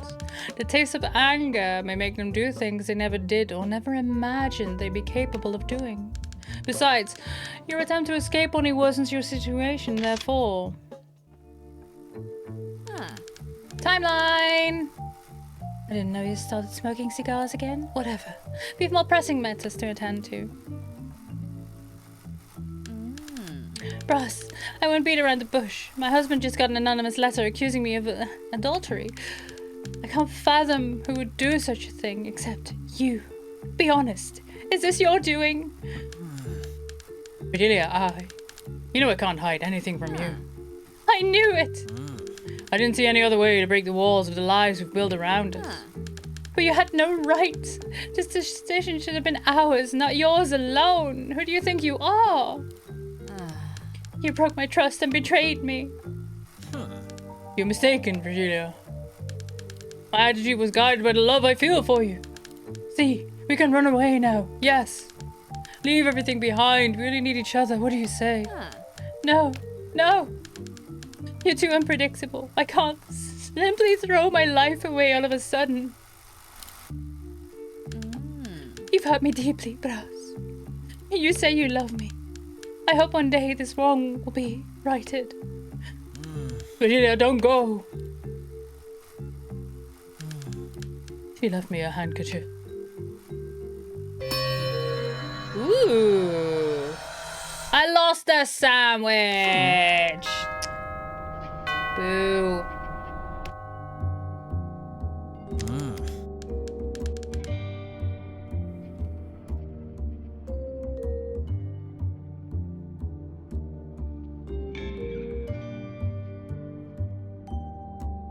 Come on. There's no need to look at me like that.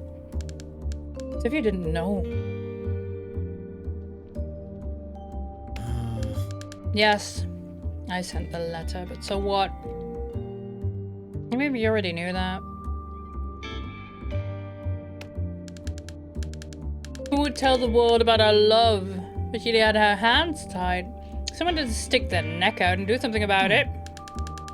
And he made sure this neck was protected by anonymity.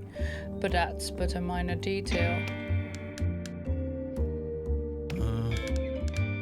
Did you say anything? Forgive me. I was lost in thought, reflecting on our words. Well, Asticon, then you know to take the grenade launcher away from Panda.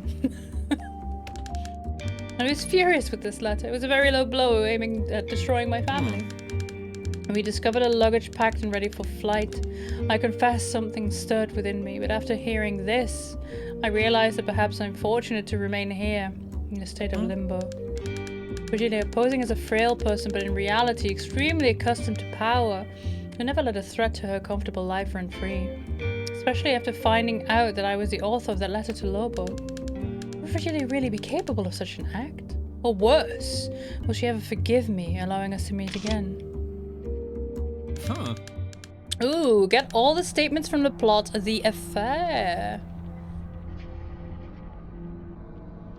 Satisfying ending to our investigation, detective. It's good to find closure, don't you think? This deductive work, however, has left me fatigued. How about we leave it at that for now? Not going to want to see each other again, is it? Okay, I'll make another attempt at the crowbar. God damn it. This guy keeps pulling me out of my runs, man.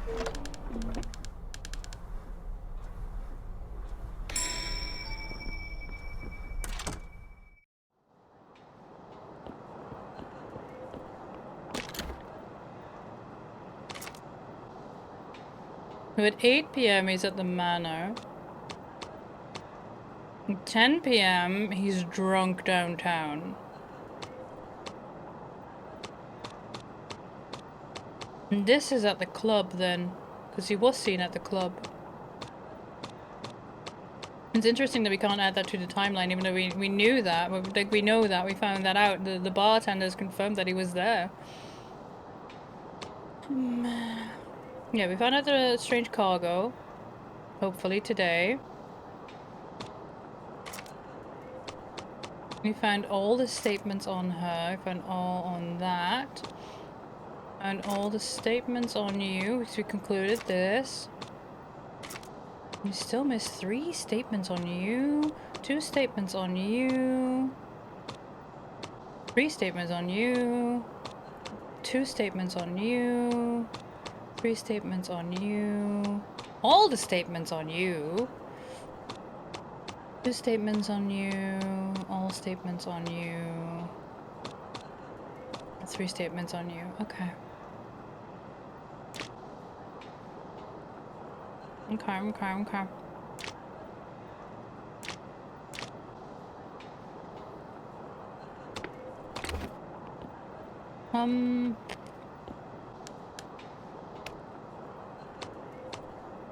Crowbar at the harbor, speed up time until everyone leaves, I guess?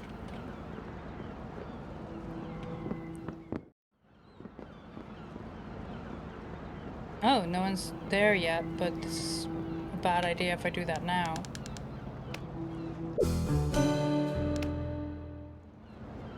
However, I can go back and maybe have another talk with Chris.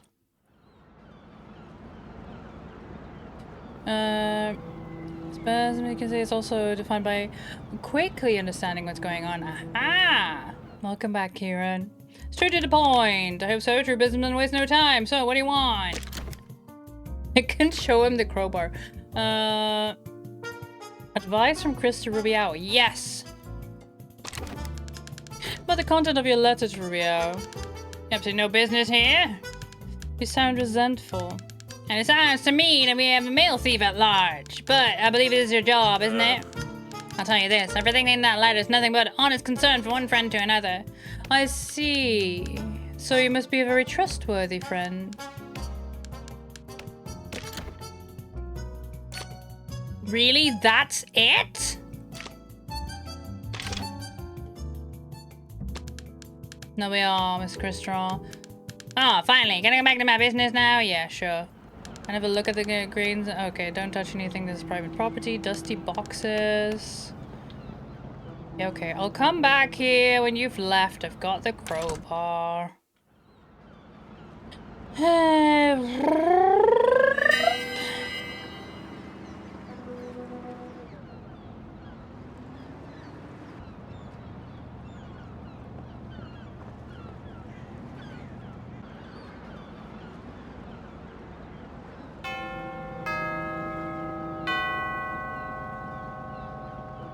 You are still here.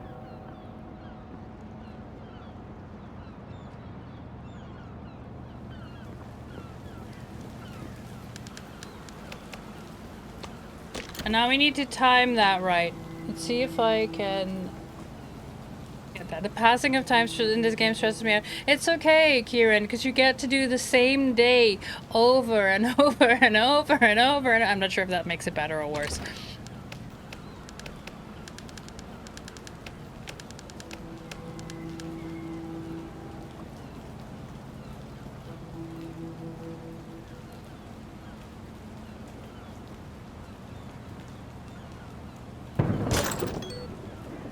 First try.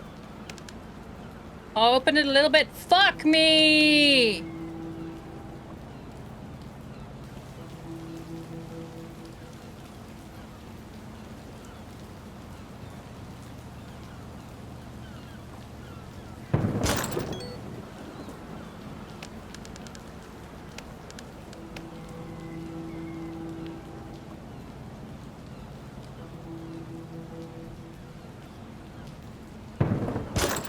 There we go. Oh, I'm so glad we only have to do these mini games once. Hello, operator. I'd like to report. I'm such a fool. Alright. It smells like coffee beans. It must be ready for international shipment. Dusty boxes. Probably been sitting here for a long time. Let's see what it is. Wait, this is a snow sledge? Are you kidding me? Mr. Stroll, you truly are a visionary businessman. So, this is the suspicious cargo that was delivered in the afternoon. Find out why they're so secretive about it. What's this slimy and dark liquid? Also smells sugary. Oh, is it molasses? No. Yeah, it is! Haha! Sugarcane molasses! I need to ask someone about that. Making rum?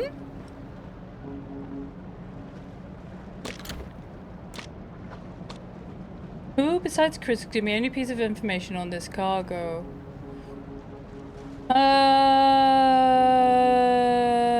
What's his name again? See, Cortrim. Yeah.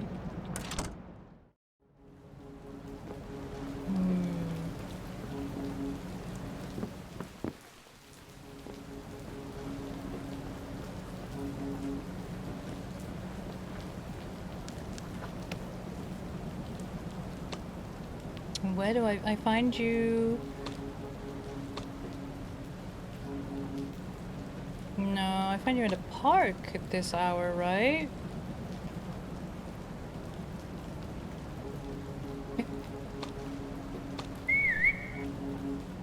Makes him sleep soundly.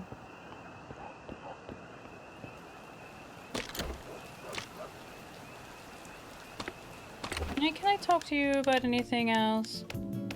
I have nothing to declare, okay. Then your husband leaves. Oh, we can find out if someone lives here.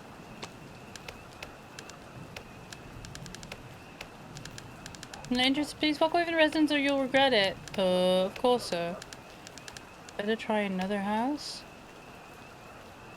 I'm gonna knock again.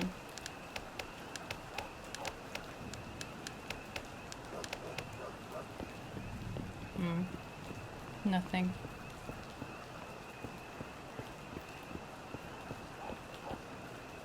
You're probably asleep because you didn't get your meds.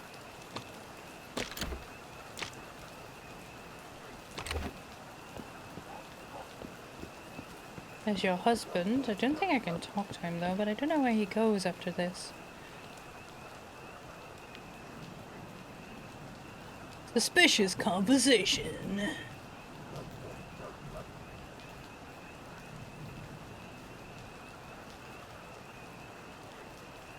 That's a long talk these two are having.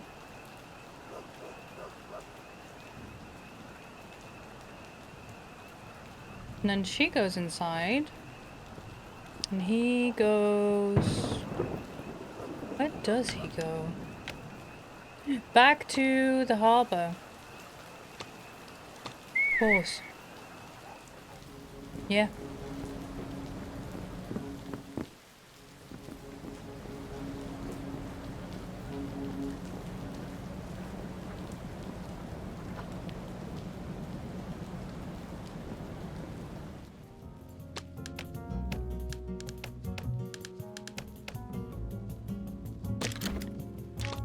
I can ask about the... Ooh, can ask about a bunch of things. Let's start with the bank statement. Mr. Cottram, came to my attention that your wife Sabina made a donation through a bad check. Suppose your family's savings is a subject you're on par with. What do you care about my financial situation, huh? My investments are me and my wife's business. But apparently not going so great, right? Well, your boss was so stingy with the inheritance division, we wouldn't be in this situation. And I wouldn't have to run after a ton to ways of making quick money. Where's those silver cutlery? What are you using for now? Eat worm spaghetti. You said cutlery? Yes, part of Cube's family inheritance. They have great value, so the division of assets started to take a bad course. Who would have thought that kitchenware would bring so much discord? It doesn't matter anymore. I think Sabina will have what she deserves. She needs to go back to high society because that's where she's from. Oh, why am I even telling you this? Mr. Cottram, something to say about the 3rd edition of newspaper The Buzz. The 3rd? Of course. One of which is Brass Detective Eva, the coward. Think about the wretchedness he wrote makes my blood boil. If he knew. If you knew? If I knew he would stoop so low, I would have stopped him. Well, yeah, what would you have done? Why, I would have taken care of him, but would have had some good arguments to change his mind. So you would have convinced him with arguments. Interesting, and what would they be? Something like a left hook or maybe a right cross would have been enough. So tell me more about this cutlery. Look, caused a lot of fights. It's one of the Cubist legacies. Tell me more about the Cubist inheritance. There's some trouble with the division. Sabine didn't demand any more than she deserved. Boss may have been the firstborn, but she also has rights. How does this inheritance affect your family? Stayed many years without talking to each other. So that's what they had the fight over. And Sabina said they didn't talk for years. Reason you got closer again? And does Brass welcome you with open arms? Of course not. The wretched man was very skeptical. He thought we were only interested in the money. Weren't you? Brass didn't seem to be the easiest person in the world to deal with after all. It was family, my wife wanted him close. Were we in a dire situation? Of course, but who isn't nowadays? Shit! Ah well.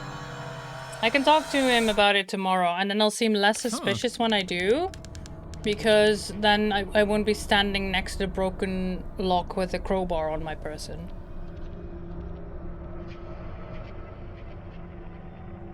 Right? Yes, yes.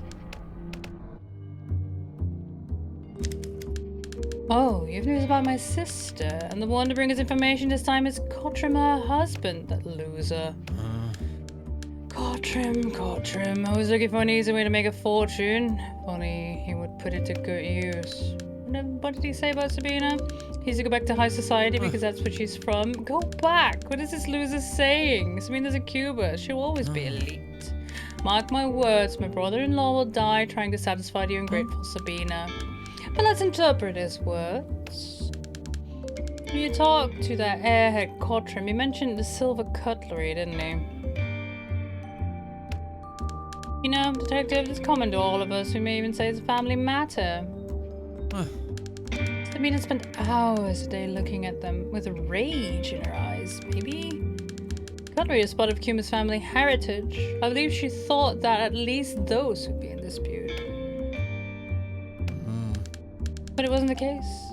And it was the last drop for some greedy like my sister.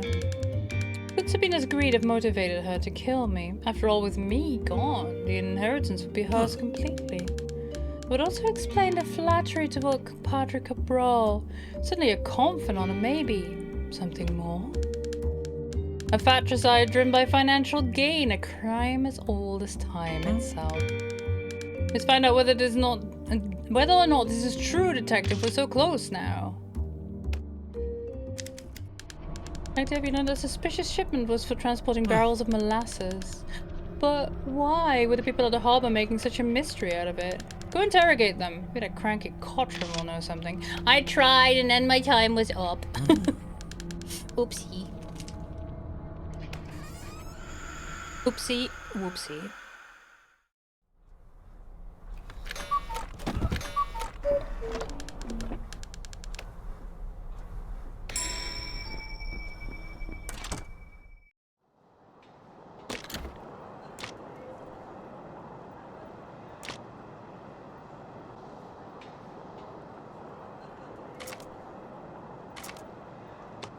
We need one more statement on Sabina. Ooh.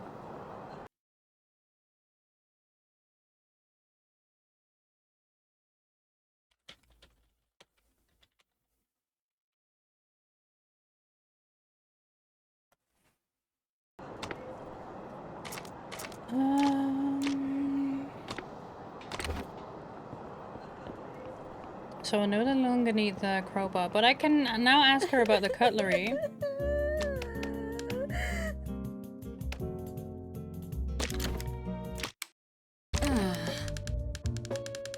This is a markedly personal matter. I could never discuss it with any place other than the privacy of my own home.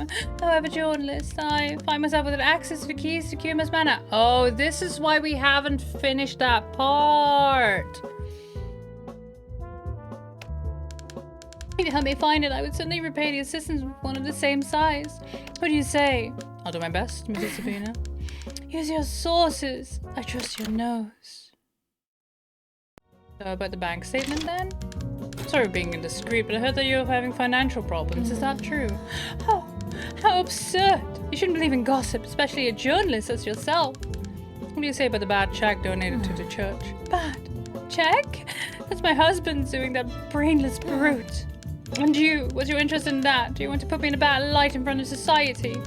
I don't know, and I don't want to know how you got that info, but you dare publish this. Know that you'll have the best lawyer at your door by tomorrow morning. And it's ended this subject. Okay.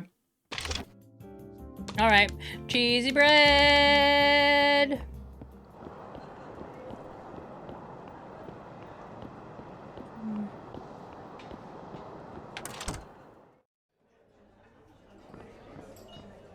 Have you obtained some cheesy bread yet, Esticon? Because I haven't, and I've been craving it. Cheese burb! Yes. To bribe the pigs.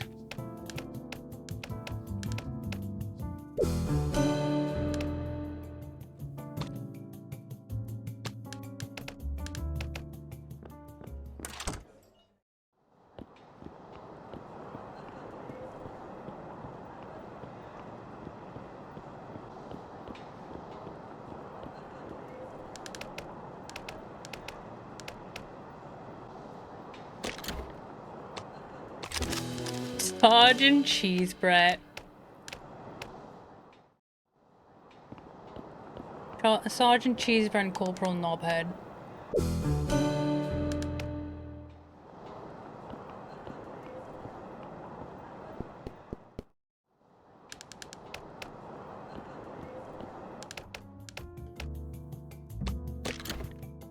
Here's your key, ma'am.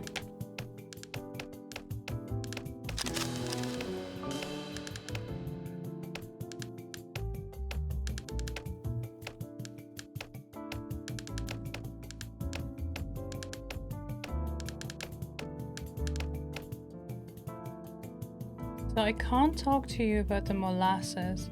You know, the Corporal Nobby Knobs is a very respected member of the Ankh-Morpork City Watch. This is true.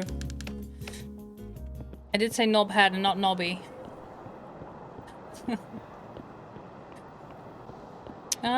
Wait, why am I running to the cafe? There's another taxi stand right here, though.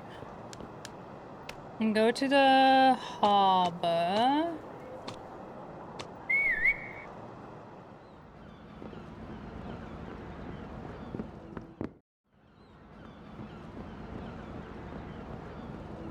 Knobhead is one of his nicknames. You know what? Fair enough. Interrogate. About the molasses. Mr. Cortram, I came to know about a shipment that some people here at the harbor were trying to hide. However, it was only molasses barrels. For what reason were you acting so suspiciously with the shipment? Brother's business. You want to know more, you talk to him. I'll tell you this, there's nothing to complain about. The operations are guaranteed. Operations? What operations are you talking about? Oh, hold on, it must be out like that, and with no job. Nah, I want a pretty penny in the animals game. That wouldn't be a concern. I could even snitch on Chris's operations. Really? And where is this animals game? Oh. The If you're not in the animal scheme, no one's going to tell you good luck. Okay. I have faith you're going to win, and we're going to talk again. Hope you're right. I dreamed last night, and I'm sure it'll be a donkey day today. Horse racing. Or what?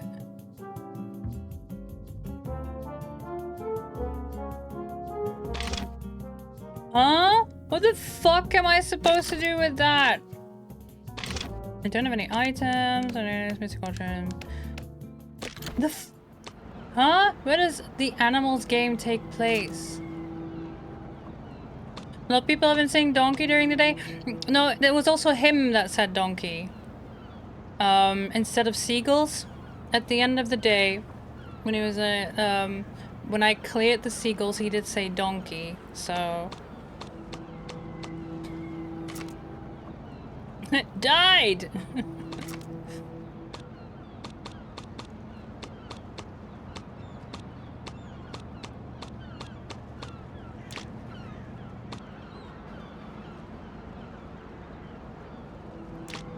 We also need to find, like, something was stolen from Chris. The proof entrance to the fraternity.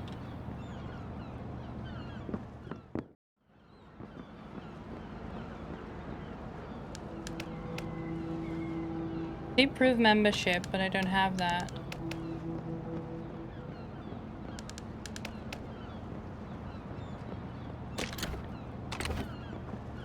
Almost gave. Why are you here? Can I talk to you? No.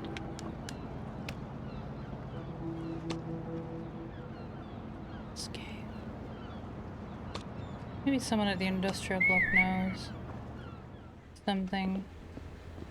Oh, the bookie! Yeah, wasn't hit by sunshine. You should bet the animal saying you are mine. But how do I? Where does the animal? This is a bookie right here, so it would be.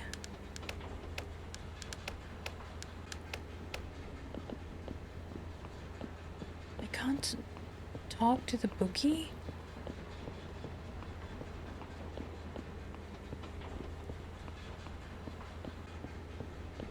And you want the 3 posters before you let me through.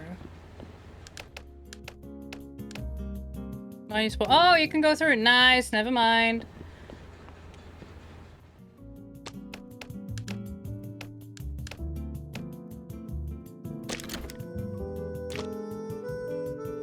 Ah. Well, I know what's your opinion on the 3rd issue of The Buzz. That issue? That issue is the clearest, most blatant sign that the ruling class has been stepping up its attacks on the working class.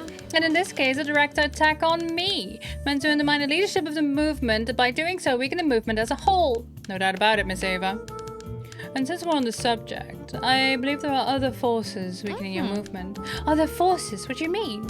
Detective, don't hide anything from me. There are many lives at stake in all of this. It has come to my knowledge that there's someone infiltrated among the strikers. Someone working for Lobo. Betrayer, scoundrel, rogue! Who is this person? Tell me, Detective, I will sort this out. I don't have this information, Miss Ava, but you should look into this for your own good. Detective, you must be good at uncovering such things. How about you uncover this informant is? I have an investigation to carry on, lady. I can't promise you anything.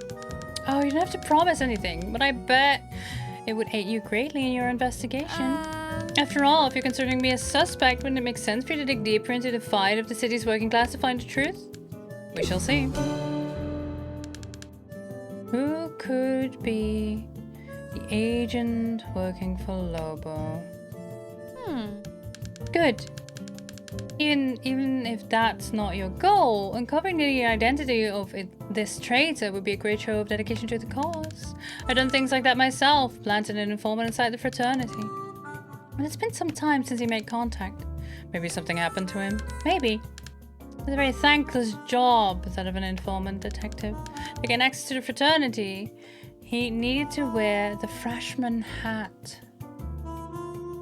So when Chris was talking outside the fraternity, there was a seagull flying by with a hat. Remember? Must have weighed greatly on his head, the symbol of the privilege of the elite.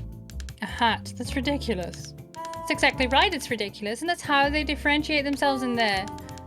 The fresh ones must look ridiculous to belittle themselves before their elders, the same old game of power. We asked our informant to hide this hat inside a trash can that's near the fraternity headquarters. It might be there still. Knew it! Trash can. Maybe at the fraternity I can find something about the person planted in the strike. Well, detective, it's nice chatting with you, but duty calls us, obligation compels us, necessity demands us. Don't join the strike. I have other obligations that compel me, if you understand. I believe that sooner or later your conscience will catch up with you. Yeah, but I really don't have time to be institutionalized right now because I have things to do. To the harbor. See, that's the hat. The hat. There it goes. There it goes. Okay.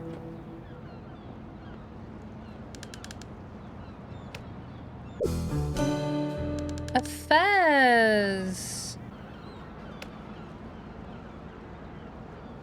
Allez, let me in.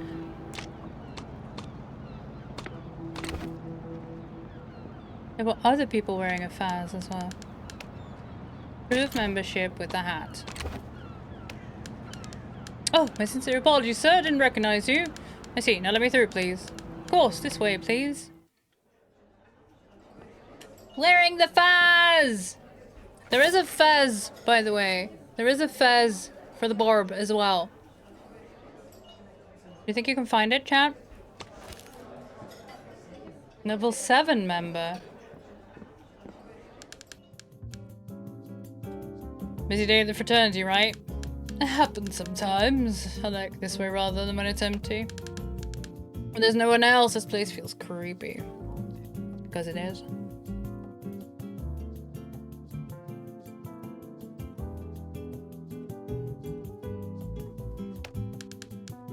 No one to talk to. And everyone is talking about that strike. I don't know what put infiltrators among the strikers. It may just be a rumor. Yes, I heard that too. I don't know what you heard. Not much. What about you? The infiltrator doesn't spare does it look like a working class man. So he wears a black beret the whole time.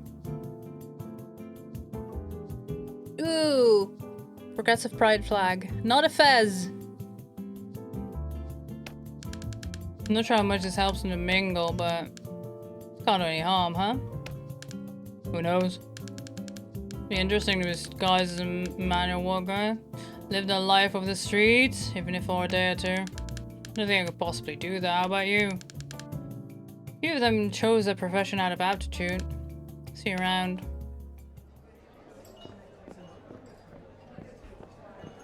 Nothing else I can do in here. Oh, the big wigs don't enter until later. Cleaner burb! Okay, so consider this an attack on person or the movement.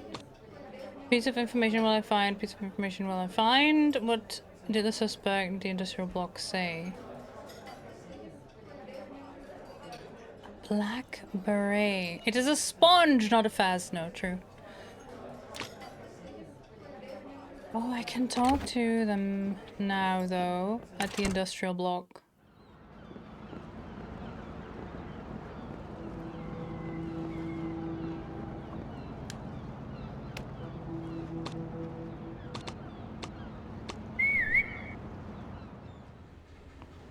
Black beret.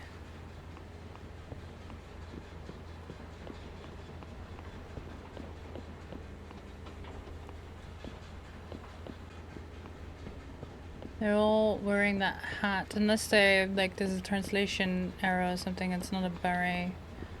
But, can I really not talk to you? You're not wearing any. And there was a seagull flying by him with a hat, so...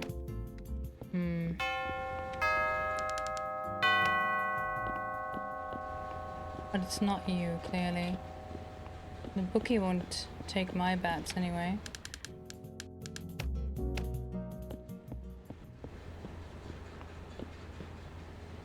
red crystals! Nice.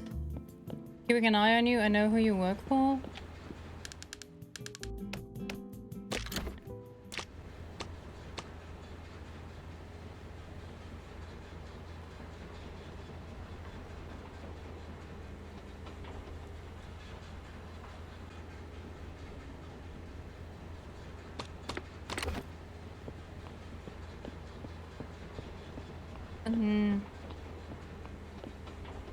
Is it only my emotes? What are you talking about?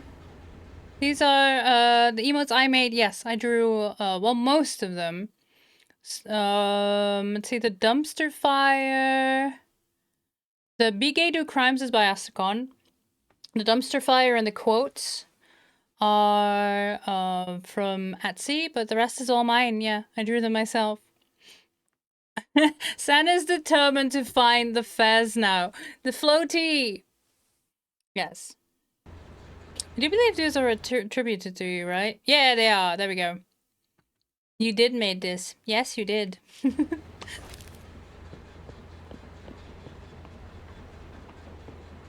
Bottom. So, here's the so-called animals game. Yes, you smart ape, but no attractive attention. The animal of the day with bats with numbers and animals? I want to check it out. Huh? Do you want the fast? Not the bald cap! Not the bald cap! Why? Oh god, it's so cursed! It's so cursed. Bald! Bald!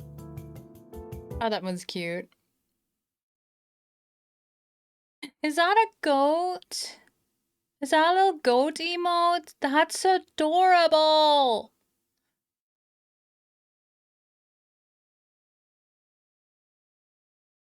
With Skittles! That's so cute. Okay, so the animal of the day is... Was it... You were feeling donkey, so 3?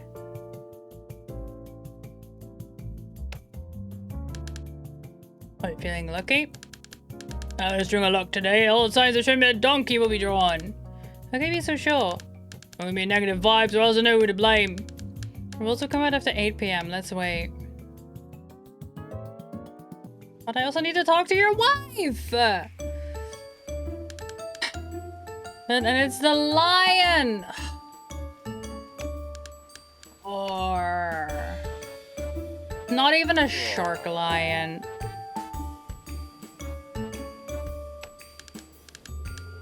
David, I'm still broke.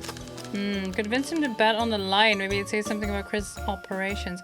If I shoo away the gulls on the crate with the lion.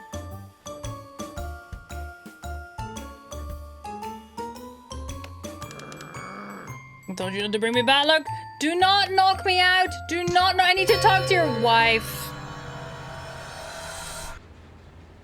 Huh.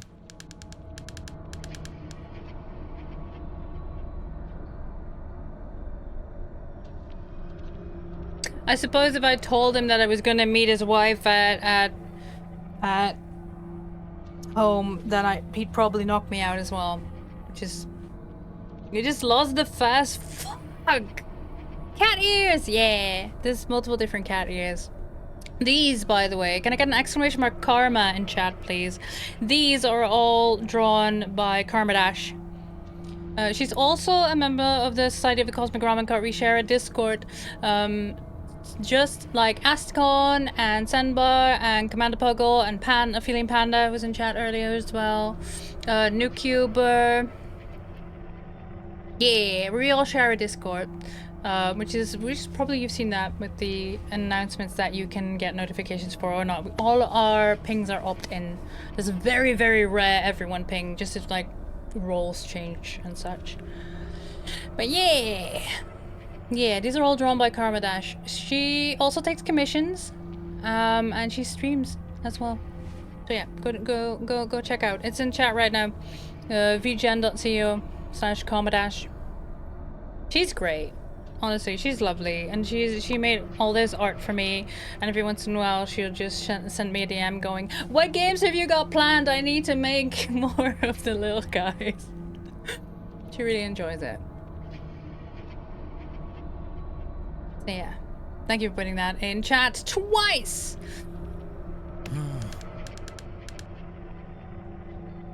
A plunger, still no fez. Close, but no fez.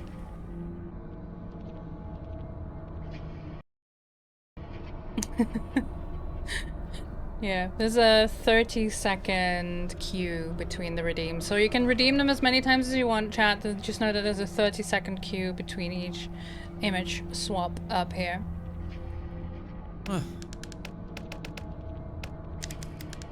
Detective, prepare yourself for yet another dose of my conspiracy theories. I mean, philosophical reflections. It is time to speak of the great wheel of life, or more precisely of suffering. Everything repeats itself, my dear fellow. Always has. Dare I say, it always will.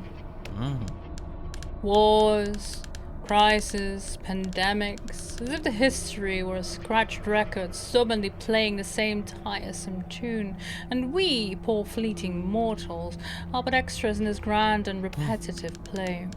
Are we truly free to chart our own paths, or are we all, from the outset, doomed to repeat the mistakes of those who came before us? After all, as the saying goes, history repeats itself. First is tragedy, second is farce. If I may ask, what about us? On which of those stages do we currently stand?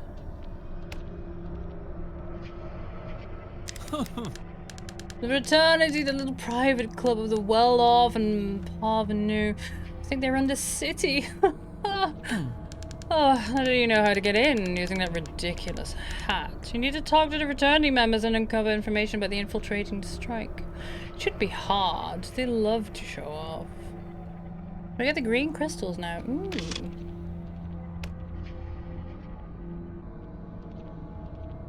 Alright, chat. Shall we do one more? One more run. Get the cheese bread. Get the key. With the spina. See what we can do in the meantime until she is back home. Convince the guy that it is a lion day, not a donkey day. Cheesy bread. What if I talk to the pharmacist about the molasses? He would probably be able to tell me that you can make rum out of that, right? Cheesy bread.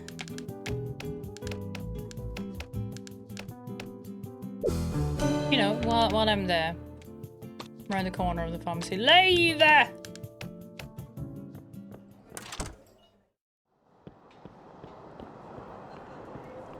Red crystals. Biblically accurate burb. This is a new one. You've not seen this one before.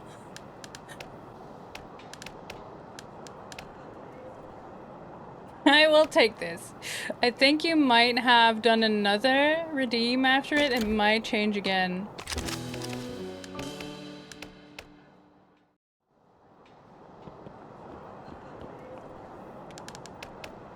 The key. Talk to the pharmacist.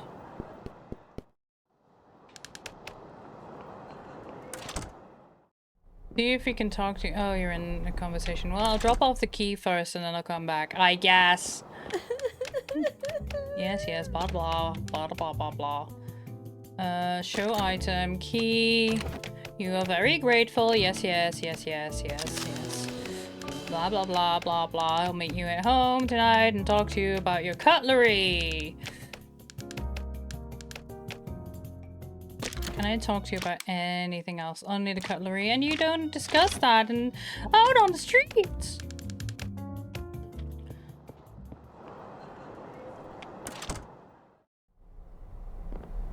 Hey buddy, straight to the point. Interrogate, can I talk to you about... No, only that you lied, but... Nope. No, you're not the one to talk to about the molasses.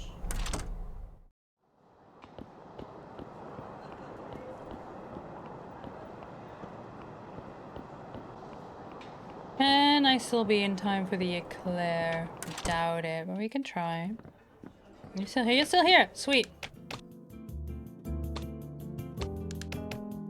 Could also really go for a chocolate eclair right now. Oh.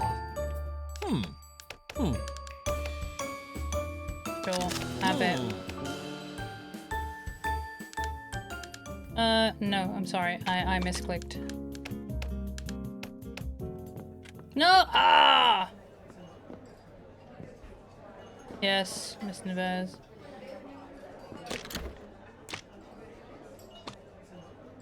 Okay, how to influence culture in the bet on the lion? Is there any item to help make him change his mind? Shit! The key has a lion!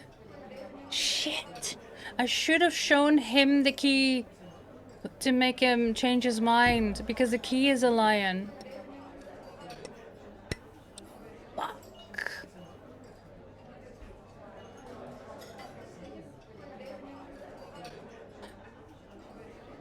I can still use the broom and the goals, but I don't think it'll do anything. Yeah, could it be influenced and made him see something? Yes, there's a lion on the crate. Changing his routine influence him.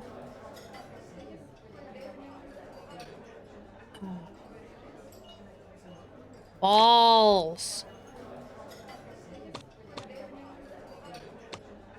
Yeah. Lion head.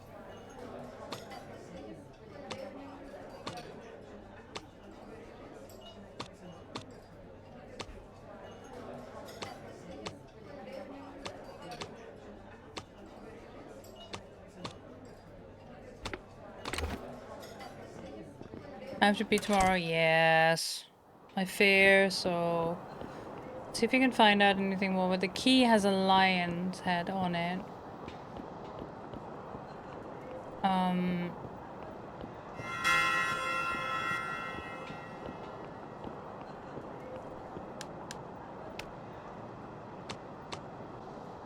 A change in his routine. That's probably me telling him about the key. Actually, you are here. Maybe if I grab the fez now.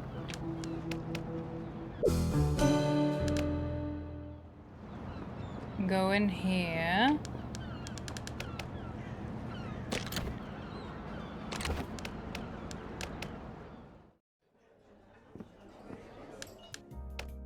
Hello, fellow. Hello, when we start referring to each other like that. Wait, I don't think I've ever seen you here. Remember? Yeah, I've had a problem with my application. Oh, that's fine. Perfect timing. Going to share a top secret and didn't want to tell any of the old members. I might get in trouble. No one knows me. I'm all ears. It's about to strike. And the law was an infiltrator among the protesters. So the infiltrator arrives here in the hours of the day not to raise suspicion. Oh. Been in the industrial block since early this morning. Early bird catches the worm. Let's wait and see. Right now, the unions are not usually merciful to scabs. Let alone to traitors. I've already said too much. See you soon, fellow. Awfully. Level 7 member we've talked to. Level. Why are they all ranked? What about the strike, huh? Oh boy. All tramps. They used a quarter of the energy to devote to protest to do their job, but no. I heard they'll end quickly though. Said Lopez infiltrates among the strikers. Oh, I heard that too. I don't know if it's true, but I heard from him sounding like a fib. Said the infiltrator has a scar. A kind of vague detail, typically a lie. There's 2 people with the scar, but one of them doesn't wear a hat. I think it can work with this infiltrator. I mean, so congratulate him for the service of the fraternity. I need to have the guys to search him for the industrial block. Was he 4 or 5 types there that fit that description? The milder troublemakers will be up to numerous criminal plans set into motion. Okay. LeBeau, my guy. Eavesdrop on this loud speech in the fraternity that everyone's clapping for. A brotherly embrace to all members of the fraternity. You gentlemen can probably imagine the reason for this meeting. It's about the annoying strike that's bothering our wonderful city. I assure you we'll come to a conclusion today. It's confirmed that we'll have an important support for our cause, and the good people of Rio de Janeiro will be victorious. Bravo! That's right. Now, if you allow me, have a strike to break. Don't come down. Who are you, Mr. Bigwig? Hello? Excuse me, sir. Would you mind answering a few questions? I'd help you if I ever thought I could lie, but aren't we all damned? Alright. Way to, be a Debbie Downer? Donnie Downer? Whatever. Industrial block.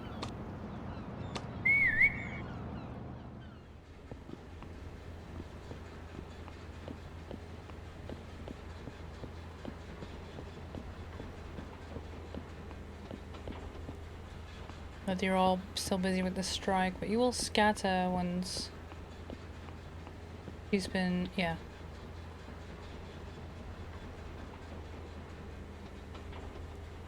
Maybe. Do you think I can go to the Casa Verde now that I know that she's there?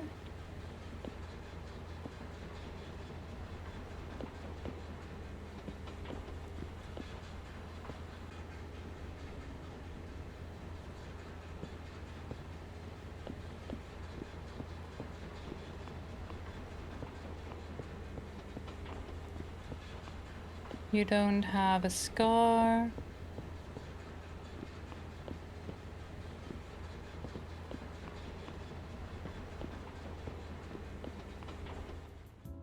Listen to testimony. Such a man of below invests into Eva's movement. Anything to say? Not a role model. Even have a hard time waking up in the morning. Selling myself to the enemy? Never. If you're looking for a snitch, find someone else. I won't accuse any of my fellows. So you're not here in the morning? No, I wasn't. Need to be more like Louise. I was always present and on time. Need to question other suspects. Excuse me, can I answer some questions? If you do that, buddy. What do you have to say about the infiltrator? Infiltrator? Yes. I heard that unlike you, he has a black beret. Do you know who it could be? Let's see. Looking for a trade in movement, Dr. Geraldo. Always suspected him since he joined our cause. Doesn't speak our language, you know. Fine. Thank you for sharing the information. I need to question other suspects. That's Geraldo. Who's not an early bird. Louise! Something suspicious about you. Come on, tell the truth. You're the infiltrator, aren't you? What? Do you feel remorse? Eva was counting on you. Ha! Oh, right. You think this ridiculous intimidation will work on me? It caused me to send you over here. Always carrying on intrigue. Man out of nowhere and always accuse others of something they didn't do. Cost me. I'm not sure I should believe you. If you like. Need to question other suspects. The fuck? Excuse me, could you answer some questions? Get on my back, I don't like people like you. Hey, buddy, help me. You have a friendly face, despite the scarf, of course. To begin with, I have no scars. It's a grease stain, not careless as the others. Is anything different among the strikers lately? Even if I knew something, I'd never tell you. Trying to find out if there's an infiltrator among the strikers. Why would I trust you? I can be sure that you're not the infiltrator. Maybe it's Geraldo. Those always wakes up late and never comes here in the morning. Someone didn't want to say anything. You've helped me a lot. Thank you. I need to question other suspects. Need to ask you some questions, okay? Do I look like an information desk clerk? In fact, I heard of an infiltrator to the strike and description matches your characteristics. Scars, black beret. Scars and workers are the most inseparable here, but not for Manuel, who has always been very careful. Now, black beret isn't one of mine of those who are stylish or attentive to their belongings and let foolish Cosme or let a seagull steal his. I already have all the information. Now I need to go see Eva and reveal the infiltrator's identity. Yeah, see, there was a seagull that stole his hat.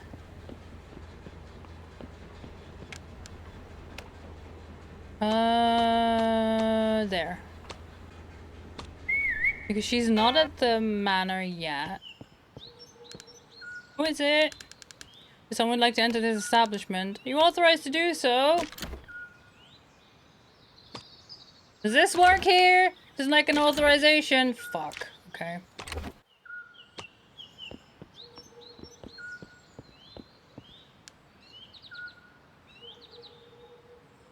Where's Mr. Bigwig himself? Do you think he's at the fraternity now?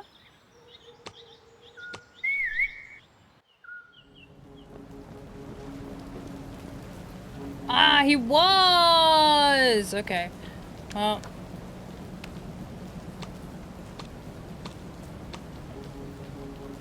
Go talk to her about her cutlery, Sabina. Oh, she's not in yet. Okay. Are you gonna go inside or what? Or do I need to go to the...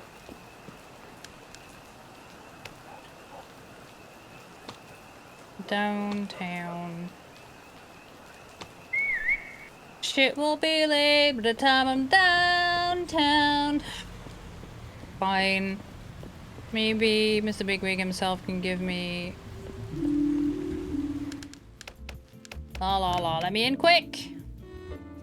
Thank you for the posture check. And the sippies. Oh, he's not here yet. Dressing room, damn it, it's locked. Yeah.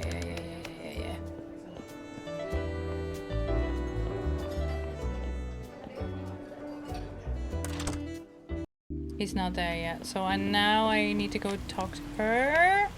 If I'm not too late, if I didn't fuck it up. Yeah, it's almost 10 p.m. Oh no. Oh, now you're having a discussion. Okay.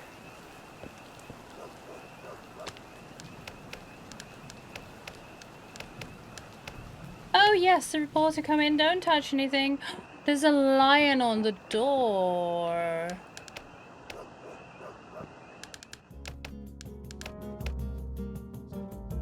Interrogate about your silverware.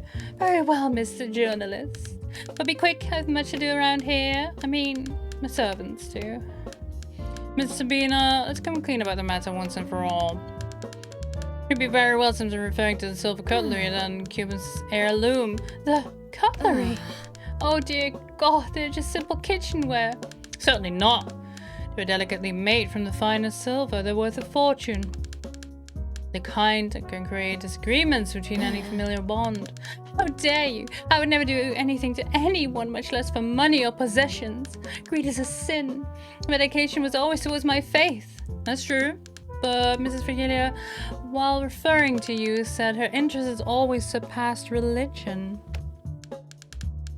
Unqualified, Virgilia. My actions are aimed solely at loving my neighbors without any personal interest. Do you understand? Commendable trait, Mrs. Sabina. And would loving your neighbor explain maybe why your necklace was found with Padre Cabral, along with your picture? We're finally addressing shagging the priest, huh? Sweet. Know your place. Who do you think you are, you insolent? If you want to know, I attached the picture only so Padre Cabral could identify the source of the donation for registration purposes. So there's not a drop of desire to be noted for Padre Cabral? After all, churches don't pay taxes. Are you sure you don't have any interest beyond faith? There's nothing beyond faith, how dare you? Padre Cabral is an unshakable man. No one could divert him from the right path. Maybe someone who knew how to reveal his true interests would be able to. I talked with Padre Cabral and he told me himself the following about you. How can I say no to someone with such devotion? Dear reporter, you leaving me with nowhere to put my face. In terms of devotion, I've always acted as expected of a lady of my renown and lineage. Leave me alone. Don't you have enough material already? What do you want? I'm just getting started. You present yourself as a lady of renown and lineage, right? Of course, I am a Cubus, and I could reward you very well. I'm not so sure about that, Mrs. Cubus. After all, Padre Cabral, to whom you gave so much confided to me that the check donated to the church had no funds. No funds. Impossible. Are you sure about that information? How decadent. From what I know, the check came from a person from the elite, bankrupt and away from high society. It was Cottram, your own husband, who said to me, referring to you, she needs to go back to high society because that's where she's from. What do you think about this? Dear reporter, this has gone too far. I don't have any means to continue. I'll find out your newspaper editor's name and make sure he fires you. As you wish, ma'am, but there's only one problem. I'm not a reporter. I'm a detective. Hired by your brother, Brass Cubus. Ba ba ba. It's clear you've never been satisfied with the little you've inherited. And also, all your efforts to live and remain in high society were solely backed by romantic interest in Padre Cabral, a man of the clergy. And the death of Bras would make you the only heir of the Cubas family. With that, your ambitions would be fully achieved. Imagine that. All the fortune of the Cubas family. Therefore, it is my professional obligation to ask you, was it you who killed Bras Cubas? Would you have the courage to kill your own brother? Well, I'll be damned. Never figured you for much, you phony little reporter. But keep your sensationalism for someone else. If you want to report me, better come very well prepared. After all, I am the Mrs. Cubus, the heir of all the fortune, who will have enough to do something against me. To hell with all those damn silver cutlery. I have all the money that should always been mine. Now I have what is rightfully mine, and I'll have the attention I deserve. Don't worry about it. Tomorrow your face will be stamped on the cover of every newspaper on Rio for the murder of Brass Cubus. Therefore, I have no other option than to... Hey, little brother, I just had an idea and I had to rush over to tell you. What do you think about a family dinner? The kind of dinner party only the Cubus family knows how to throw. Sabina, do you know what time it is? Obviously, for an event like this, we would need relics from the house. For example, the Cubus silver cutlery would definitely be essential. Sabina, where is it anyway? If it's dusty, I can clean it up. It's no trouble at all. Sabina, what foolishness. You know very well these utensils were the cause of all the discord. Forget this dinner idea. I don't think it's beneath you to host a dinner party just to get your hands on that cursed cutlery. Brass, you, how dare you? You think that I, a God-fearing woman, would plan something so greedy? Well, you should know that God is watching, and he punishes greedy, petty people like you in life. Oh, regret could kill. I shouldn't have come here.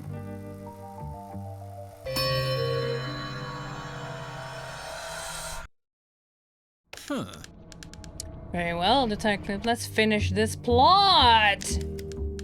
So, did you confront Sabina, detective? What were her words exactly? Now I have what is rightfully mine, and I'll have the attention I deserve. Unbelievable! Her narcissism and insatiable thirst for the spotlight remain unquenched. Always been great for her. I didn't deserve to be stabbed in the back like that. The Cubus inheritance was rightfully mine, I believe we all knew, but for Sabina to think she was more deserving than I. Padre and I knew full well that the moment Sabina laid claim to the family inheritance, she would squander it all on that second-rate church. And for what, pray tell? A handful of confetti from the pompous Cabral. I would dearly like to know what Cottram thinks of the sins murmured into the priest's ear inside that confessional. A round of applause for you, Sabina Cubus. You've managed to provoke a dead man. Whether or not you were the one to end my life, discovering your true feelings towards me would have carved a wound in my heart. Get all the statements from the plot, the heresy!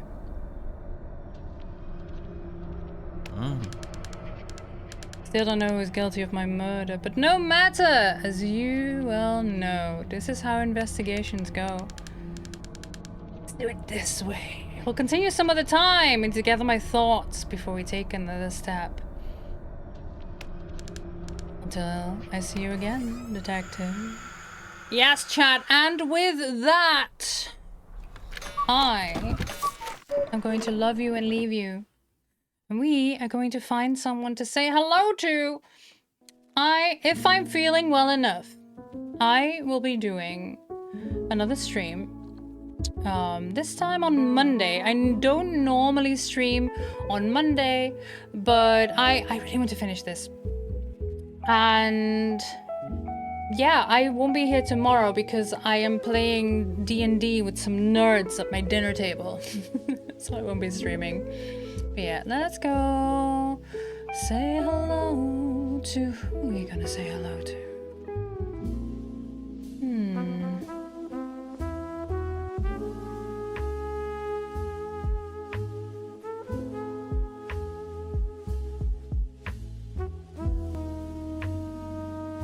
Yeah.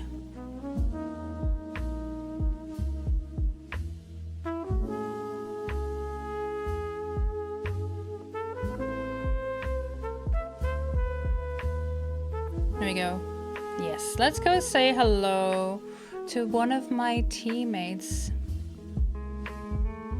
The wonderful Uki. Who are you calling a nerd? It's me, I'm the nerd.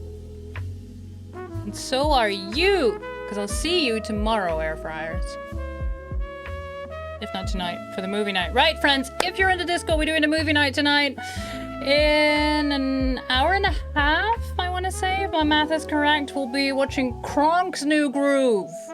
You watched The Emperor's New Groove last month, and it's time for Kronk's New Groove, okay? So if you're not in Discord already, Discord, consider joining us.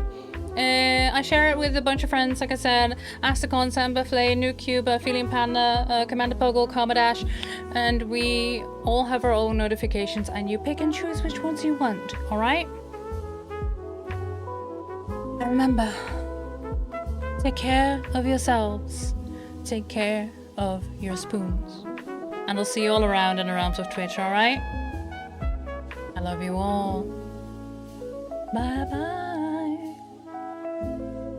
Go grab some raid text, and let's go say hi to Uki, shall we? Bye, nerds.